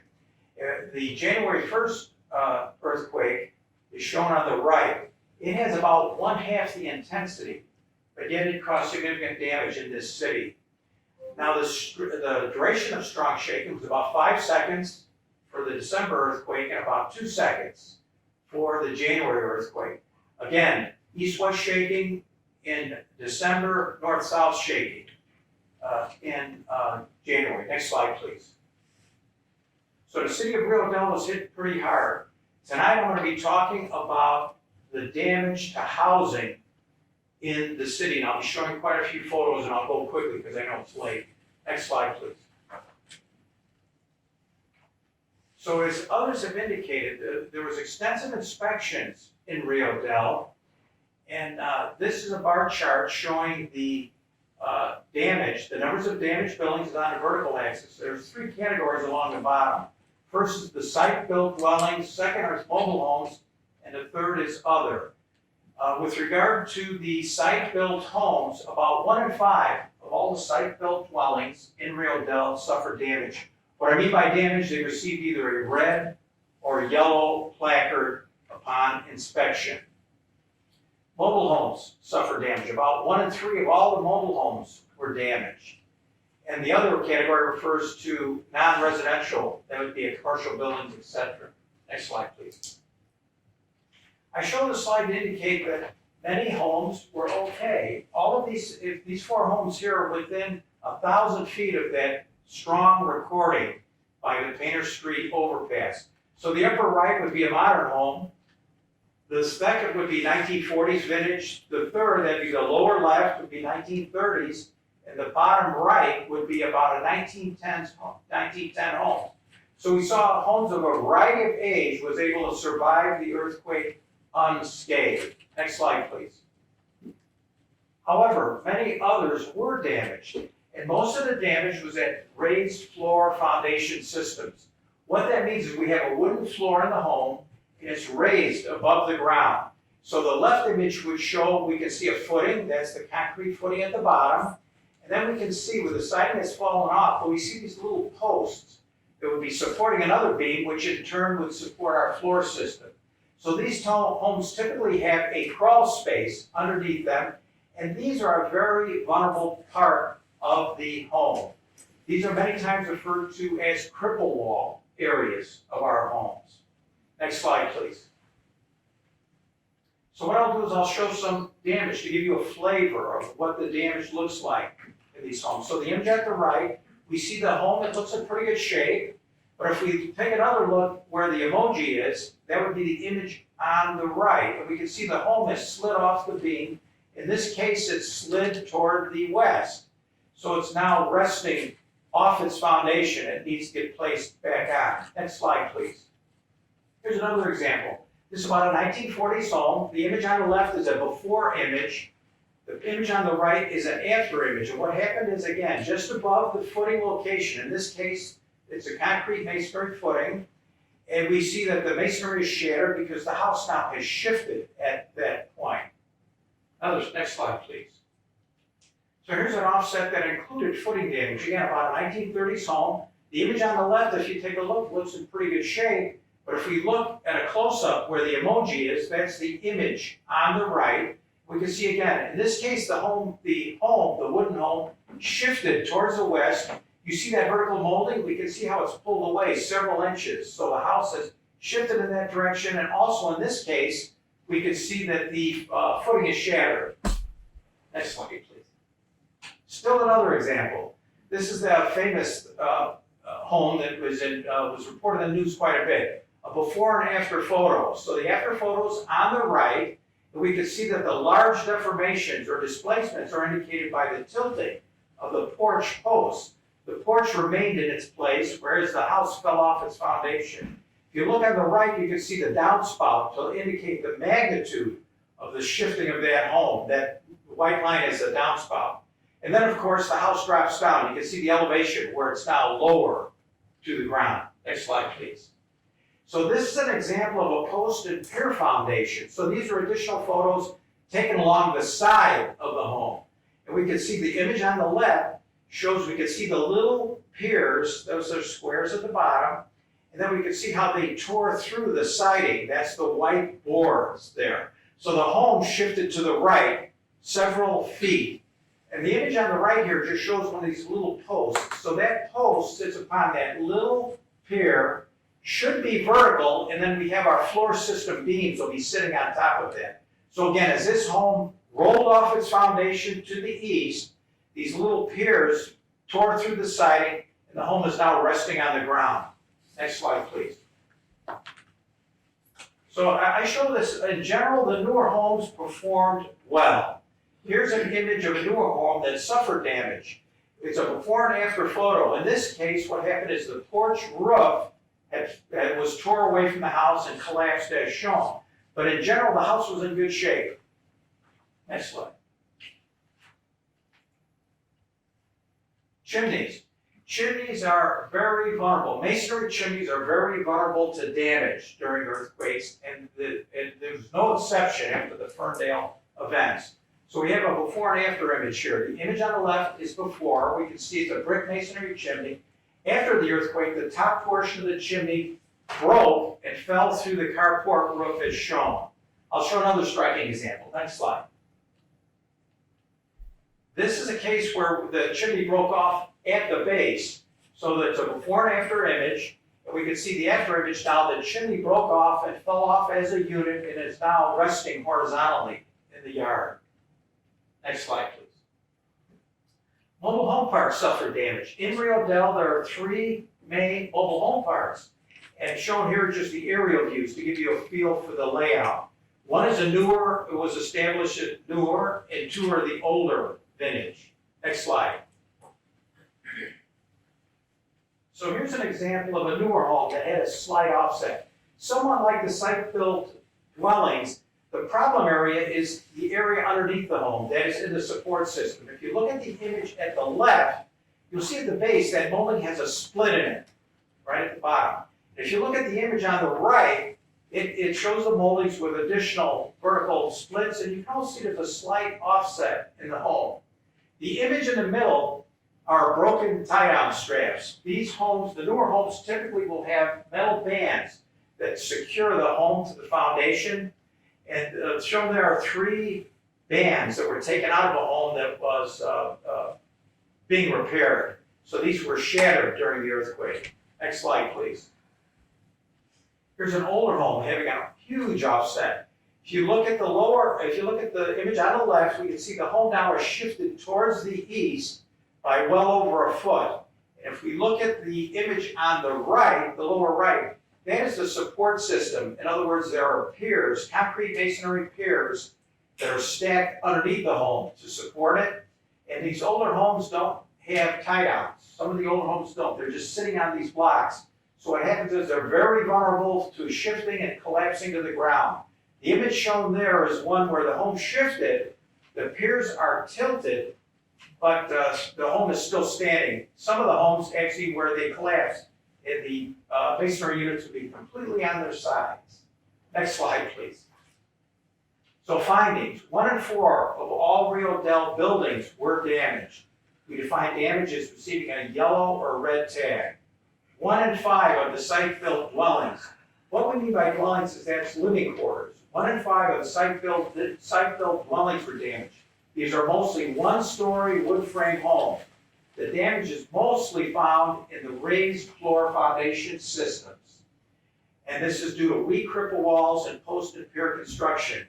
Now, the California Earthquake Authority has a program to financially assist people to retrofit that part of their structure.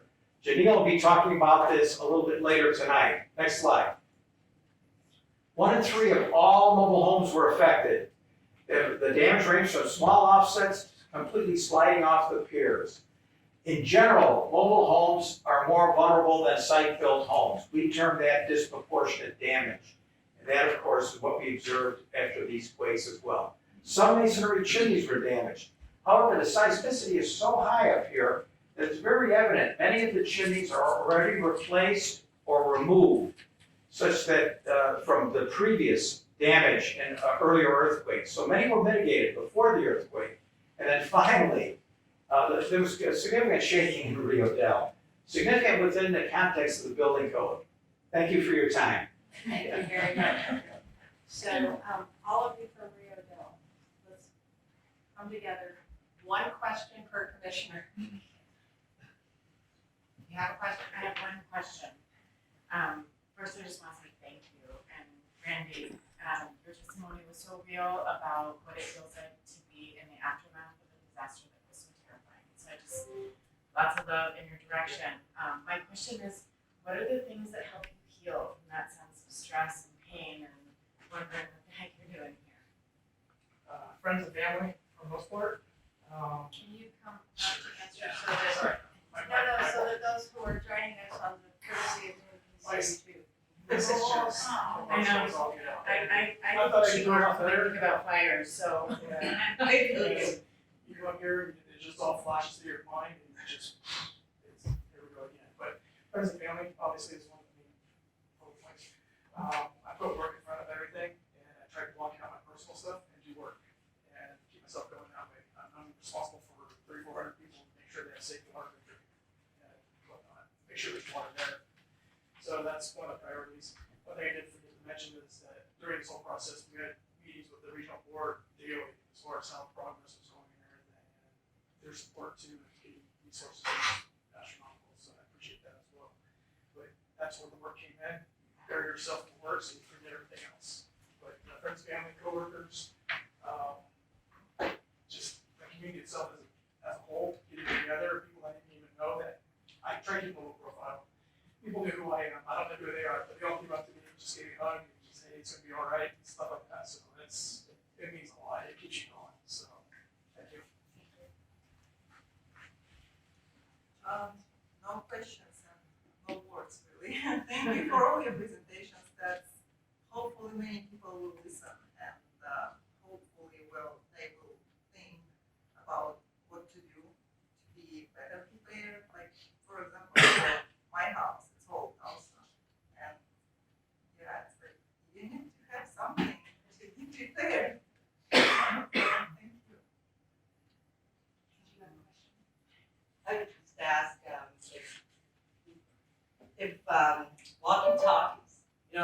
old in school. progress.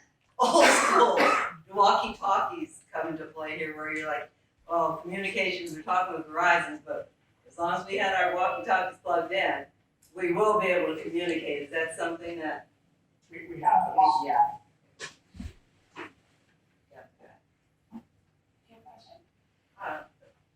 I just wanna echo also just how, poignant and touching it was for me to hear all of your testimony today. It really hit home to hear the stories and the challenges that, I had never considered, Chief Allen mentioned the schools are often designed to a higher standard, so they become a gathering place, but the lawful side of it regarding the sex offenders, I had never, that's where the building code and the law, just trying to manage those sort of things, and Brandy as well, your stories, if I heard you correctly, it sounded like the tanks that were more modern and designed to modern code fared well, but you had this older tank. So I think a question in my mind that I don't know, because I'm not familiar with the public works design and these important infrastructure elements, is we have programs and information that advise homeowners like the Brace the Bolt program, but do we have that kind of guidance for our important infrastructure as well? It's just a question in my mind, and same thing with the communications. I don't know how old those towers and the repeaters and that equipment you were mentioning went down. I don't know if the root cause was losing power or something to do with the equipment itself. It sounds like you've been managing and answering those questions also. I think just from a, I don't remember who. I think it was the fire chief said he'd like a week and a half warning before the next earthquake. I think it sounds like I also heard the word rugged being used. I think earlier. I've just been impressed by the stories of how this community really came together and you found your way through and just very inspirational. So I guess I don't have a question. It's just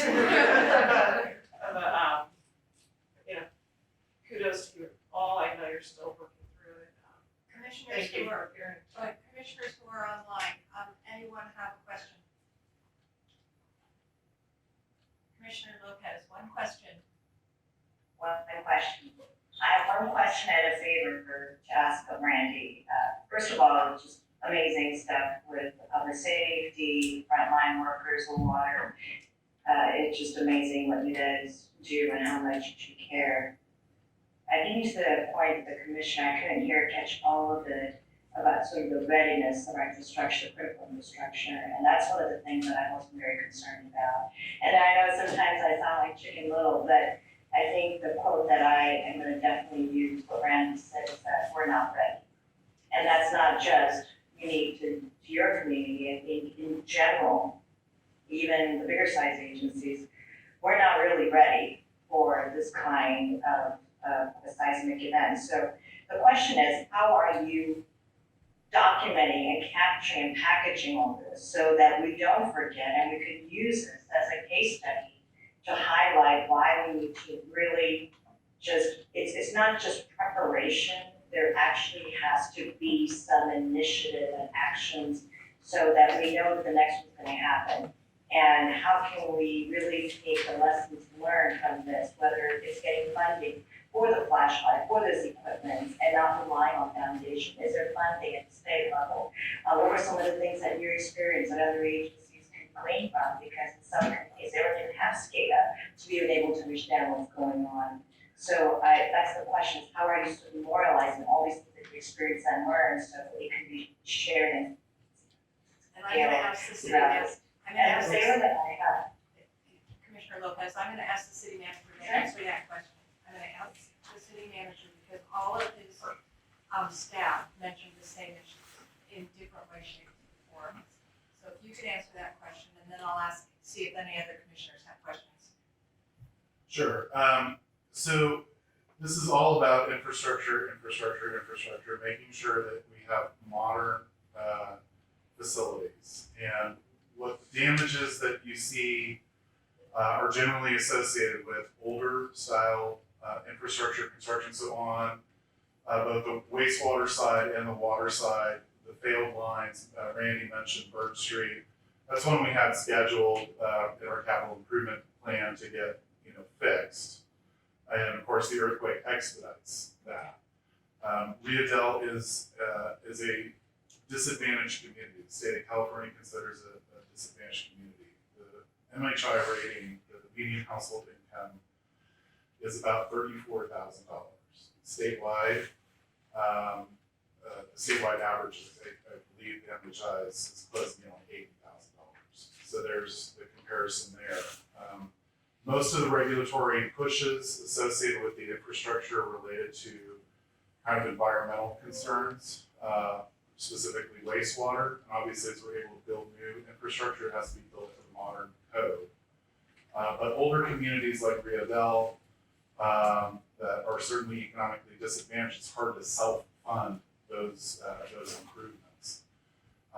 And so, I'm hoping that we can work with the county on an after-action report to kind of highlight some of these. I think the dialogue is important to discuss, but certainly there's day-to-day preparations that we can do, working that into our schedule. But ultimately, it comes down to having modern infrastructure, modern wastewater infrastructure, modern water infrastructure, and that unfortunately costs a lot of money. And when you're spreading that across a customer base of 1,450 individual domicile customers, it quickly outstrips a small community's ability to do that. Now, I will say that even before the earthquake, we were working on HMGP grants. We were awarded 2 of them. One is a seismic related upgrade. We have a backup well system that we rehabilitated back in 2015 and 16 to provide an additional source of water to the city. That line that connects across the river to Riadel is currently not seismically robust. So we have that HMGP project in the pipeline. That's, we didn't get a match for that particular project because 25% of that cost comes to the city. But we felt that that was an important project to do to make sure that we had, services into the city. We're also applying for the latest round of HMGP, and there are some new matching opportunities that the state of California is providing for communities just like Riadel. So we're working on energy resiliency right now, and we're looking at some other HMGP projects to fund here specifically in Riadel. So hopefully that answered the question, but I'm happy to try to. I think so. Thank you very much. Yes, absolutely. Thank you for that, and I would love to get your contact information, because Randy, I'd like to talk to you a little bit more about sharing your story with the water industry and some of the things that we do, and would like to get our agency to help you and your team out. So I look forward to talking to you offline. So we'll do all that connection through the city manager, because they're a small organization, and let's get this organized. We have 55 minutes, and then we are done because of just the way this is scheduled. So if you need a break, please do so, but I'm going to keep going. The next section of this is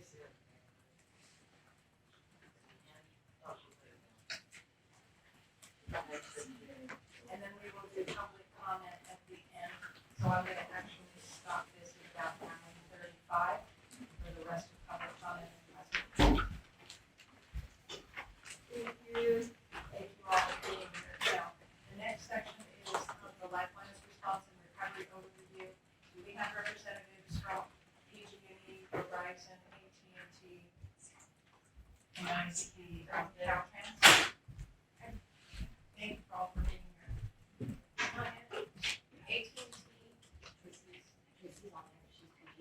So I'm going to ask you to do your presentations in 3 minutes each. It's going to be a challenge because you realize where we are.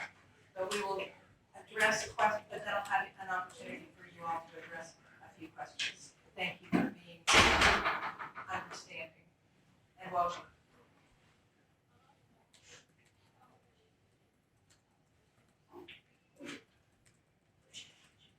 Who's going first?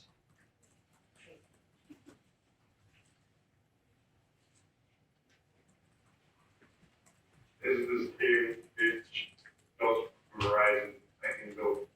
Is PG&E on the line first? She's right there. I'm on the line, Tracy Gardis, I'm here representing Angie Gibson. Welcome. Can you do the 3 minutes? I sure can somebody bring up my slide deck?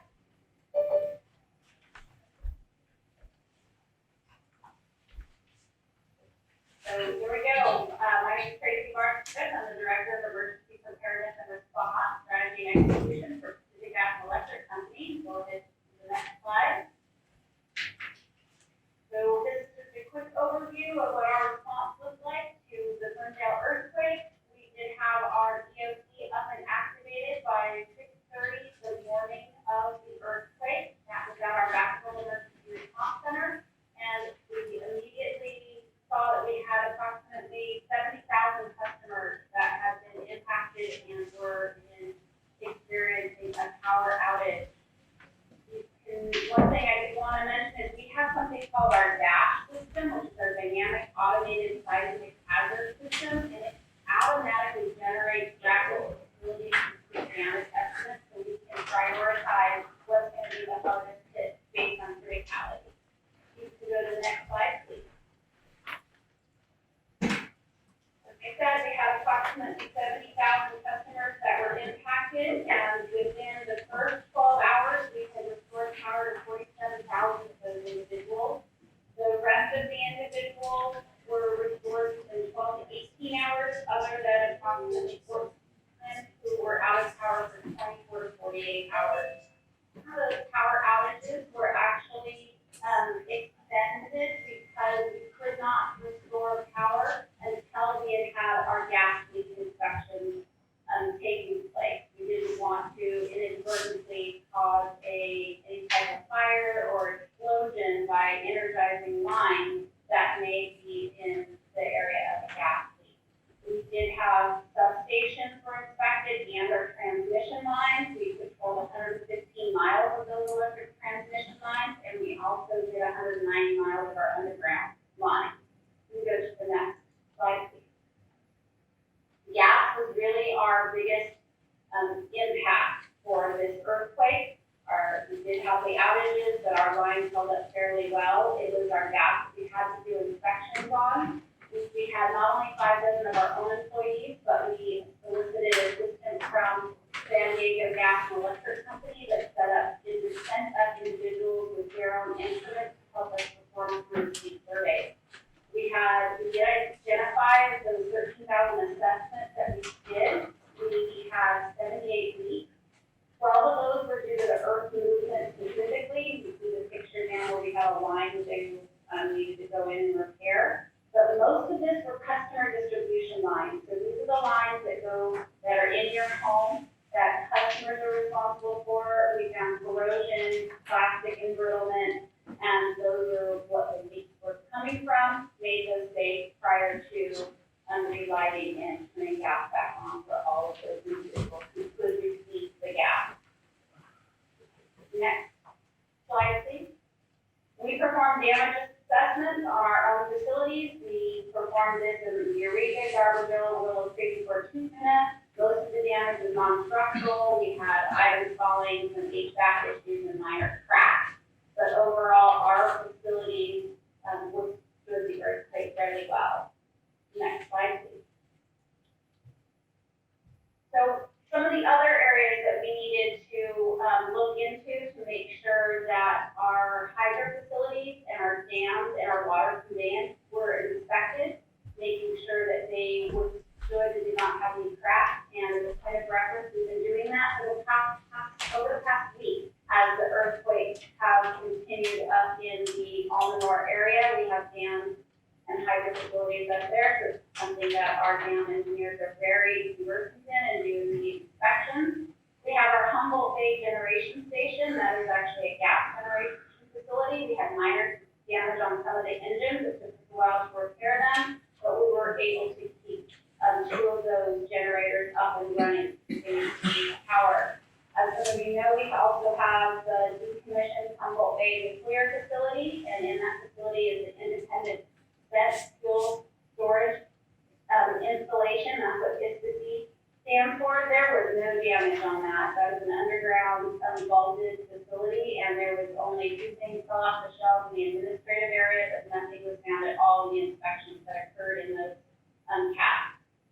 Next slide, please. Tracy, I'm gonna need you to wrap it up. I'm done. All we get is, this is just a slide showing our recordings. We have our own geoscience section that was up and running and provided us with really good information and continues to provide us with details. So I am good. Thank you very much. Thank you. Don't leave us, but we may be back with a question. Is Verizon here? Yes, David Schultz is here with Ryan. Can you hear me? Yes, you've got 2.5 minutes, because PG&E took more of your time. Hey, very good. So my name is David Schultz. I'm the operations director for Verizon Wireless Network in Central and Northern California. The morning of the earthquake, our network operations center, or network management center out, had notified us that we had an earthquake. Our first point of action was to connect with our local engineer there in Eureka, confirming he was okay, his family was okay. We immediately started to assess what the network impact was. Thankfully we found the majority of our sites were on the air. The investments we've made consistently in battery health and generator health and generator installments at sites, and we're supporting the network services very well. We immediately started to move in portable generators in case they were needed, and additional crews, including electrical contractors in case they were needed, down from Oregon and from Sacramento and up from the Bay Area. The response was holistic on our side. We also had Verizon Frontline that was engaged, and we're very happy to partner with first responders at the Fortuna Community Center, where Verizon Frontline was able to install a charging station as well as Wi-Fi and a computer for the community to be able to communicate with those that may be wondering about their health and well-being.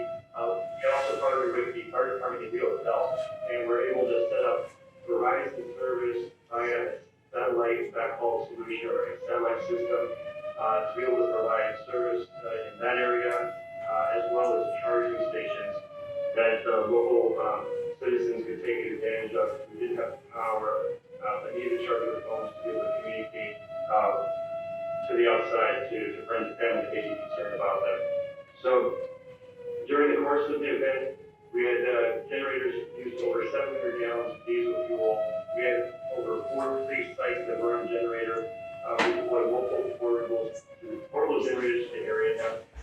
And throughout the event, the longest outage we had was at the Rio Del site, which had two different issues at the time that were affecting it. We eventually brought that back on the air with a satellite solution. I'm sorry for that. Okay, I'll continue then. We also had more brief outages in the city of Eureka at 3 sites. One at the courthouse downtown, where we were not able to pull a portable generator in to provide service, and one that was a fiber outage that we did not have an option for a satellite solution, and one more that we had coverage in the area, but we lost them, maybe speed for residents in Eureka with that site. But we did not lose coverage through the ability for 911 services to work. We appreciate the time. I know we are short on time. I need We you to wrap appreciate it the up. invite to the conversation. We certainly take our position seriously as parts of the community, and certainly we realize that a lot of people depend on us in times of need like this. Thank you, and I hope you're working with the community. somebody had a cell tower down that probably did not help that night, so I don't think they built their own cell towers. Is AT&T with us? Yes, I'm John Goddard with AT&T California. I am the Director of Public Safety for the state of California. Following the Ferndale series of earthquakes in Humboldt, our emergency management process functions as planned to support our networks. Typically, when disaster strikes, we begin the triage process to determine which sites are impacted and which ones we need to hit first. We prioritize things like dispatch centers, fire, police, and hospitals. The onset of the initial Ferndale earthquake, we lost commercial power to 14 our networks in Humboldt County. Immediately, network operations teams assessed which network facilities might require additional backup power solutions, and our technicians began to deploy portable generators to support those facilities. During the incident, all of our major network facilities remained online. We did experience minor network disruptions related to the commercial power loss, but we worked as quickly and safely as possible to restore those and connect our customers in affected areas. We successfully restored all impacted wireless sites in less than 24 hours and restored all impacted wireless sites in less than 4 days. And our efforts include deploying additional portable generators to refuel that is needed. We also had an interactive outage map that was available on our website, providing customers with insight into network impacts during the earthquake response and recovery. The map included general description of service impacts and available expected restoration time. I, as the Public Safety Director, was embedded in the California Office of Emergency Services State Operations Center for multiple days, and I worked with CalOES to provide enhanced situational awareness and reporting. Additionally, AT&T's First and Response Operations Group, that's led by former first responders, worked to support the public safety emergency communications, and our FirstNet liaisons engaged with response agencies, and Plate External Affairs Organization was engaged with locals. Donna Davis, who's in the room with you tonight, was fielding inquiries, requests, and working via phone, text, email, all hours of the day to try and support response and recovery to the local communities. Thank you. Thank you very much. Is Caltrans here? Yes, we are. I knew you had to be somebody. Yeah. I'm Tom Fisher. I'm the district deputy director for maintenance and operations. I was shook out of bed that morning as well. I was in Arcata, so I really feel for those that felt it here. I want to thank Randy for recognizing our crews out checking the structures here locally. Brian Bennett is a senior structure construction engineer. Brian was called that morning to report to Fernbridge when we started hearing reports that there were damage to Fernbridge. Brian's been on that job ever since that morning with flashlights out there day and night on site. And he's here with a quick presentation to show you our response, the contract work that's happened since then to fix Fernbridge and some future repairs that we still have to do. So Brian. I think Tom is most of my time, so. Lucky you. You can skip this slide. You can skip this one. So here's some pictures of the damage to Fernbridge. That's where most of the damage was concentrated, was on Fernbridge. So let me just stop there. Yes. Where is Fernbridge? Most of us up here are not from here, other than Absolutely. your guys. How big is it and what is it cross? It's an old bridge. It's over 100 years old. It crosses the Eel River. It's about a 10-minute drive north on 101, and then you'll go, you take a left on Route 211, and it's about 3 minutes off of 101. Is that good? That's good. 101 to Ferndale. That's So correct, yeah. It's the bridge to Ferndale. That's correct. Yes, Okay, it's the bridge to Ferndale. Without it, they're isolated. That's mostly correct. Close enough. Next slide, please. So just more damage that you can see here. So the earlier picture was from the top. This is from down below. Next slide. More damage, just concrete falling off, exposed rebar. Next slide, please. So here's some bridge columns. This is the most concerning for me as the bridge engineer, was having those columns that were pretty much broken. Next slide. It's essentially 3 structures. You have 2 approach structures on either side, and then you have this old historic arch in the middle. Most of the damage was on the arch structure, or excuse me, the approach structures, but we did have some damage on the arch structure itself. Some of the walls actually spread out, which is highlighted in red there. Next slide, please. At Pier 2, there was a pre-existing crack that Caltrans has been monitoring and planned to fix in the normal project development process. During the earthquake, that crack grew, and it's been growing since at a more rapid pace than before the earthquake. Next slide, please. So the first thing that we did, like Tom said, we were out there at the very beginning with flashlights. We did get the bridge open. We closed the bridge down immediately after we saw the damage and everything. But we did get it open to one-way traffic in approximately 36 hours after the event. And we did that with some temporary shoring, which I'll show later. That was kind of phase 1 of our response. Phase 2 was getting it open to 2 lanes of traffic, and I'll go over some pictures of how we did that. And then finally, the pending repairs are to stabilize the Pier 2 foundation. Next slide, please. So here's the temp shoring. The governor wrote a $6 million contract or director's order to come in and, for this emergency response. And we brought a contractor on site, Myers and Construction. They've done an absolutely phenomenal job. They've been a great partner. But we got some temporary shoring in place within, that first 36 hours to get it open to one lane of traffic, which is shown here. Next slide, please. We repaired some of the columns. The picture on the left is in the middle of the repairs. The picture on the right is the finished product. Next slide, please. Just pictures of the repaired bridge rail. Next slide. We had to replace an entire span, or at least the riding surface on the entire span of the approach structure. We did this utilizing a 55-hour full closure of the bridge. So our contractor was able to come in there and completely tear out the bridge deck and place new concrete in there. So you have, the construction there. Next slide, please. We put some rods in those arches that had spread out to arrest further movement. Next slide, please. And then this is the last thing that we did during the 55-hour closure, was just repaired the riding surface by taking out the asphalt and putting new asphalt down. And we did open the bridge a little bit early, which is really nice under the 55-hour closure. Next slide, please.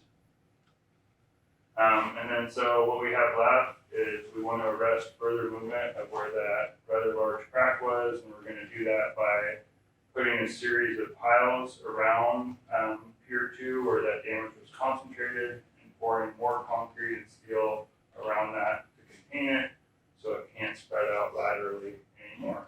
And we plan to do that starting hopefully at the beginning of June. We haven't been able to get in there because of the high water flows, and so hopefully when the water flows come down, we can get in there, get that done this summer. And that's it for me. Quick question. Were you doing this while it was pouring rain?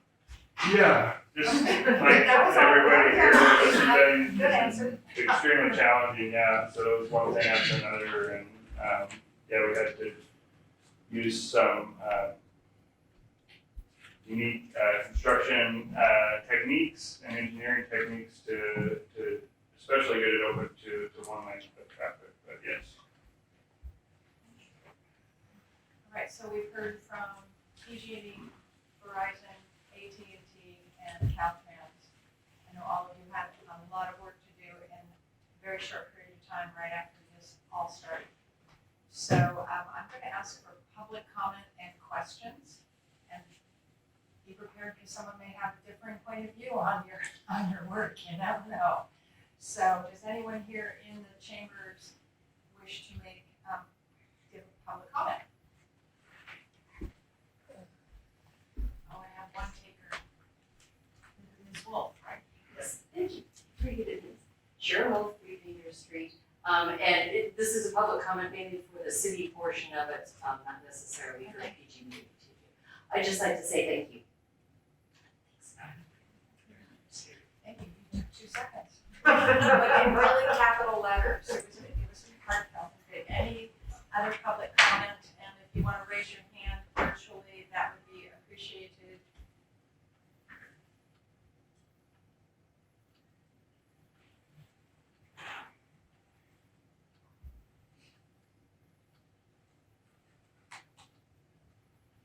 So I'm going to ask each of the providers one question to answer. All right, and we're going to start with PG&E. Tracy, are you still with us? Still with you. If you could do one thing differently, what would PG&E do? And just one.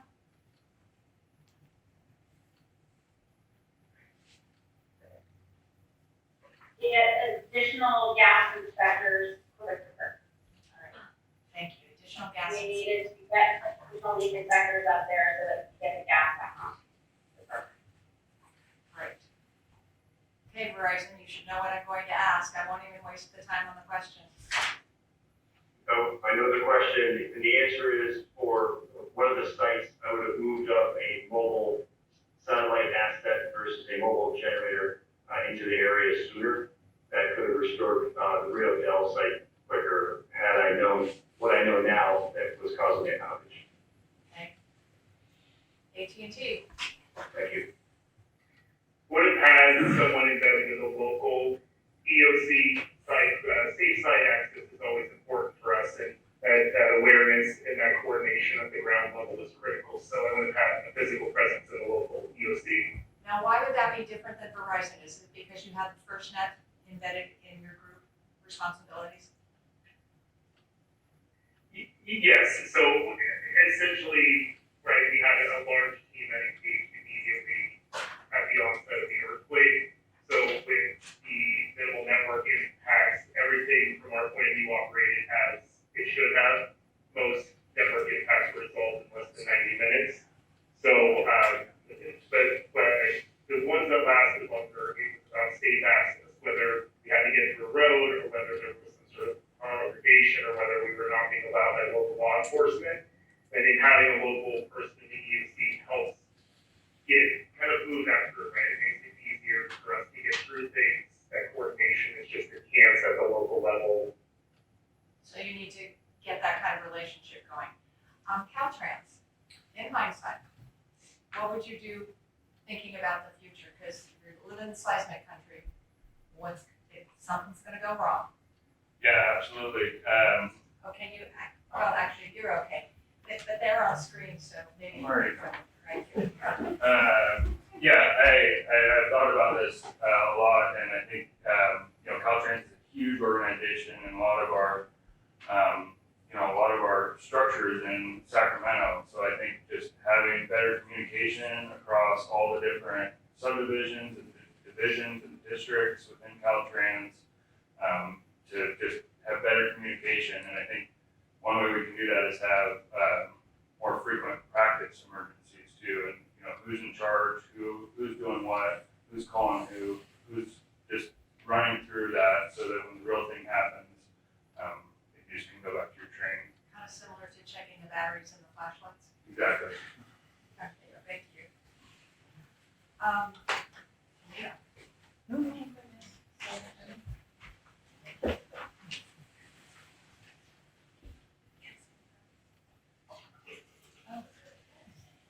Okay. We have representative of the Rio Del Scotia Chamber of Commerce and the Humboldt County Office of Economic Development. And I really am going to apologize because everybody's telling us great information, but the lights go out and can't. I could be quick. And are you Nick or are you Scott? I'm Nick. Nick, come on down. All right, get a little presentation, it's just a bunch of pictures, you can just run through these. Thank you, So, the real success for the response, at least, was the pre-existing relationship. So as far as the Chamber of Commerce is concerned, is a business, in the business sense, you don't want to necessarily build a relationship. And for years, because of our economic situation here, we used to have 2,500 jobs between the two mills here. Now we have 250. So we're on edge economically all the time.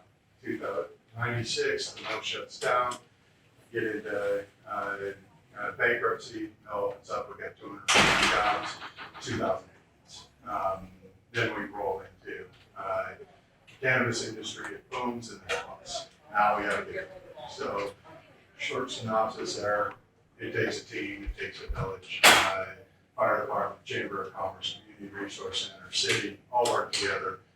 Christmas parties, keep going down the list here. For years now, decades, we've been collaborating together, we know each other.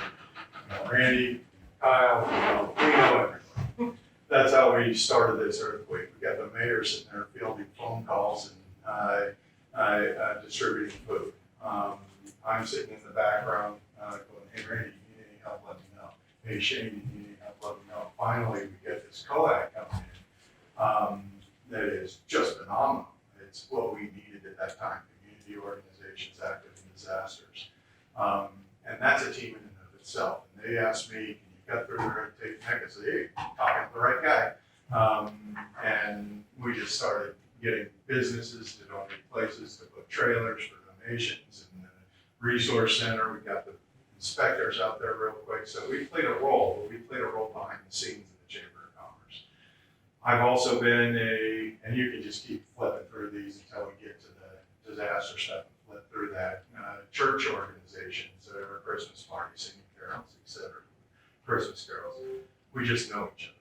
That's how you get this coordinated response immediately in an earthquake like this, is pre-existing relationships. In another life, I was on the board of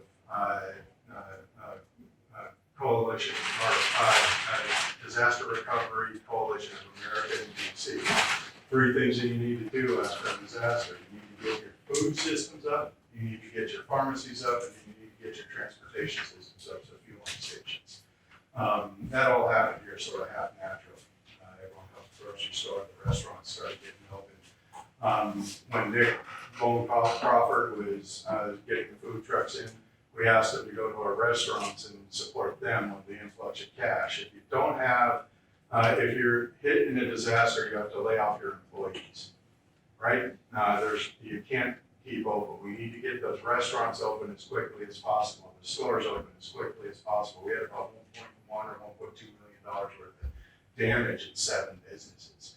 It's an incredible amount. Being on the DRCA, we've been advocating for FEMA for a decade, since Katrina, to take the disaster in a percentage sense. So Ferndale had about 20% of their homes damaged, 20% of their population damaged.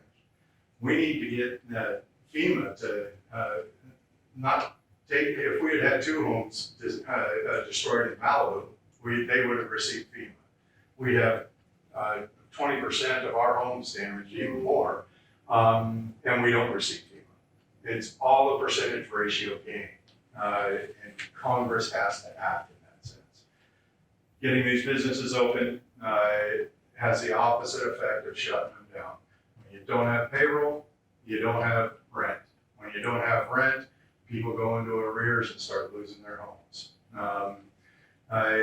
If you have funding flowing to these restaurants, to these businesses in town, that and an influx of funding to serve the population, it keeps those employees. Those employees spend more money at the grocery store. Those employees can cover their rent. It works quickly and effectively. It's pharmacies for medical reasons, gas stations for transportation reasons, and food service first. And again, you look here, this is a Chamber of Commerce meeting, and you look at the back of these guys. Ferndale Fire Department, Ferndale Fire Department, the city council is there. Again, Shane and Randy and Kyle and Deborah, they all sort of give kudos to everybody else. These guys are the guys that were running the thing. They made it so Randy's house is destroyed. He's out there packing down a container on the street with a backhoe. What are you doing? Yeah, it's just that community relationship that is pre-existing, needs to be established, and to get your businesses up and running to keep your economy going and minimize the impacts. That's about it. Thank you very much.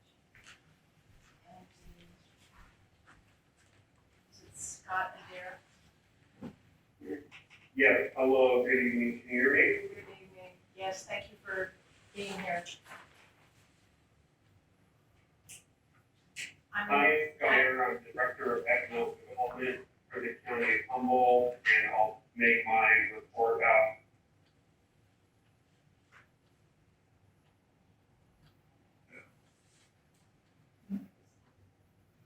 Are you there? Earthquake. Yes, can you hear me? Yes. Okay.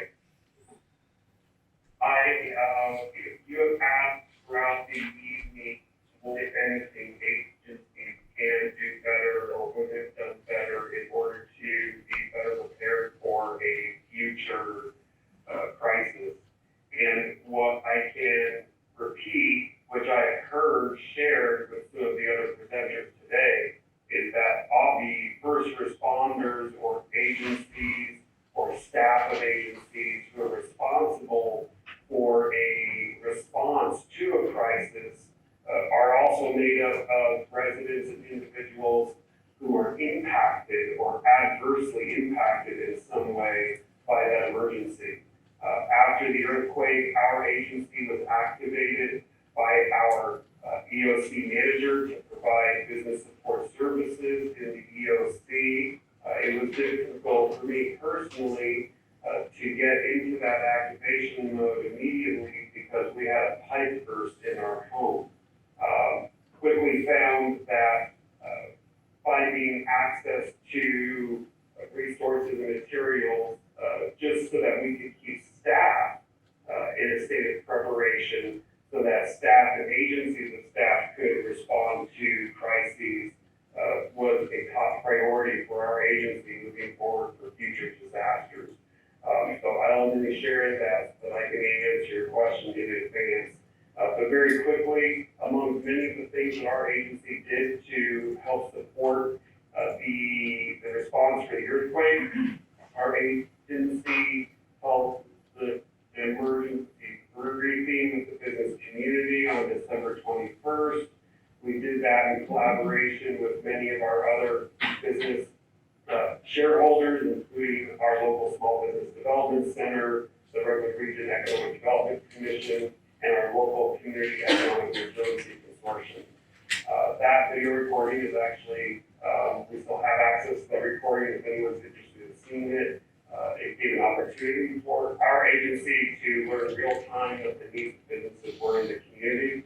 We launched a economic injury report survey so that we could feed information to EOC or to Cal OES and to FEMA and also to the SBA, which was informative and helped them as they move towards making the agency declaration, disaster declarations, that they could begin issuing and approving emergency business loans into the community. We found through our analysis, after speaking with 150 businesses in the community who were immediately impacted, that those businesses suffered over $1.1 million in sales and revenue losses, over $360,000 in inventory and merchandise losses, and nearly $1 million in structural damage, for damages total approaching $3 million in losses to the business community. In addition, there were immediately over 1,000 workers who were immediately displaced or dislocated or unable to earn wages until their businesses were able to reopen. That resulted in 40 actual layoffs of workers. After recovery efforts, most of those jobs were recovered, but 2 jobs resulted in permanent termination, and were not rehired after the earthquake. And in the interest of time, I'm just gonna go ahead and end it there and, pass it on to the next presenter. Thank you very much. Now. You have 7 minutes. There's one name left. Know what that person's not? Yes, they're not a done. Okay. Well, as the slides come up, I'll talk number one. Hi, my name is Janelle Maffei. I'm a structural engineer and the Chief Mitigation Officer with the California Earthquake Authority. Next slide, please. Let me start with earthquake insurance. 14% of Californians have earthquake insurance. It's a separate policy. You must get that separate policy. About 2,500 homes were insured in areas that suffered moderate to strong shaking up here. I don't have any claim information for you, but of course they should contact their agent to arrange for a claim adjuster to come out. Now moving on to mitigation, why are so many houses damaged when this is such a high seismic area that's seen so many earthquakes? It's because of the type of houses that are here, and they have very vulnerable foundations, as Bruce Mason indicated. Next slide, please.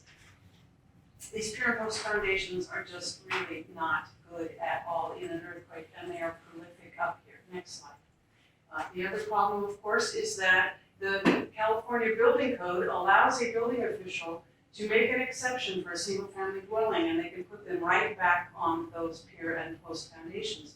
And I can understand the pressure as a building official to keep housing affordable, but you're likely going to do that. You're going to require only what the code requires.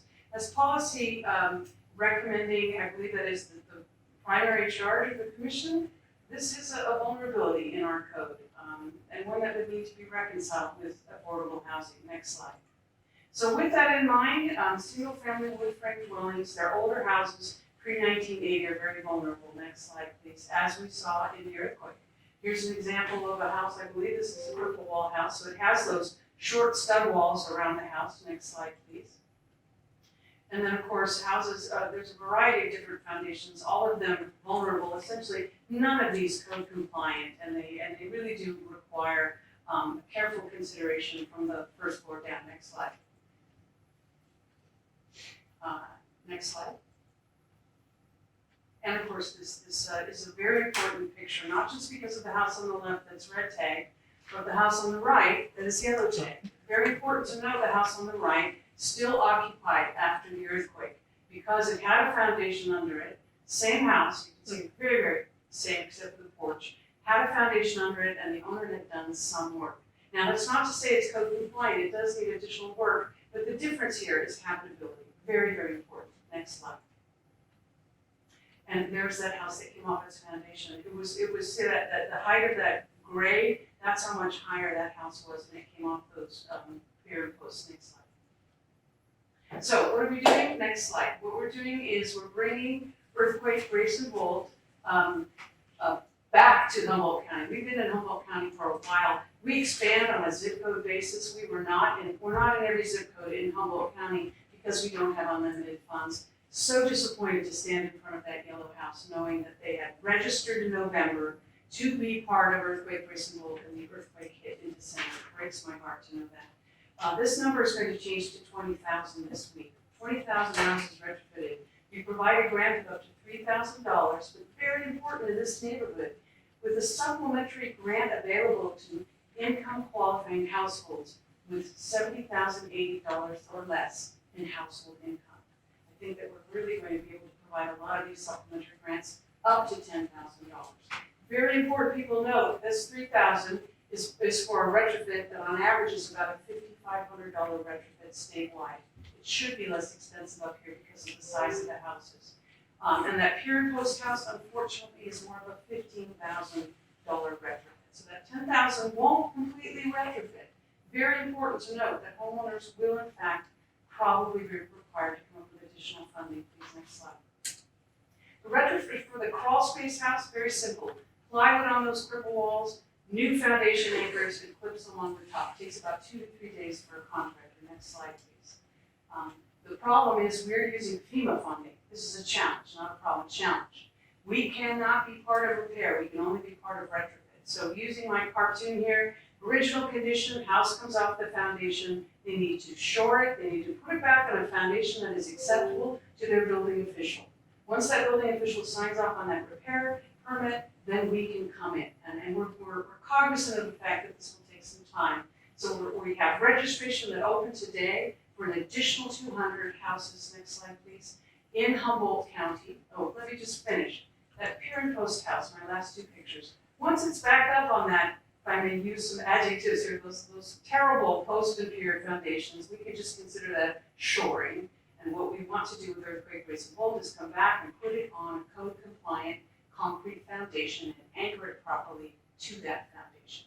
Really give it an opportunity to be that habitable house following an earthquake.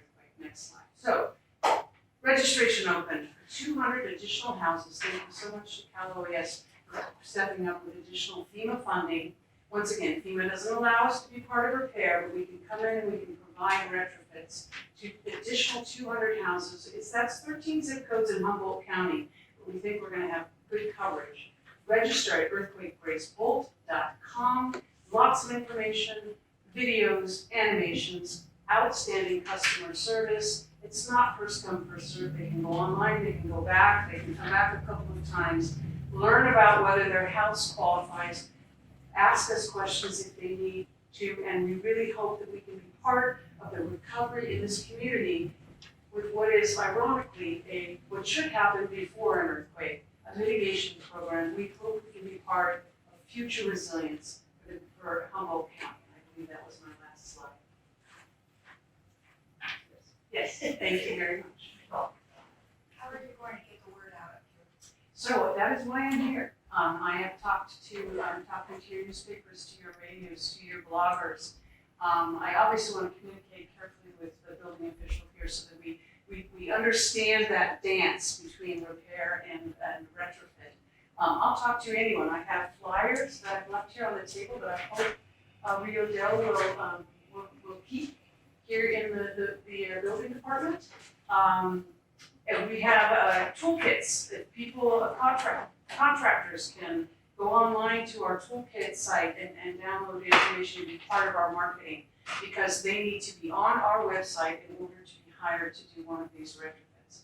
So we are working very hard. I'm meeting with really a lot of the people that were here tonight have been fantastic in assisting us as locals in the community who already have the community's trust, as we saw tonight. Thank you very much. Thank you for being here. Thank you for sitting through the entire year. Well, you know, this is unfortunately, as a 40-year earthquake professional, none of this is a surprise to me. And what I'm hoping is, I loved the way that they all stood up and boldly said what we did wrong, what we need to do in the future, and that's how we change things. Thank you. We have 11 minutes, so I'm going to ask for public comment. See if any one member of the public would like a couple of minutes to give some final remarks. Sure. A couple of minutes. Yeah, Come on no up. problem. No, one of the things I was gonna ask actually is, there's